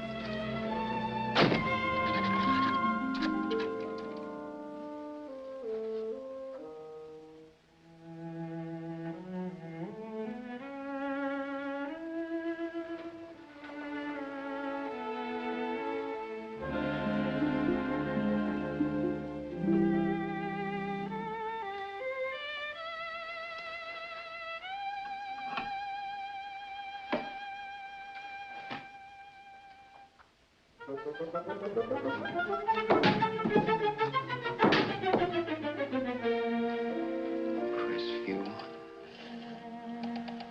6, 5, 7, 2, 3. Hello? Hello? Hello? Hello?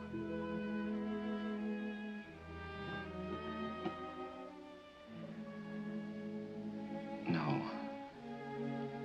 Not yet, darling. Tomorrow. Maybe. If this were fiction, I would fall in love with her, marry her, and make a respectable woman of her. Or else she'd make some supreme Class A sacrifice for me and die.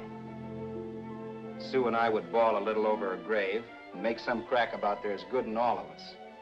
But Vera, unfortunately, was just as rotten in the morning as she'd been the night before. All right, I'm coming. Look, Vera, it's almost noon. So what? The dealers will be there all day? I'll be there all year, too, but that doesn't mean I'm going to wait that long. Shut up. You're making noises like a husband. Well, do I rate a whistle? You sure do, but let's go. Let's go, let's go. I spent $85 and 2 hours preparing bait, and all you can say is let's go. Come on.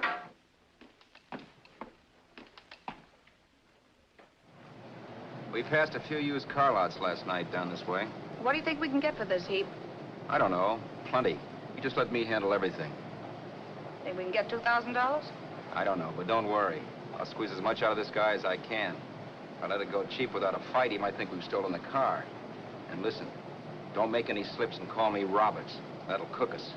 I don't need you to tell me that. You better just sit by and keep your mouth closed. Remember, we're both in the soup if anything happens. Forget it and drive. You're my wife, Vera Haskell. Look, After the deal's closed, let's go back to that place on Hollywood Boulevard where I saw the fur jacket. I want to buy it. After the deal's closed, I'm saying goodbye to you. That's right, I forgot. I guess I'm getting kind of used to you. Well, that's a habit you can start breaking. Let's try this place in the middle of the block.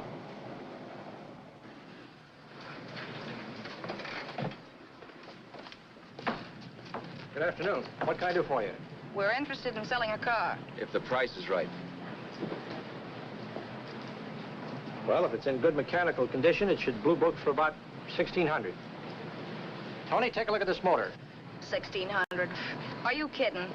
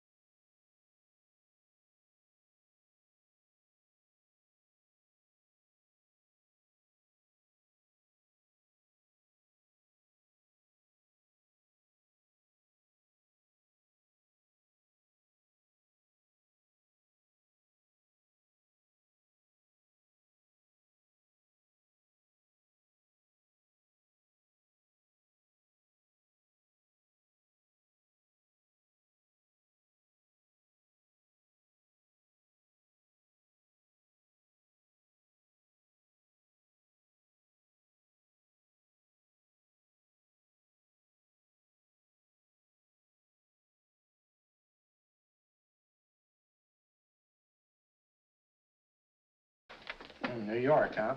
Yeah. But you bought the car in Miami? Yeah. Well, now let's see about the insurance. We can either have it transferred or canceled. What kind of insurance do you have, Mr. Haskell? Well, aren't all the papers there? I don't see any. Surely you know what type of insurance you carry in the car. The name of the company? Yeah, but, Well, if you'll just tell me the name of the company, I'd be very glad to take care of all the details. Well, Did you sign the papers yet? not yet. Well, don't. We're not selling the car. Well, wait a minute, Miss Haskell. Come on, darling. What's the matter? You changed your mind? Yes, I'm sorry. I guess I have. But, Vera... Let's go.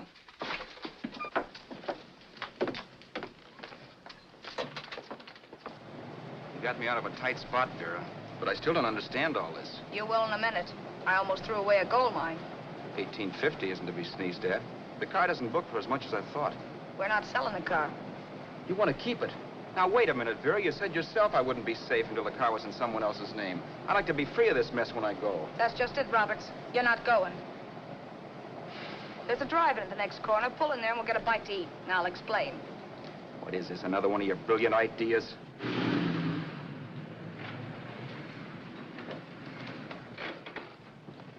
Oh, I take your order? Make mine a ham sandwich and coffee. And for you, sir? Oh, I don't care. The same. Thank you.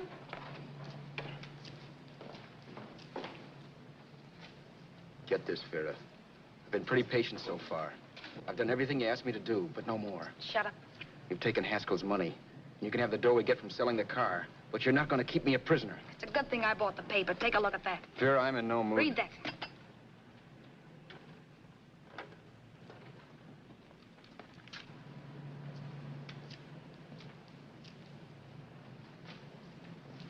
No.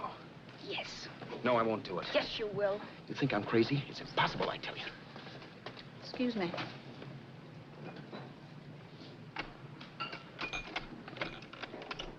Blow the horn when you're through. No one could possibly get away with an act like that. It'd be wise to me in a minute. Don't be yellow. You look enough like him. The same coloring and the same build. See how his clothes fit you? No kidding, you almost had me fooled for a while. Oh, grow up, Vera. Don't you think a father knows his own son? And there must be other relatives. The father won't have to know you. We'll wait till he gives up the ghost. He's an old geezer and he won't pull through. And as far as other relatives are concerned, they haven't seen you in 15 or 20 years. Eat. I'm not hungry. And I won't do it. It's not as tough as it sounds. Remember, you've got all kinds of identification. His car, letters, license. I could never get away with it. It's the stupidest thing I've ever heard. The old boy has scads of dough. Look in the paper there. Personal fortune assessed at over 15 million.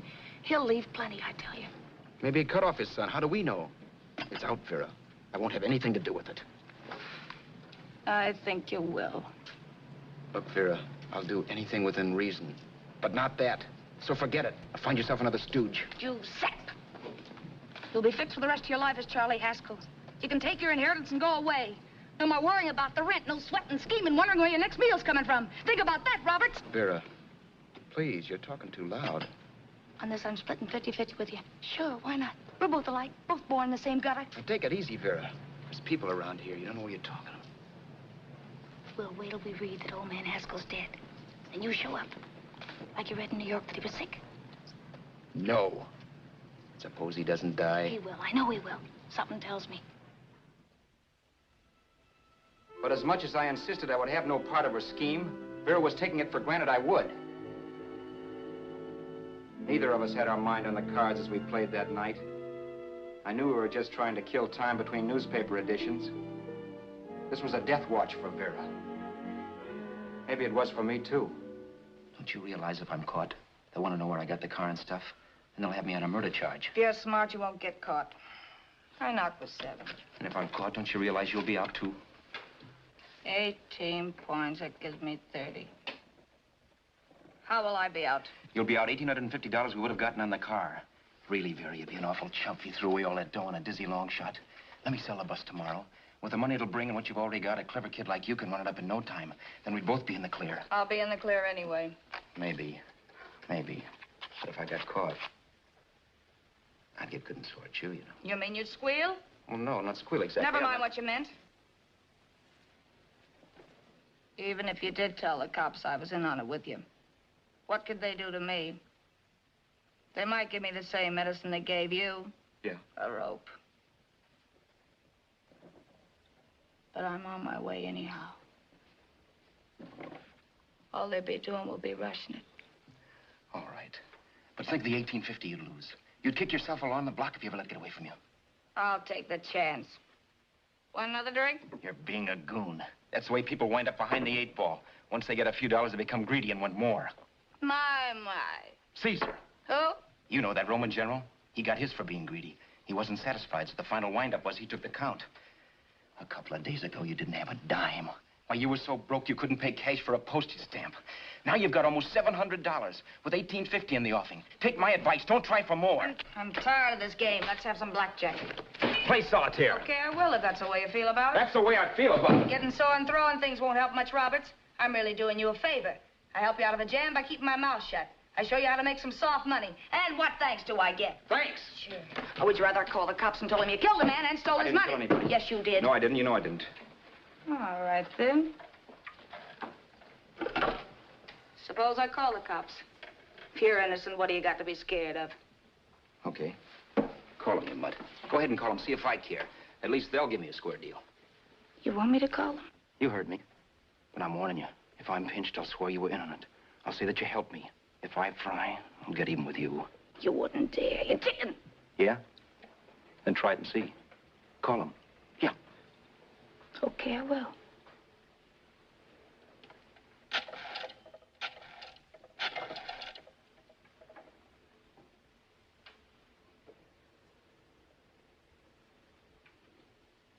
Information?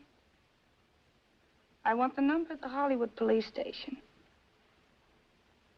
Okay, I got it. Thanks. Wait a minute, Vera. You wouldn't do that. Wouldn't I? Give me that and I'll show you if I would. Take it easy now. Let's talk this over. This was early in the evening, and the conversation, while hectic, was at least pitched low. But as the minutes passed, and more obstacles to her plan popped into my head, the air got blue. Each word coming from our lips cracked like a whip.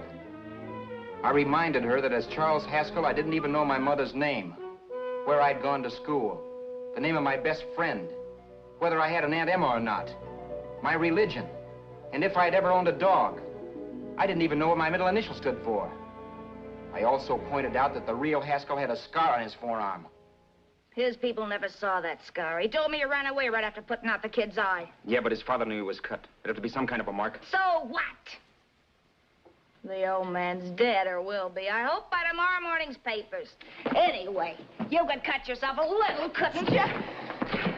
Boy, for that kind of dough, I'd let you cut my leg off. You're drunk and you're crazy mad, Vera. Turn me in if you want to, but I won't get mixed up in this. Besides, how do we know? Haskell was such a phony. Maybe he wasn't the man's son at all. Maybe he just dreamed it up. Well, dream it or not, you won't be dreaming when the law taps you on the shoulder. There's a cute little gas chamber waiting for you, Roberts. And I hear extradition to Arizona's a cinch. Where's that phone? Vera! Leave me alone. Vera! Here. I want a phone. Call police. I hate you yellow stinker. You leave me alone. I'll let you alone when you promise to leave the phone where it is. You're drunk. You don't know what you're doing. You're hurting me. Will you promise? All right.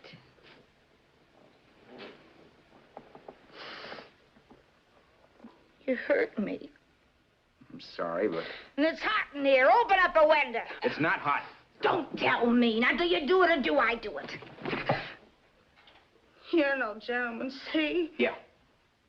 All right. I'll open up the window. Vera!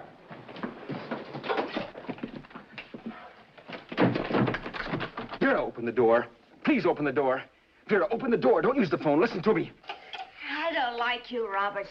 You're no gentleman, see? You hurt my hand, and I'm going to get even with you. If you don't open the door, I'm going to kick it down, Vera. Vera, don't call the cops. Listen to me. I'll do anything you say. Vera, let me in. I'll break the phone.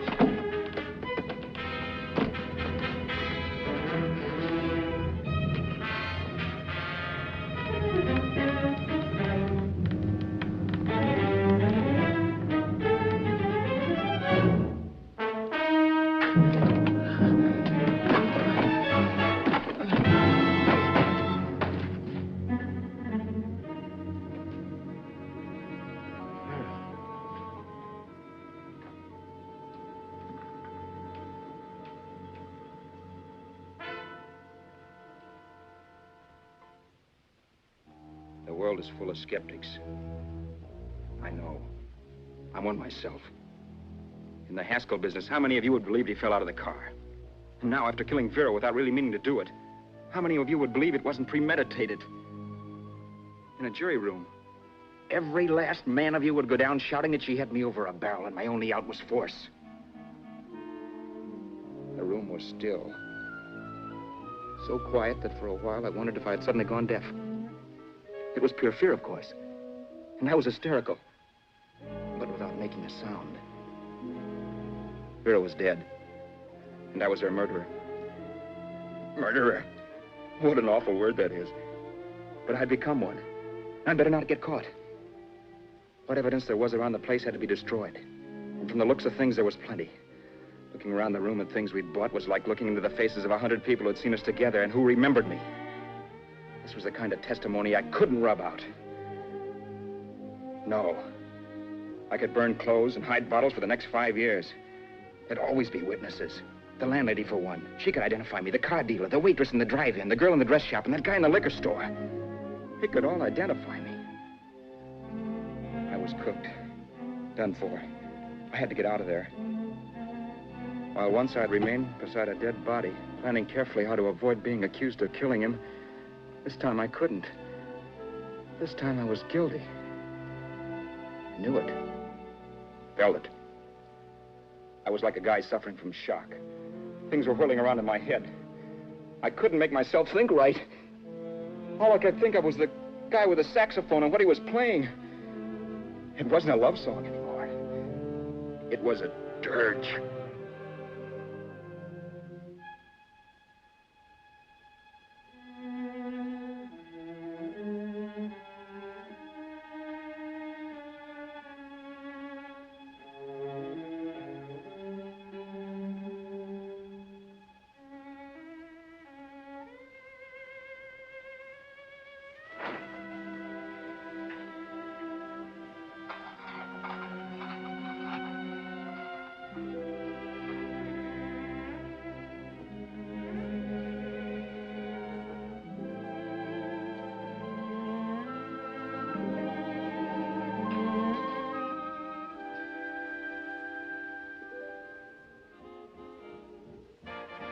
But my problems weren't solved. I had to stay away from New York for all time because Al Roberts was listed as dead and had to stay dead. And I could never go back to Hollywood. Someone might recognize me as Haskell. Then, too, there was Sue. I could never go to her with a thing like this hanging over my head. All I could do was pray she'd be happy.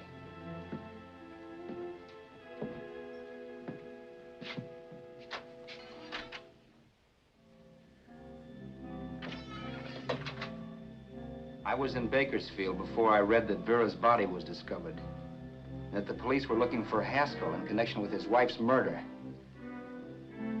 Isn't that a laugh? Haskell got me into this mess, and Haskell was getting me out of it. The police were searching for a dead man. I keep trying to forget what happened and wonder what my life might have been if that car of Haskell's hadn't stopped. But one thing I don't have to wonder about. I know. Someday a car will stop to pick me up that I never thumbed.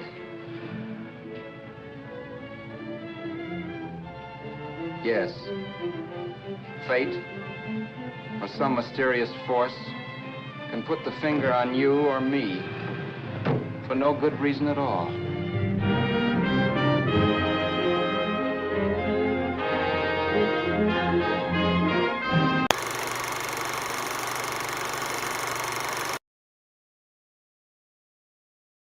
Conheça Gabriel e o Capitão Digital S.A., a empresa que traz o melhor do entretenimento e criatividade para você. No canal Gabriel Kaique YouTube e no GDS S.A. Filmes, você encontra filmes variados com curiosidades, entretenimento e os melhores trabalhos produzidos para deixar seu dia mais leve e interessante. Me segue para mais conteúdos e novidades. Não perca nada! Conheça Gabriel e o Capitão Digital S.A., a empresa que traz o melhor do entretenimento e criatividade para você. No canal Gabriel Kaique YouTube e no GDS S.A. Filmes, você encontra filmes variados com curiosidades, entretenimento e os melhores trabalhos produzidos para deixar seu dia mais leve e interessante. Me segue para mais conteúdos e novidades. Não perca nada! Gabriel Kaique YT, filmes em domínio público.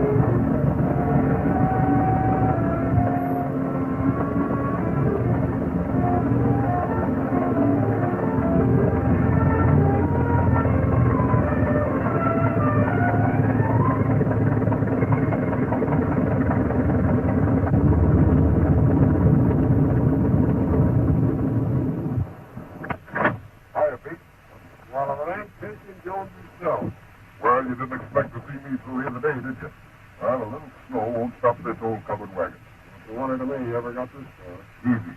How about a little gas? You don't really mean you're going to try to go on? Sure. Come on, pull up. But you're taking an awful chance. There ain't gonna fight us through here in 3 days. Waiter, see, you don't know my butt. When I ran out of Duluth, listen. Down here, there's dressed up on the flat 6 and 8 feet deep. Hey, this old snowplow of mine will go through them grips like they was paper. Come on, fill it up. I reckon you know your own business. Yep.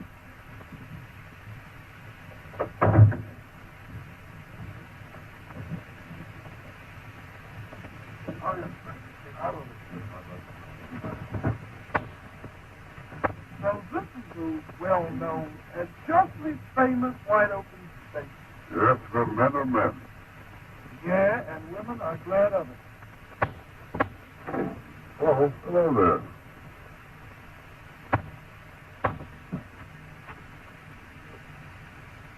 Hey, get rid of that cigarette. What do you want to do, blow us all up? Well, what of it? Who cares?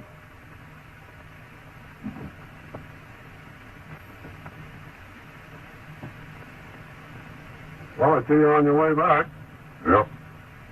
You the one you went after? Mm-hmm. Where are you taking her to? You tell him, Mr. Regan, why don't you? I knew that woman was a criminal. The man with her is the police officer. Oh, don't mind me.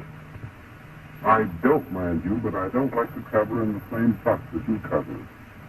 That'll be enough out of you. Well, hey, do you know who I am? Who cares? Oh, I can. What? Please, police. We've all got to travel together. Let's all be friends. Me a friend of that? Oh, why don't you pipe down? Try and make me. Well, folks, if you'll all hop aboard, we'll be on our way. My, isn't it cold? Yes, if it's too cold, everything's wrong. Now, certainly we'll be glad when we reach the railroad. I'll 35 gallons. Oh, shut up, get in. Well, I'll get in as soon as I'm ready. You too. You don't mean to say you're going to try to go on? Why, certainly. This ain't nothing to when I run out of Duluth. Well, don't ever say I didn't warn you. Okay, Pete. So long. Bye-bye.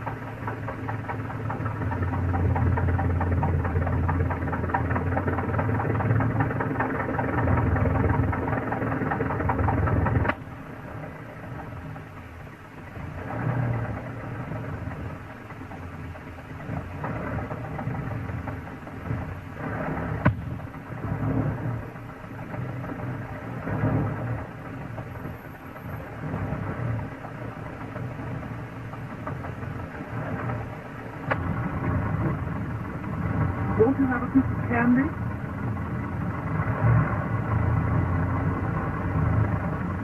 No thanks.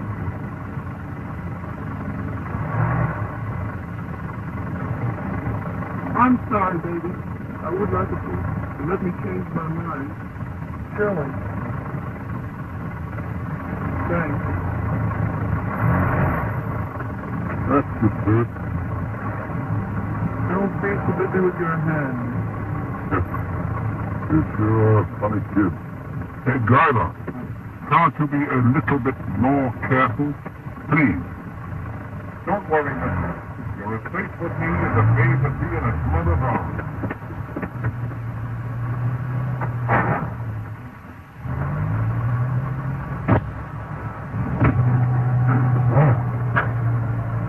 Hey, Gus, get off the comedy, will you, and keep your eyes on the road? I say, driver, are you sure this road is perfectly safe? You know it's a perfect outrage to isn't the railroad famous part of the country? I can't stand it. It's frightful. You're safer with me than you'd be on any railroad, mister. Why, when I ran out of Duluth... You mean when they ran you out of Duluth? That's a good one. Would it bother you very much if I spoke? Certainly not. Thank you.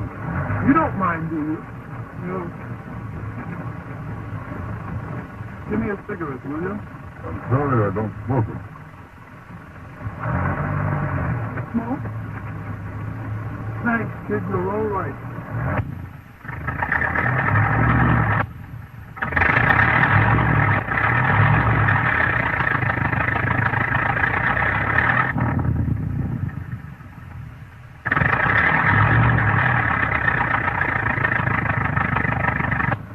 you going? To Chicago. Going visiting? No, not exactly. Going to meet the boyfriend. Are you married? No, not yet.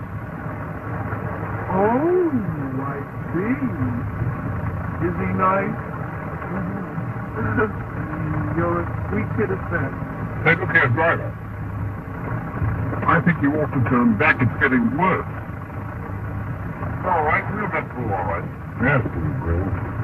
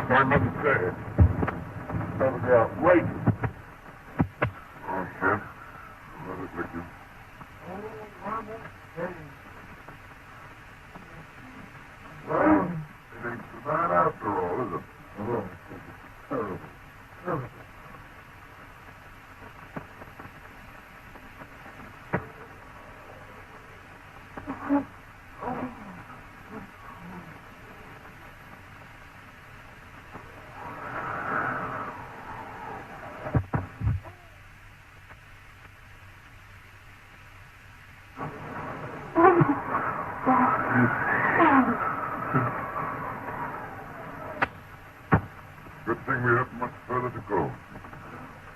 You're right. Everybody's about all in. I don't think you'll be able to make it. You're there in a minute. Don't give up now.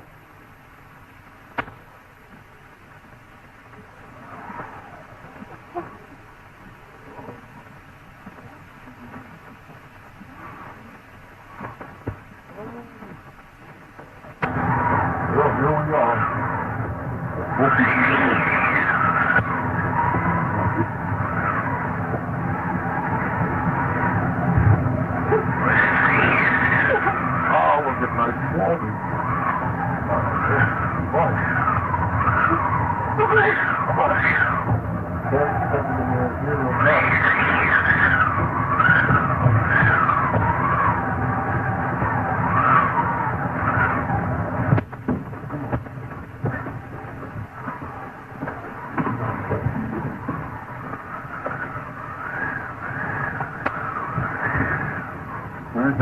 Warm anyhow.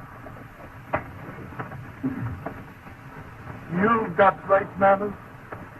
Certainly was brung up well. Oh, dear. I'm so cold. I want to go home. It's all right, baby. You'll get good and warm now. Well. Ain't this a nice, cozy place? I told you folks it'd be all right. You know, when I run out of the little why don't you shut up? Take your hat off. You fathead. You're in church now, not at home. And that goes for you, too. I wouldn't get too close to that fire if I were you. Look out for children. I'll listen. Yeah, you would. Shut the door. Shut the door. You speak. Must be somebody here to fire with me, bud. What the heck? What the... Hey, you, shut the door, will you? Oh, yes, pardon me. I forgot to shut the door. Well, I didn't know this was Sunday. Why the congregation? Why, we had an accident. The bus broke down. And it was due to the carelessness of that. But you see, it was like this. We thought we could make it to North Fork to get the trade. This was pretty heavy, and we flung off the road. So here we are. How far did you get? Oh, a couple of miles out in the flats. Oh, just a couple of miles out in the flats, huh? Yep. Well, you had a pretty close call. And you ain't out of it yet. Oh, that's all right, folks. Leave it to me. Leave it to you. Huh? Pollyanna, you certainly did a good job of it. Well, you're the driver, eh? Yeah, that's me. Mine and Gus Engstrom. Always bring him in safe. You start out on that trip when this big storm's coming up? Why, for sure. Oh, yeah, sure. Well, I shall certainly write the president of the stage line and inform him what has occurred. I hope things unheard of. And, how did you get here, may I ask? This ain't your regular home, is it? No, not regular. I just sort of dropped in here. You mean you're a hobo? Certainly. What are you? Well, my name is J. Milton Hendrickson, if you must know, and I'm the 5th Vice President of the Citizens Consultation. Right. I had him picked for a big guy all the time. Yeah, about 225 pounds worth. How's business?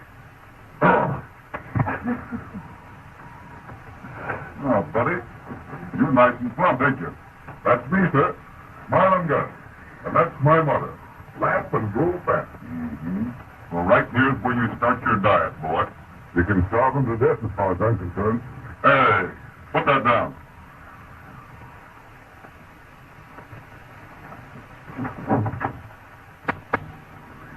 You hear me? You ain't deaf, are you? Put that down. What for? I'm hungry. Listen, let's not have any arguments, please. Just do what I'm telling you. And my dear man, don't worry. I'll pay you for these. With what? Right here. Look at that. Put that down or I'll flatten you.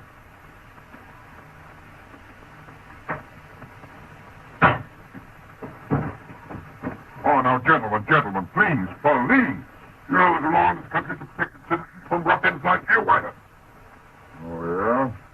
Why don't you call a cop? Go on, blow your whistle. Listen, you're a long ways from a cop, so pipe down.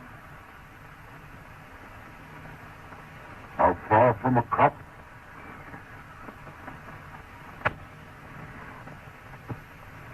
Listen, buddy, that gag don't mean no more to me than his dough does, so don't start nothing. No. No. I suppose you think you're going to flatten me, too. Huh? Well, eat it and find out. Oh, folks, please, don't let's have no more trouble. Here we are all nice and cozy and homey. Now let's kiss and make up. What do you say? All right, Sunshine. I will at Vivo. You want another one? Now, folks, please, police. Will you please stop fighting and get me something to eat? Now, there you are. That's the first sensible thing that's been said since you've been here. Now, will you all listen and get some sense?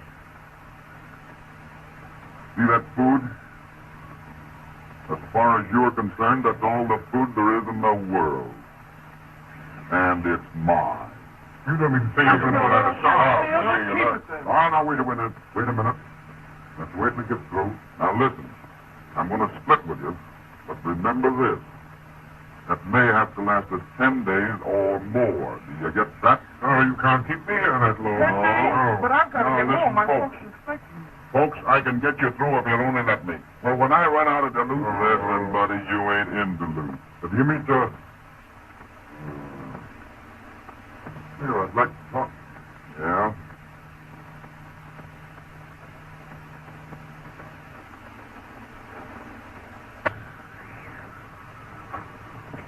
You seem to be a pretty wise guy. Just how serious is this? It is serious. And you figure we're going to be here for a 10-day stretch. Well, I don't know just what stretch means, but we're going to be here for 10 days or more.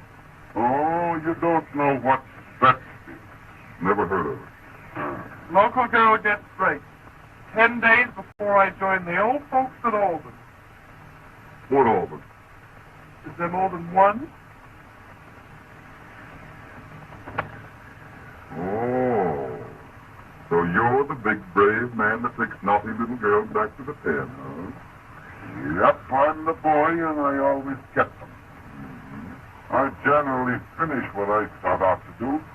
Well, ain't that dandy? And I'm not surprised if I have seen you someplace before. Well, maybe you have. Who can tell? Maybe one of these days I'll be taking you home to them. Maybe you will. Maybe I will. Maybe. Maybe. So you've been over the bump, huh? Never. What's your name? Billy? Billy what? That's enough for you. What's yours? Bill. Bill what? That's enough for you. Well, we'll get along, big boy. You're all right, baby. Yes, sir, you're all right.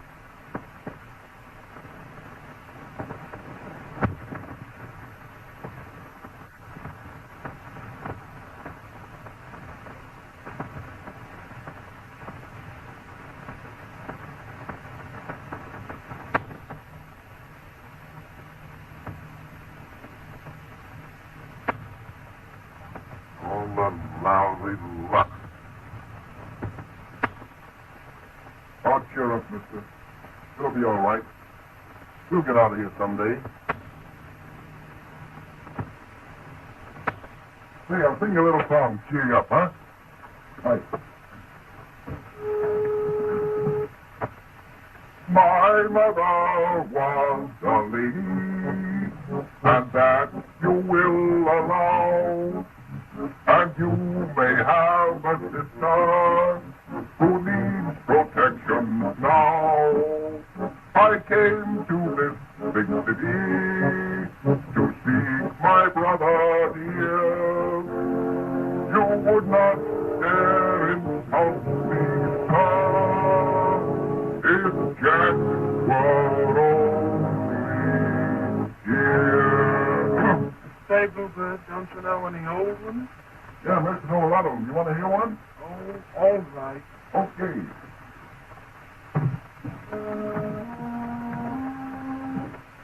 May pleasure and power, though we may roam.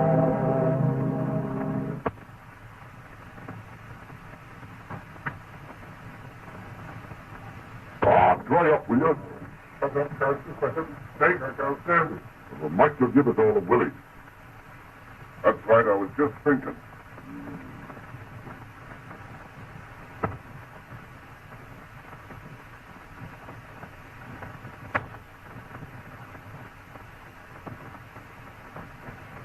Well?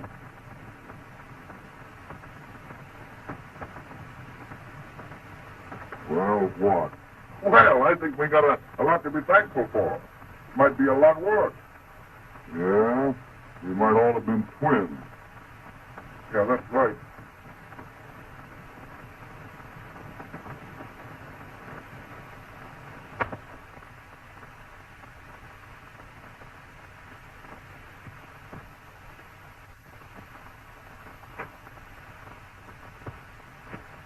What's the idea?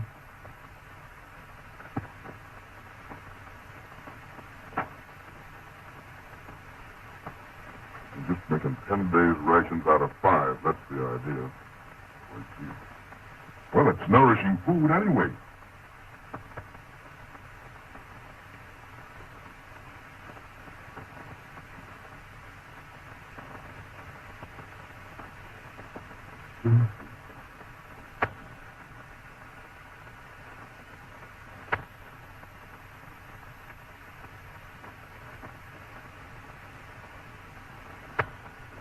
Of all the Humpty Dumpty mobs I've ever seen in my life, you birds take all the blue ribbons.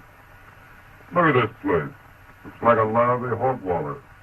Why don't you get up and do something? Say, I know. It's a football coach. Stop clowning and get some pep, will you? He's right. You can at least go outside and get a breath of fresh air. Sure, get out and get the old blood running. Come on, Whitey, let's get going. You go ahead, General Pershing. I'm very comfortable. Listen, come on, unwind yourself and get out of there, will you? If we don't get some exercise, we're going to all go screwy. All right, you great big enormous man. If you insist upon being down, I'll have to give in. Give me a skin. I must recommend this diet to my girlfriends in the junior league. We have such a time with our figures. Yeah. Hey, that goes for you birds, too. You know, the girls won't play rough. Come on, off the lead.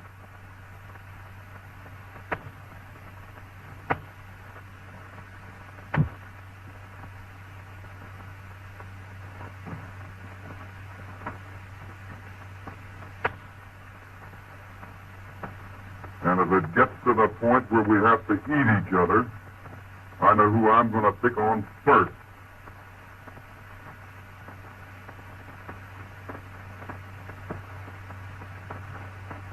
Did he mean me? Sure he did. And if you're as tough as your gum, you'll make a lousy meal, I can say that. I hope so. Hey, sir? Yeah. How's your health? Me? Oh, I'm 100%. You're all right, are you? Yeah. That's fine. I think I can use you for dessert. Hey, what? Say, you can't do that now. No, oh, no, but listen, say. No. I wasn't kidding you. Oh, you wouldn't do that to me, Dan. Come on outside. Oh, right. Okay.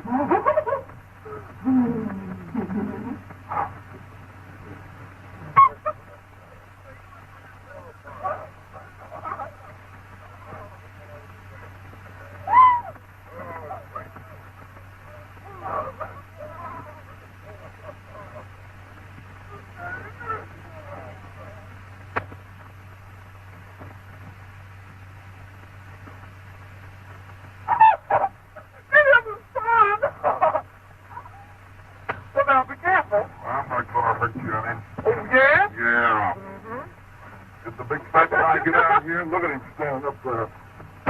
Here we go now. Isn't this fun? You're laughing, get all tired up doing that.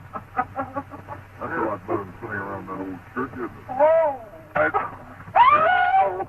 If you drop me... I'm not going to.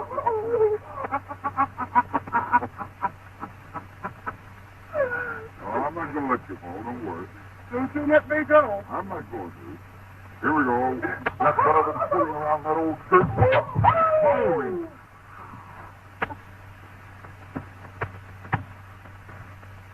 what's the idea, you big hard head? Get your dirty hands off that dame. For who? For me. Oh, yeah? Yeah. Looks to me, brother, that we're going to be stuck around here for quite a while.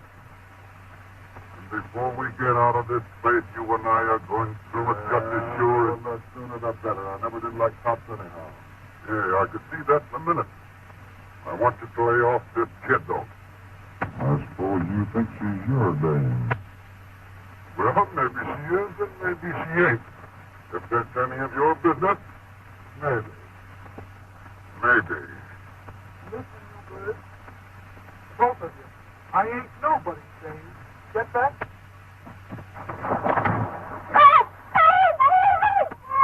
Look, the kid's on through.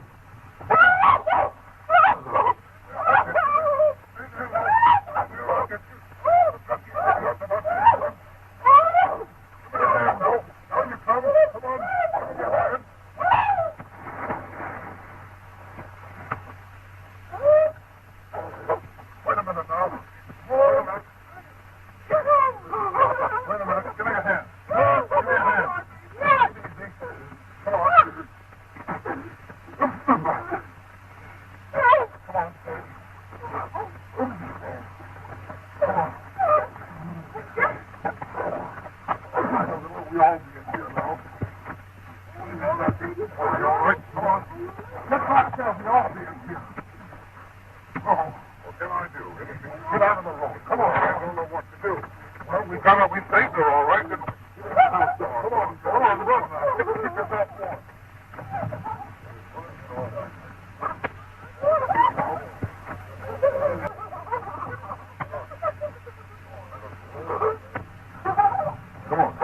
Come on. Get in here to the store. Come on. Boy, that's the coldest ice cream since I left for you. It was pretty good time at home.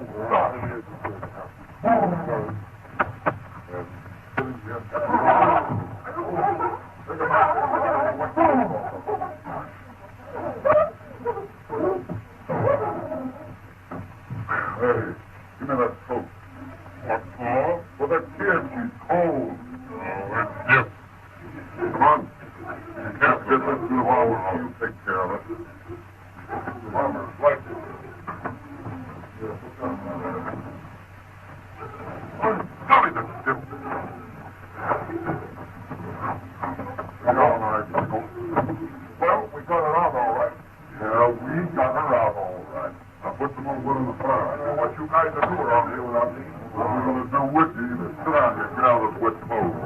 Put your foot up. Yep. That's the boy. Not very cold, are you? No, I feel fine now. Well, you should tell those girls to be quiet. Oh, quit grabbing. Keep quiet yourself. Come on, get up here now. Yep. All right, snap it up. Get this shirt on back. There we go. Hey, Dan. Dan. Yeah? Hurry up with that axe, will you? I want to cut this bird's socks off.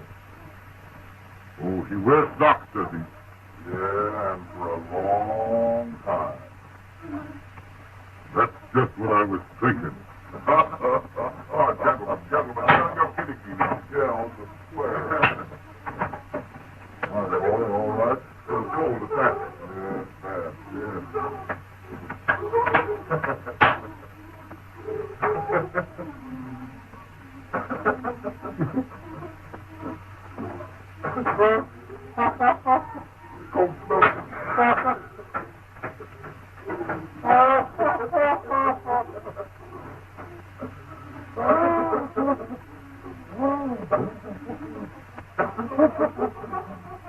Oh, shut up, all of you.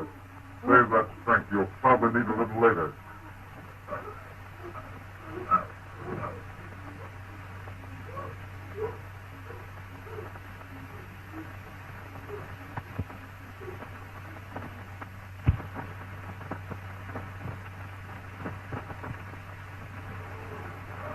That ought to warm you up a little bit. Thank you. Well, you're not quite so cold now, huh? Well, I'm not cold now. No, that's good. You see the hand. Oh, you're not cold in that light eye. Shame on you. We'll fix them up here in a minute. Gee whiz, you sure have got pretty hands. Thank you. It's awfully nice of you to rub them for me. Well, we got to keep them warm. How's the other one? Oh, both just the same. We'll fix them up, though. Now, wait a minute. You got to keep that up there. That's where you catch cold. There. Now. How your puppy? Little puppies down here. They cold? Yeah, I'm all right. Well, we'll just wrap them up in this wool coat. Keep them nice and warm. There. I want to talk to you. Me? Yes, you.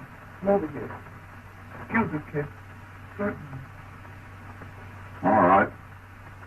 Tuck that right back in there and all nice and comfy.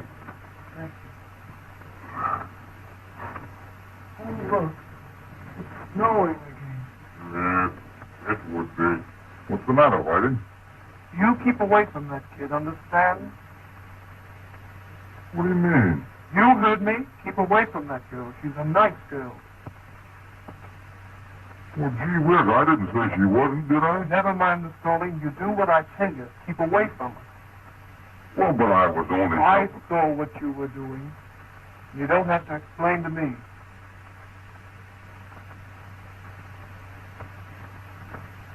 Oh, I see. Oh, you do, huh? Sure, plenty. Well, you listen to what I told you. Well, what are you getting all excited about? Didn't you just tell us down there on the lake that you wasn't nobody's baby? Hmm? Well, can a dame change your mind?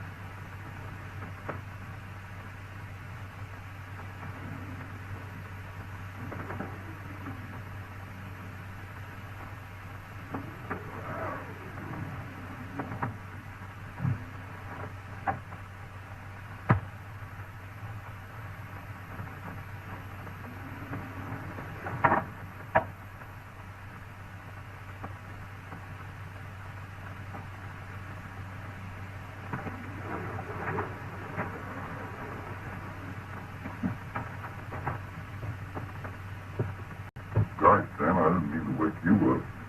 Oh, no. Don't you think we're the shortest skirt? Hey, brother. Yeah? I'd like to have a word with you. All right.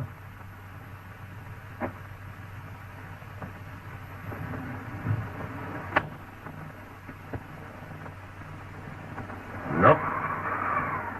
Dames certainly wear them short nowadays. But who elected you to the job? Pulling them down. Well, it'd be my own election, buddy. I want you to keep your dirty hands off that girl. Yeah? Yeah. And I'm thinking that if she needs a nurse to... you know what I mean? I'm the fella, see? Mm-hmm. And she's my prisoner. Until I get a receipt for her. Ain't you a fine excuse for a man? Mr. Egan the Bull. Mr. Egan will have his name in the papers, huh? You lousy hoodlum. He brought back a notorious bandit. Mr. Egan always gets his girl. Hey, you ever try bringing a man back? Hey, listen. If it wasn't for those two dames being asleep there, I'd mop up the floor with you so fast you'd... Mm-hmm. And you're taking her back for another year in that pen, huh? Maybe 2 for jailbreaking. Mr. Egan the Bloodhound. Ain't he proud of himself? Go ahead, fella. Rub it in. Rub it in good. Just a copper who's stuck on his prisoner, huh? Well, listen, boy, there's 2 of us now. I'll drill a hole through you if you lay your hands on that kid. Well, now, maybe she'll have something to say about that. Maybe she will. Well, now we know where we stand on that, don't we? I guess we do. And you're a long way from having that kid back in the pen, Mr. Egan. And maybe by the time we'll get out of here, I'm not so sure that I won't be taking you both back. Get that? Listen, we're just as close to the pen now as we're ever going to be. Do you get that? Maybe. And this time I don't mean maybe. Oh. Yeah.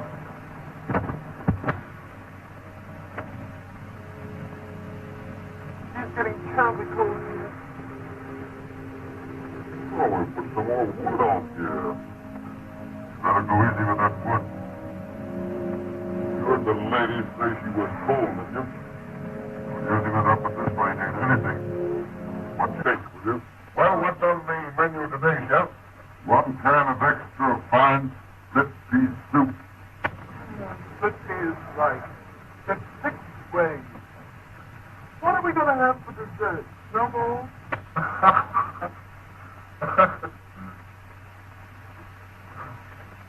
Hey, Bill. What? Couldn't you let me have just 1 puff on this cigarette of ours? I'm awful jumpy. I'm sorry, Jack, but you know the rules. You ain't feeling no better tonight, I might give you 1 little puff off of this last one. You are, Jack. Here's what I'm saying. Hey, you know that bird would take candy from a baby. Shut up. Listen. Oh, she's hearing things again. Do you hear it? Do you hear it? Oh, I don't hear it. The cry of the banshee, I'm thinking. My gosh, I hear something at that. Oh, it's the growling of your empty stomach. Listen. The plane. My gosh, it is. Let's hear it. It's black. Let's go. Come on.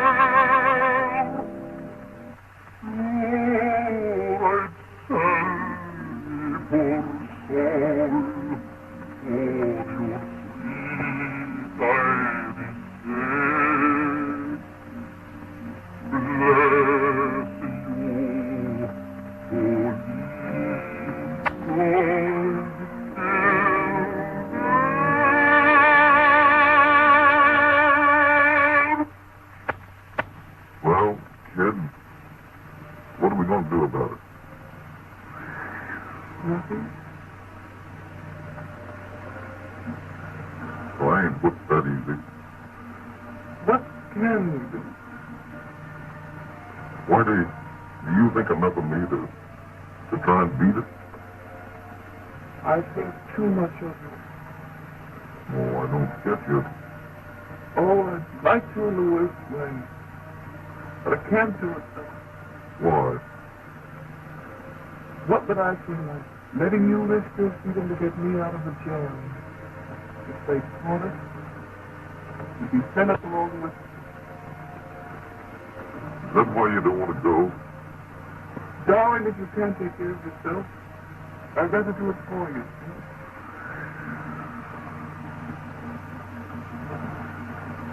I'll tell you something, Whitey, that I ain't ever told anybody. You think I'm a hobo, don't you? Well, I'm more, too. I'm hiding out right now. You're kidding. No, there ain't no such luck. They want me now back in St. Paul. So we're in the same boat. Well, that ought to make things a little different then. I guess so.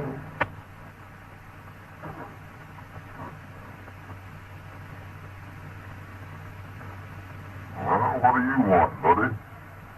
What are you two doing? Playing post office? Well, if we was, there wouldn't be no letter for you.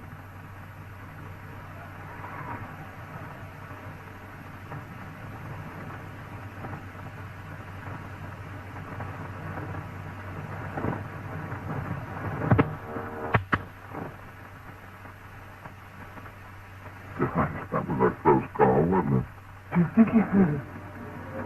Oh, I don't think so with that music going on. I think the music has stopped. Yeah? You know, he's not a bad egg at that. Oh, I guess he's all right, but... What about giving him the slip? Whatever you say, fella. Tonight? The sooner the better. Well, about 10 miles back of here, over them hills, is a ranger station. And if we have any kind of luck at all, we can make it there morning. We'll get away while they're asleep. Yeah. The only chance we got, Donovan. And I think we got it coming to us, don't you? Sure we have. Of course. We don't owe them a thing, do we? We don't owe them nothing. Anyhow, it's a lot better than sitting around here like a couple of rats waiting to die, isn't it? Mm-hmm. Darling, I'm with you as far as you will go. That's a baby.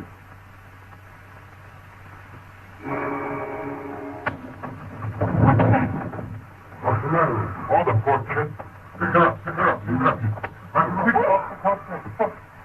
Come on, over here, fellas. I'll pick the baby. Wait a minute. All of a sudden, she went out like a light. I'll get it. I'll get it. There you are.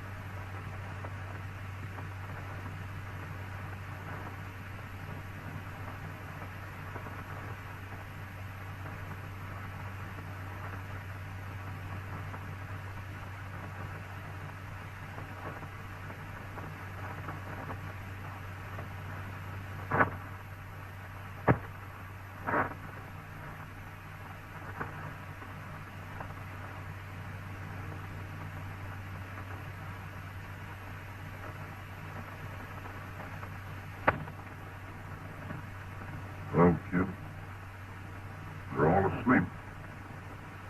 Mary. Where are you, Mary? You promised to meet me, Mary. I wish you wouldn't do that.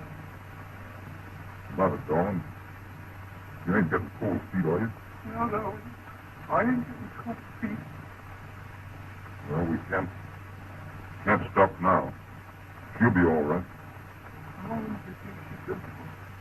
Oh, she'll pull through all right. Don't worry about her. Oh, sure. Well, as we said before, we've got to think about ourselves this time. Darling, they can take care of her as well as we can. Can't they? Certainly they can.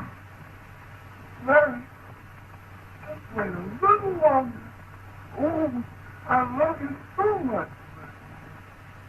Oh, darling, baby. Come on, kid, now.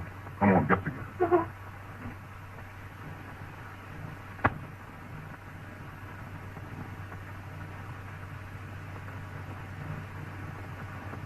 Aren't those much like my name?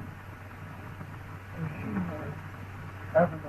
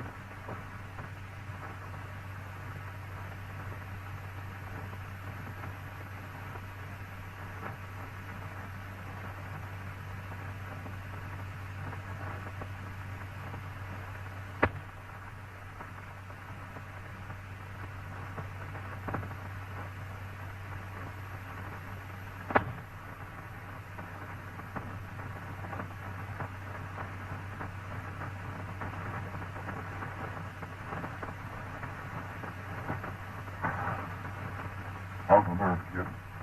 All right, but the cold going right through. Come on now, keep the old stuff up. We'll get warmed up in a minute. You've got to forget her, too. We got enough trouble of our own now. I'll say, but I can't forget that kid's face.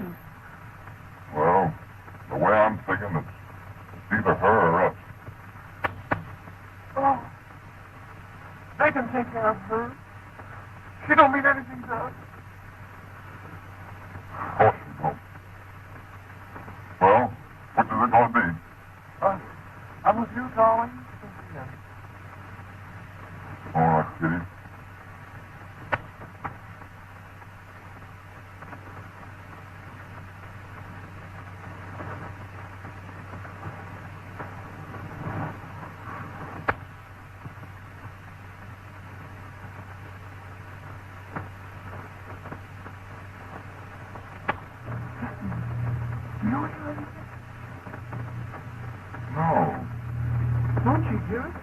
Sounds like a... Oh, baby, I guess you just hear the thing.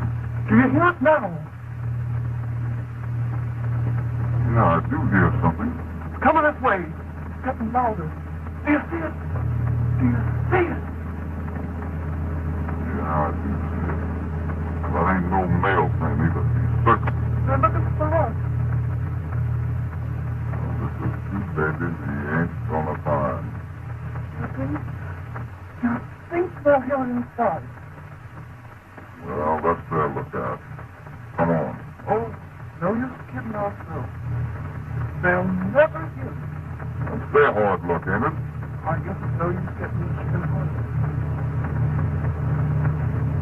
There ain't none of them in there that'll do nothing to us, is there? Those I know.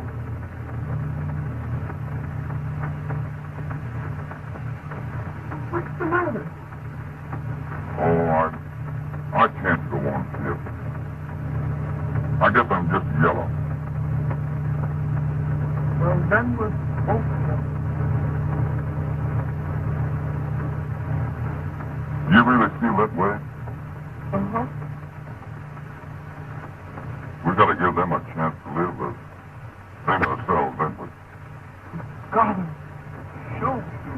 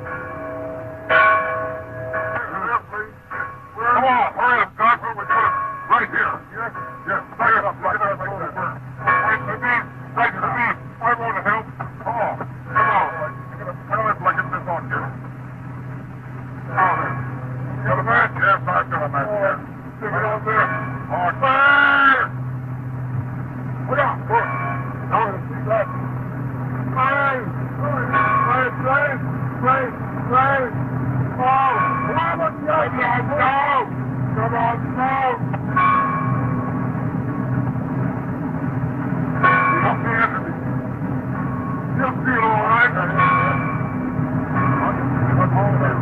Come on, let's go. All right, kid. All right, never mind that.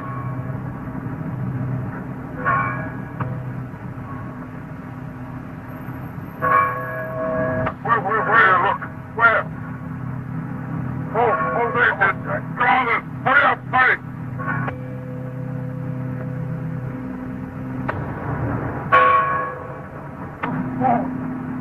There. Give it to me. All right.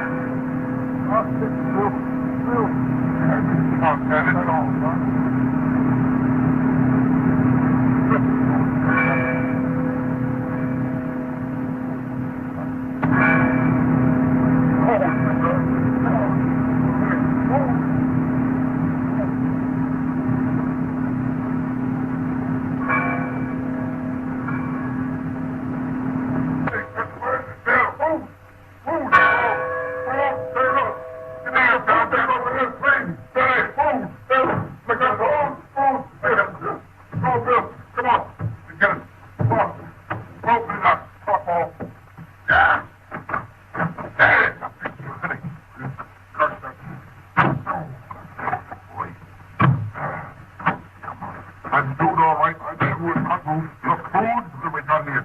Look, what's that? Big look, macaroni and soup and coffee and what? That looks like a note. Yes, here, damn you. Let me have it. Hey, huh? Listen, folks, this is a break. It says, don't lose your nerve. Practice clearing the road. We'll have you out tomorrow. I told you it'd be all right. There was nothing to worry about. And you scream of weakness for spaghetti and cigarettes. Yes, cigarettes and back. You beat that. Cigarettes. I want some back. Soap and soup and corned beef and there's something else down here. What's this in the...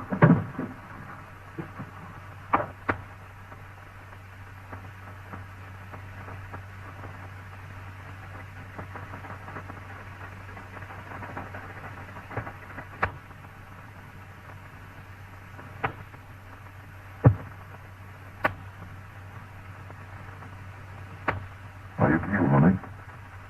Oh, I feel much better. That's good. You're going to be out of here before long now.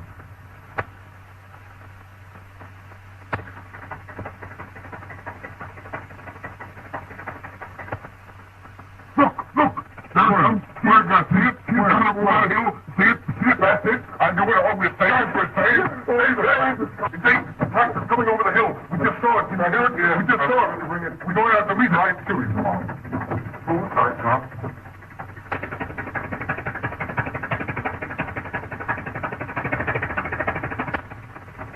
Well, now it is over.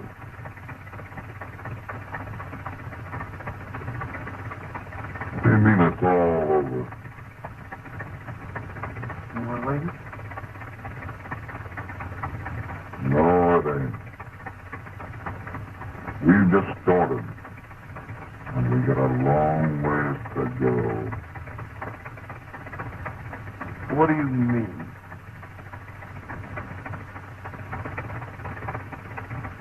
We found something out there last night in the snow. And we ain't gonna lose it.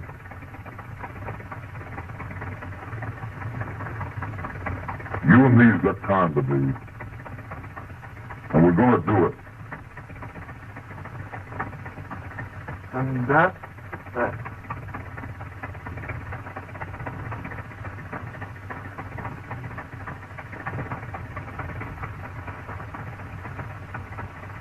After that, we ain't going on. But together.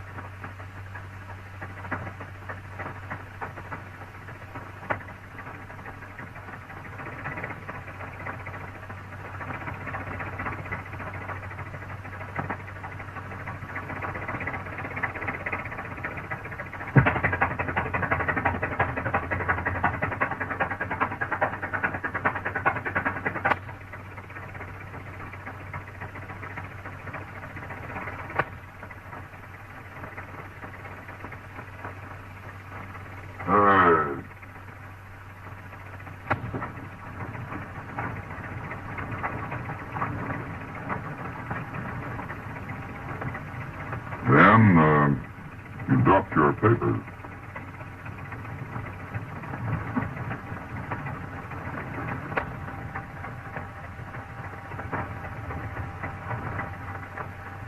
If you don't mind, you can just drop me off in St. Paul.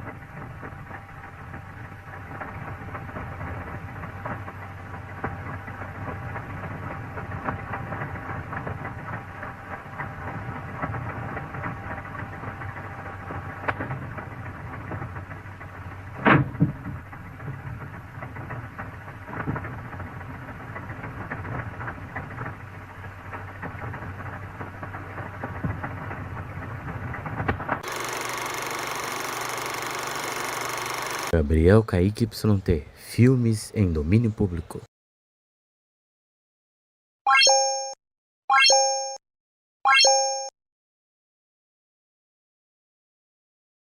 Conheça Gabriel e o Capitão Digital S.A., a empresa que traz o melhor do entretenimento e criatividade para você. No canal Gabriel Kaique YouTube e no GDS S.A. Filmes, você encontra filmes variados com curiosidades, entretenimento e os melhores trabalhos produzidos para deixar seu dia mais leve e interessante.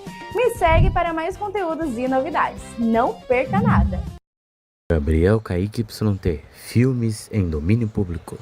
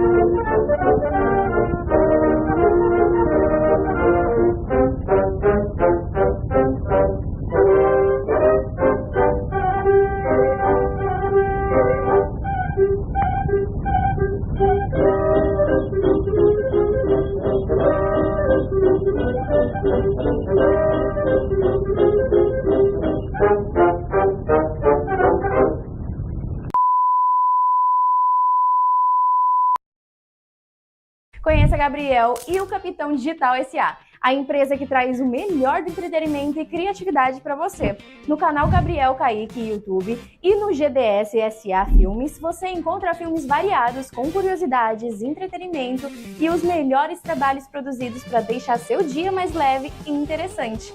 Me segue para mais conteúdos e novidades. Não perca nada! Gabriel Kaique YT, filmes em domínio público.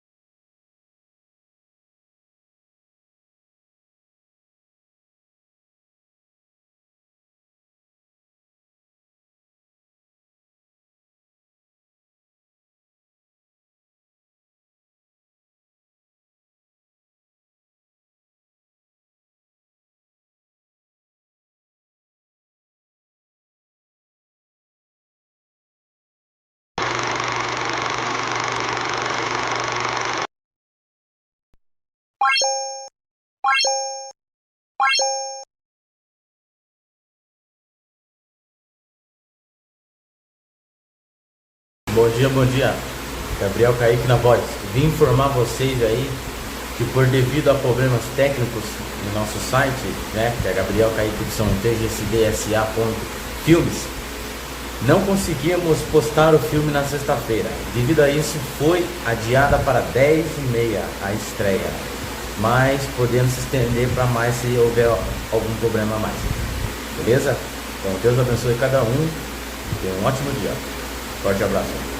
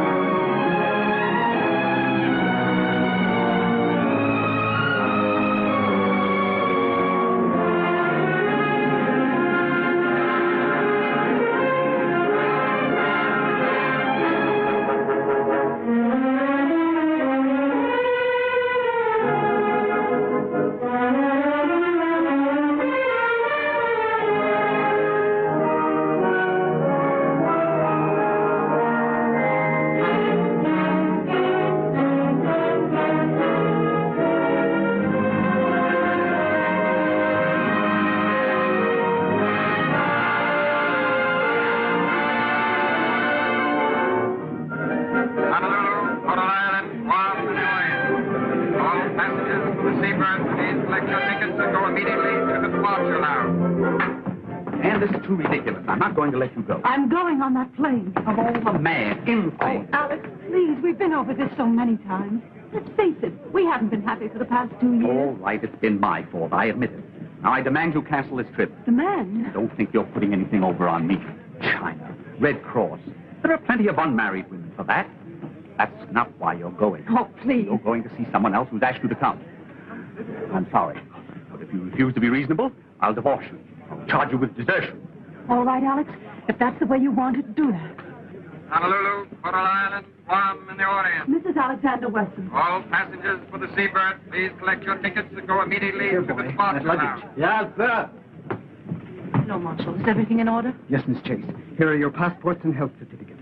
I made the reservations in the name of Doris Bailey. Well, thank you, Marshal. I'll cable as soon as I reach Hong Kong. Yes, Miss Chase. Thank you. And a pleasant journey.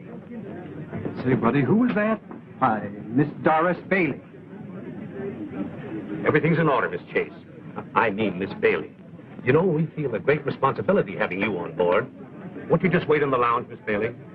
State Senator Corey. Senator Corey, just a moment. Hold it. Thank you. Now, Senator, give us the old Star-Spangled Banner look.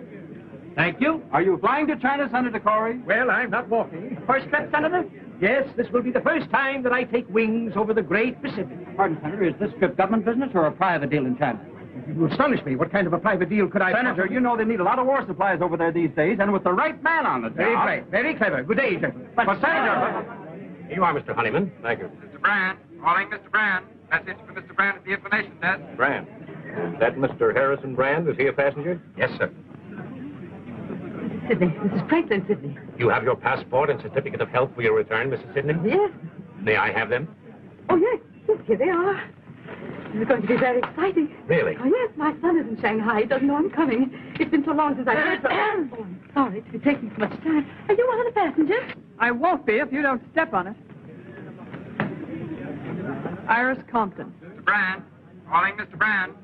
Message for Mr. Brand at the information desk. Hello, Curtis. This is Honeyman. Say, I thought you said this deal was undercover. Oh, is that so? Well, do you know who's on this plane? Brand. Brand of Caldwell Munitions. Sure, there's a fortune at stake if he doesn't start cutting prices. If he does, I'll cut his throat, and I'm not kidding. Who? Senator Corey on this plane? Say, if I can get to him before Brand... Right, I'll cable you. Seabird will leave promptly at 5. One more passenger, Robert Malone. He's going from Albuquerque. He'll be here on time. Mr. Malone. Calling Mr. Malone. Please report at once to registration desk.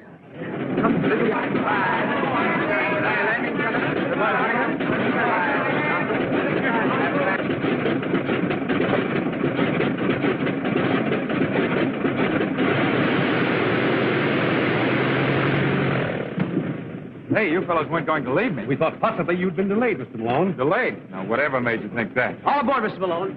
Happy landing, Joseph. So long, Jim.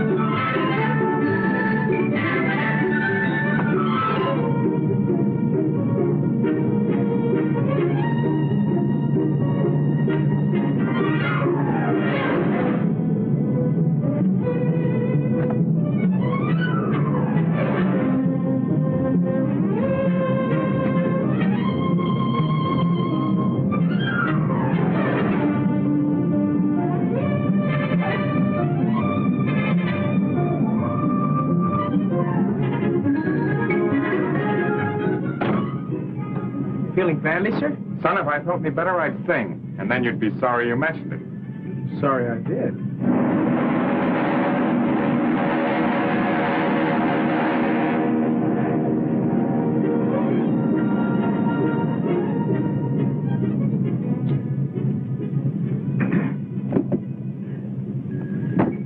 Since we've many hours ahead, we should get acquainted. I'm John P. Corey, formerly state senator.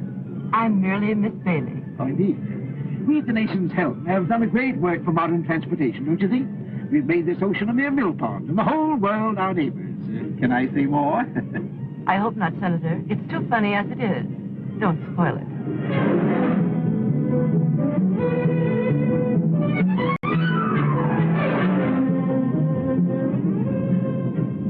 Well, Harrison Brand. This is a coincidence. Hello, honeyman. Pleasure trip? And what a pleasure. It'll be a honeymoon if I meet the right party. That's fine. And if you don't meet the right party, I will. Now, that's quite a thought. Hang on to that.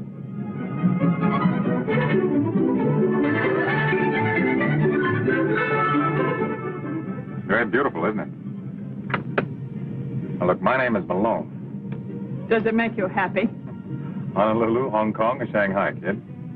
Shanghai? Help? No. Vacation by request. Then you and I ought to knock off a few hours without boring each other. What's your racket? Besides health. Me, I'm the forgotten man, trying to make myself a little more forgotten. On the land? No piece of definite. But I'm not exactly on parade. Well, I suppose you're one of our country's enterprising young men, girdling the world for new business. Perhaps you'll make a fourth of bridge. Cards for money? Why, that would be gambling. Say, we seem to be two of a kind on this deal. Let's keep it that way. Now, don't get your face red. This is a long trip. We both have a lot to think about. Let's hold everything under control. Sure, that's okay. Say, you seem to be pretty regular. You're regular, too. Radiogram for you, Miss Bailey. Excuse me.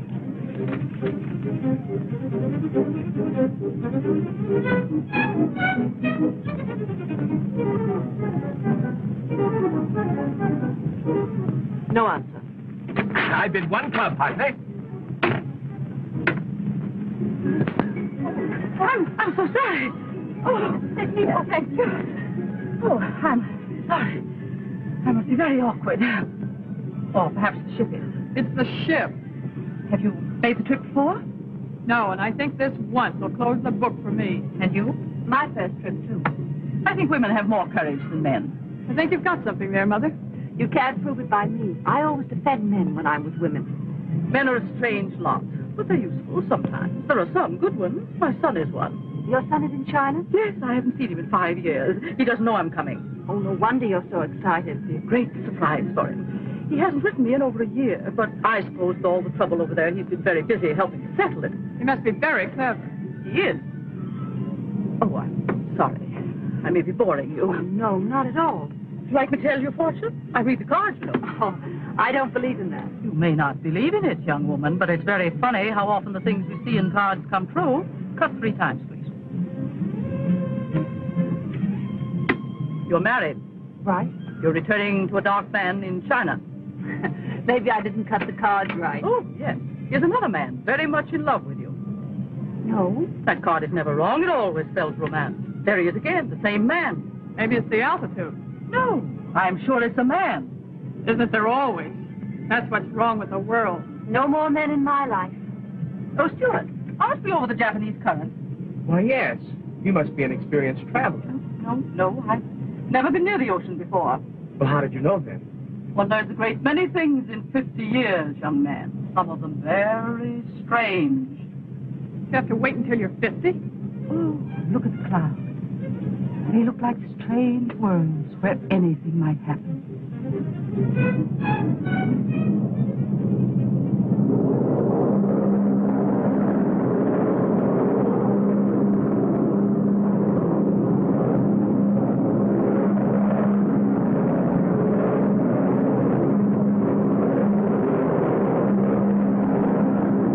I don't believe it. Oh, yes, it's very interesting. This is the sunken continent of Moon. We're over it now. That's how Eastern America were joined. Right below us this minute, there was a very high civilization. I think we must be off our course a little. Officer, aren't we off our course? No, madam. That is not more than 1 or 2 degrees. Of course, nothing serious. 1 or 2 degrees is quite a lot. I think we're coming into a storm. Oh, ridiculous. Why, my dear lady, it's all sunshine. You were right, Mrs. Sidney. Maybe you can tell us when we're going to come out of it. We haven't really gotten into it yet. That's very encouraging.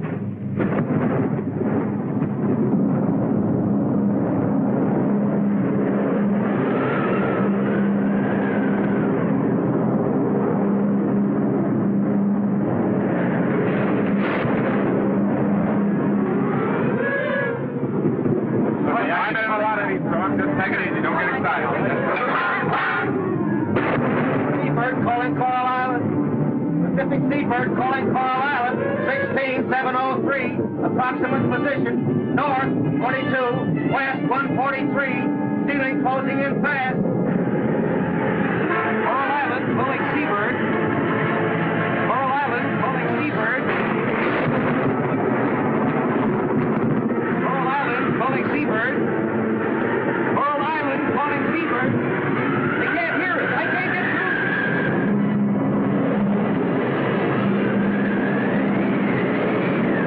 Pacific Seabird calling Coral Island. Pacific Seabird calling Coral Island. Wake up! Head to hell!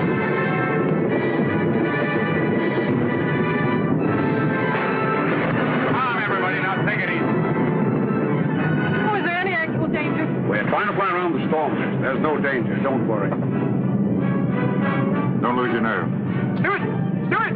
Yes, Senator. What's happening? I demand to know. Why are we falling? Well, sir, it's like this. Sometimes we go up, sometimes we come down. Are you trying to be funny? Yes, sir. How am I doing? Don't be frightened, Mr. Sidney. I'm not frightened. But shouldn't we put on the life belts? Well, they'll tell us if it's necessary.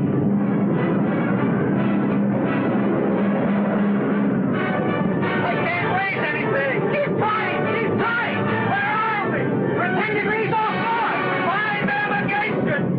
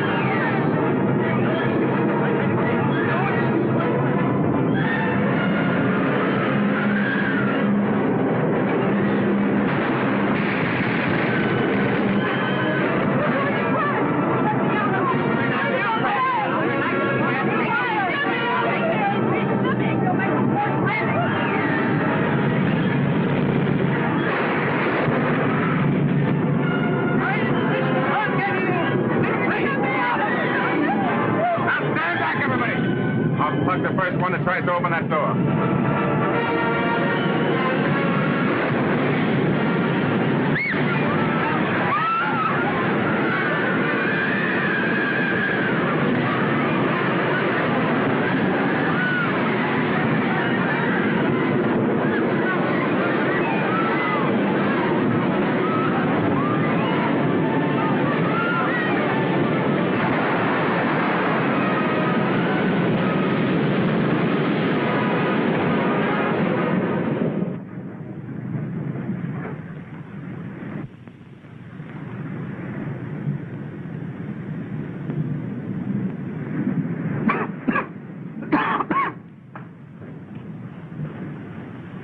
Are you feeling any better, Mrs. Sidney? I'm all right, dear. Don't worry too much about me. Take care of yourself. You'll need your strength. Not a sign of life anywhere. Not a living thing, man or beast. Where are we? That's what I want to know. It's gross mismanagement. I shall insist upon an investigation immediately I return. Good idea, Senator. When you figured out exactly how you're going to get back, will you let us in on it? Boy, where are we anyway? As far as I can make out, we're nowhere. Where are the officers? They went down with the ship. I guess the door must have stuck. Oh, that's too bad. I'm very sorry, but here we are, cast on an uninhabited island. It's unprecedented. Oh, is that what it is? This is pretty funny. I was trying to run away from a nervous breakdown. Now, listen, everybody, there's no use getting excited. There might be a town right around the corner. Stewart, the least you can do is to try to find some shelter. Lady, I lost my job a few hours ago. I'll do my share and no more. Now, see here, young man. Make out a report for the investigating committee, blubber puss. We're all in the same boat now. Cheer up, everybody. This is a pretty nice place. There's nothing to worry about. Yet. Just one big happy family. Hey, what is that over there? Isn't that smoke? Sure it's smoke. Well, what are we wasting our time for? Let's investigate. Why, someone's living there.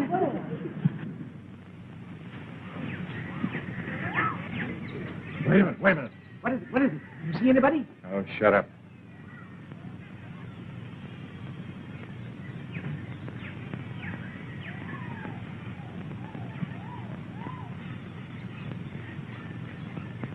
It looks creepy to me. Lay off that gun, will you? You'll start eating with it one of these days and it'll blow your head off. All right, look out, look out.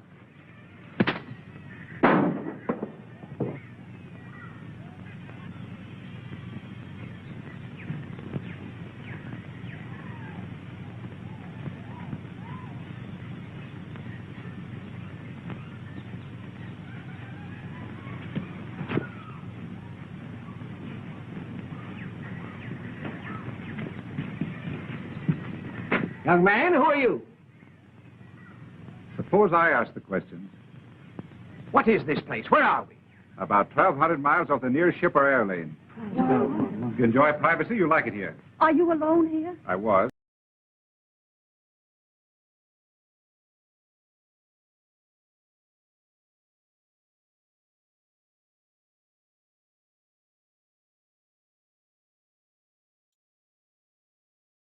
Boa noite, pessoal. Gabriel Kaique na voz. Obrigado a todos que ficaram até aí, né, até o final da live. 10 horas e 4 minutos de live. A live está encerrando. Amanhã, às 7 horas, tem um filme marcado como estreia. Não perca. Muito obrigado a todos. Compartilhe, deixe seu like, inscreva-se no canal. Rumo às 4.000 horas assistidas. Vamos ajudar o canal aí. O canal está crescendo cada vez mais. E vamos que vamos, pessoal. Deus abençoe cada um de vocês aí. Deus abençoe a família de vocês. Um forte abraço enorme aqui do Gabriel Kaique YT. Tamo junto, pessoal. Obrigado por todos que participaram da minha live aqui do YouTube. Muito obrigado, pessoal. Pessoal, um detalhe muito importante para vocês. Eu preciso que vocês ativem o sininho das notificações para assim, quando eu postar vídeos novos, o YouTube recomendar para vocês. Beleza? Obrigado. 8h42 da noite. 10 horas e 5 minutos de live. É isso aí. Gabriel Kaique na voz. Tchau. Até a próxima live.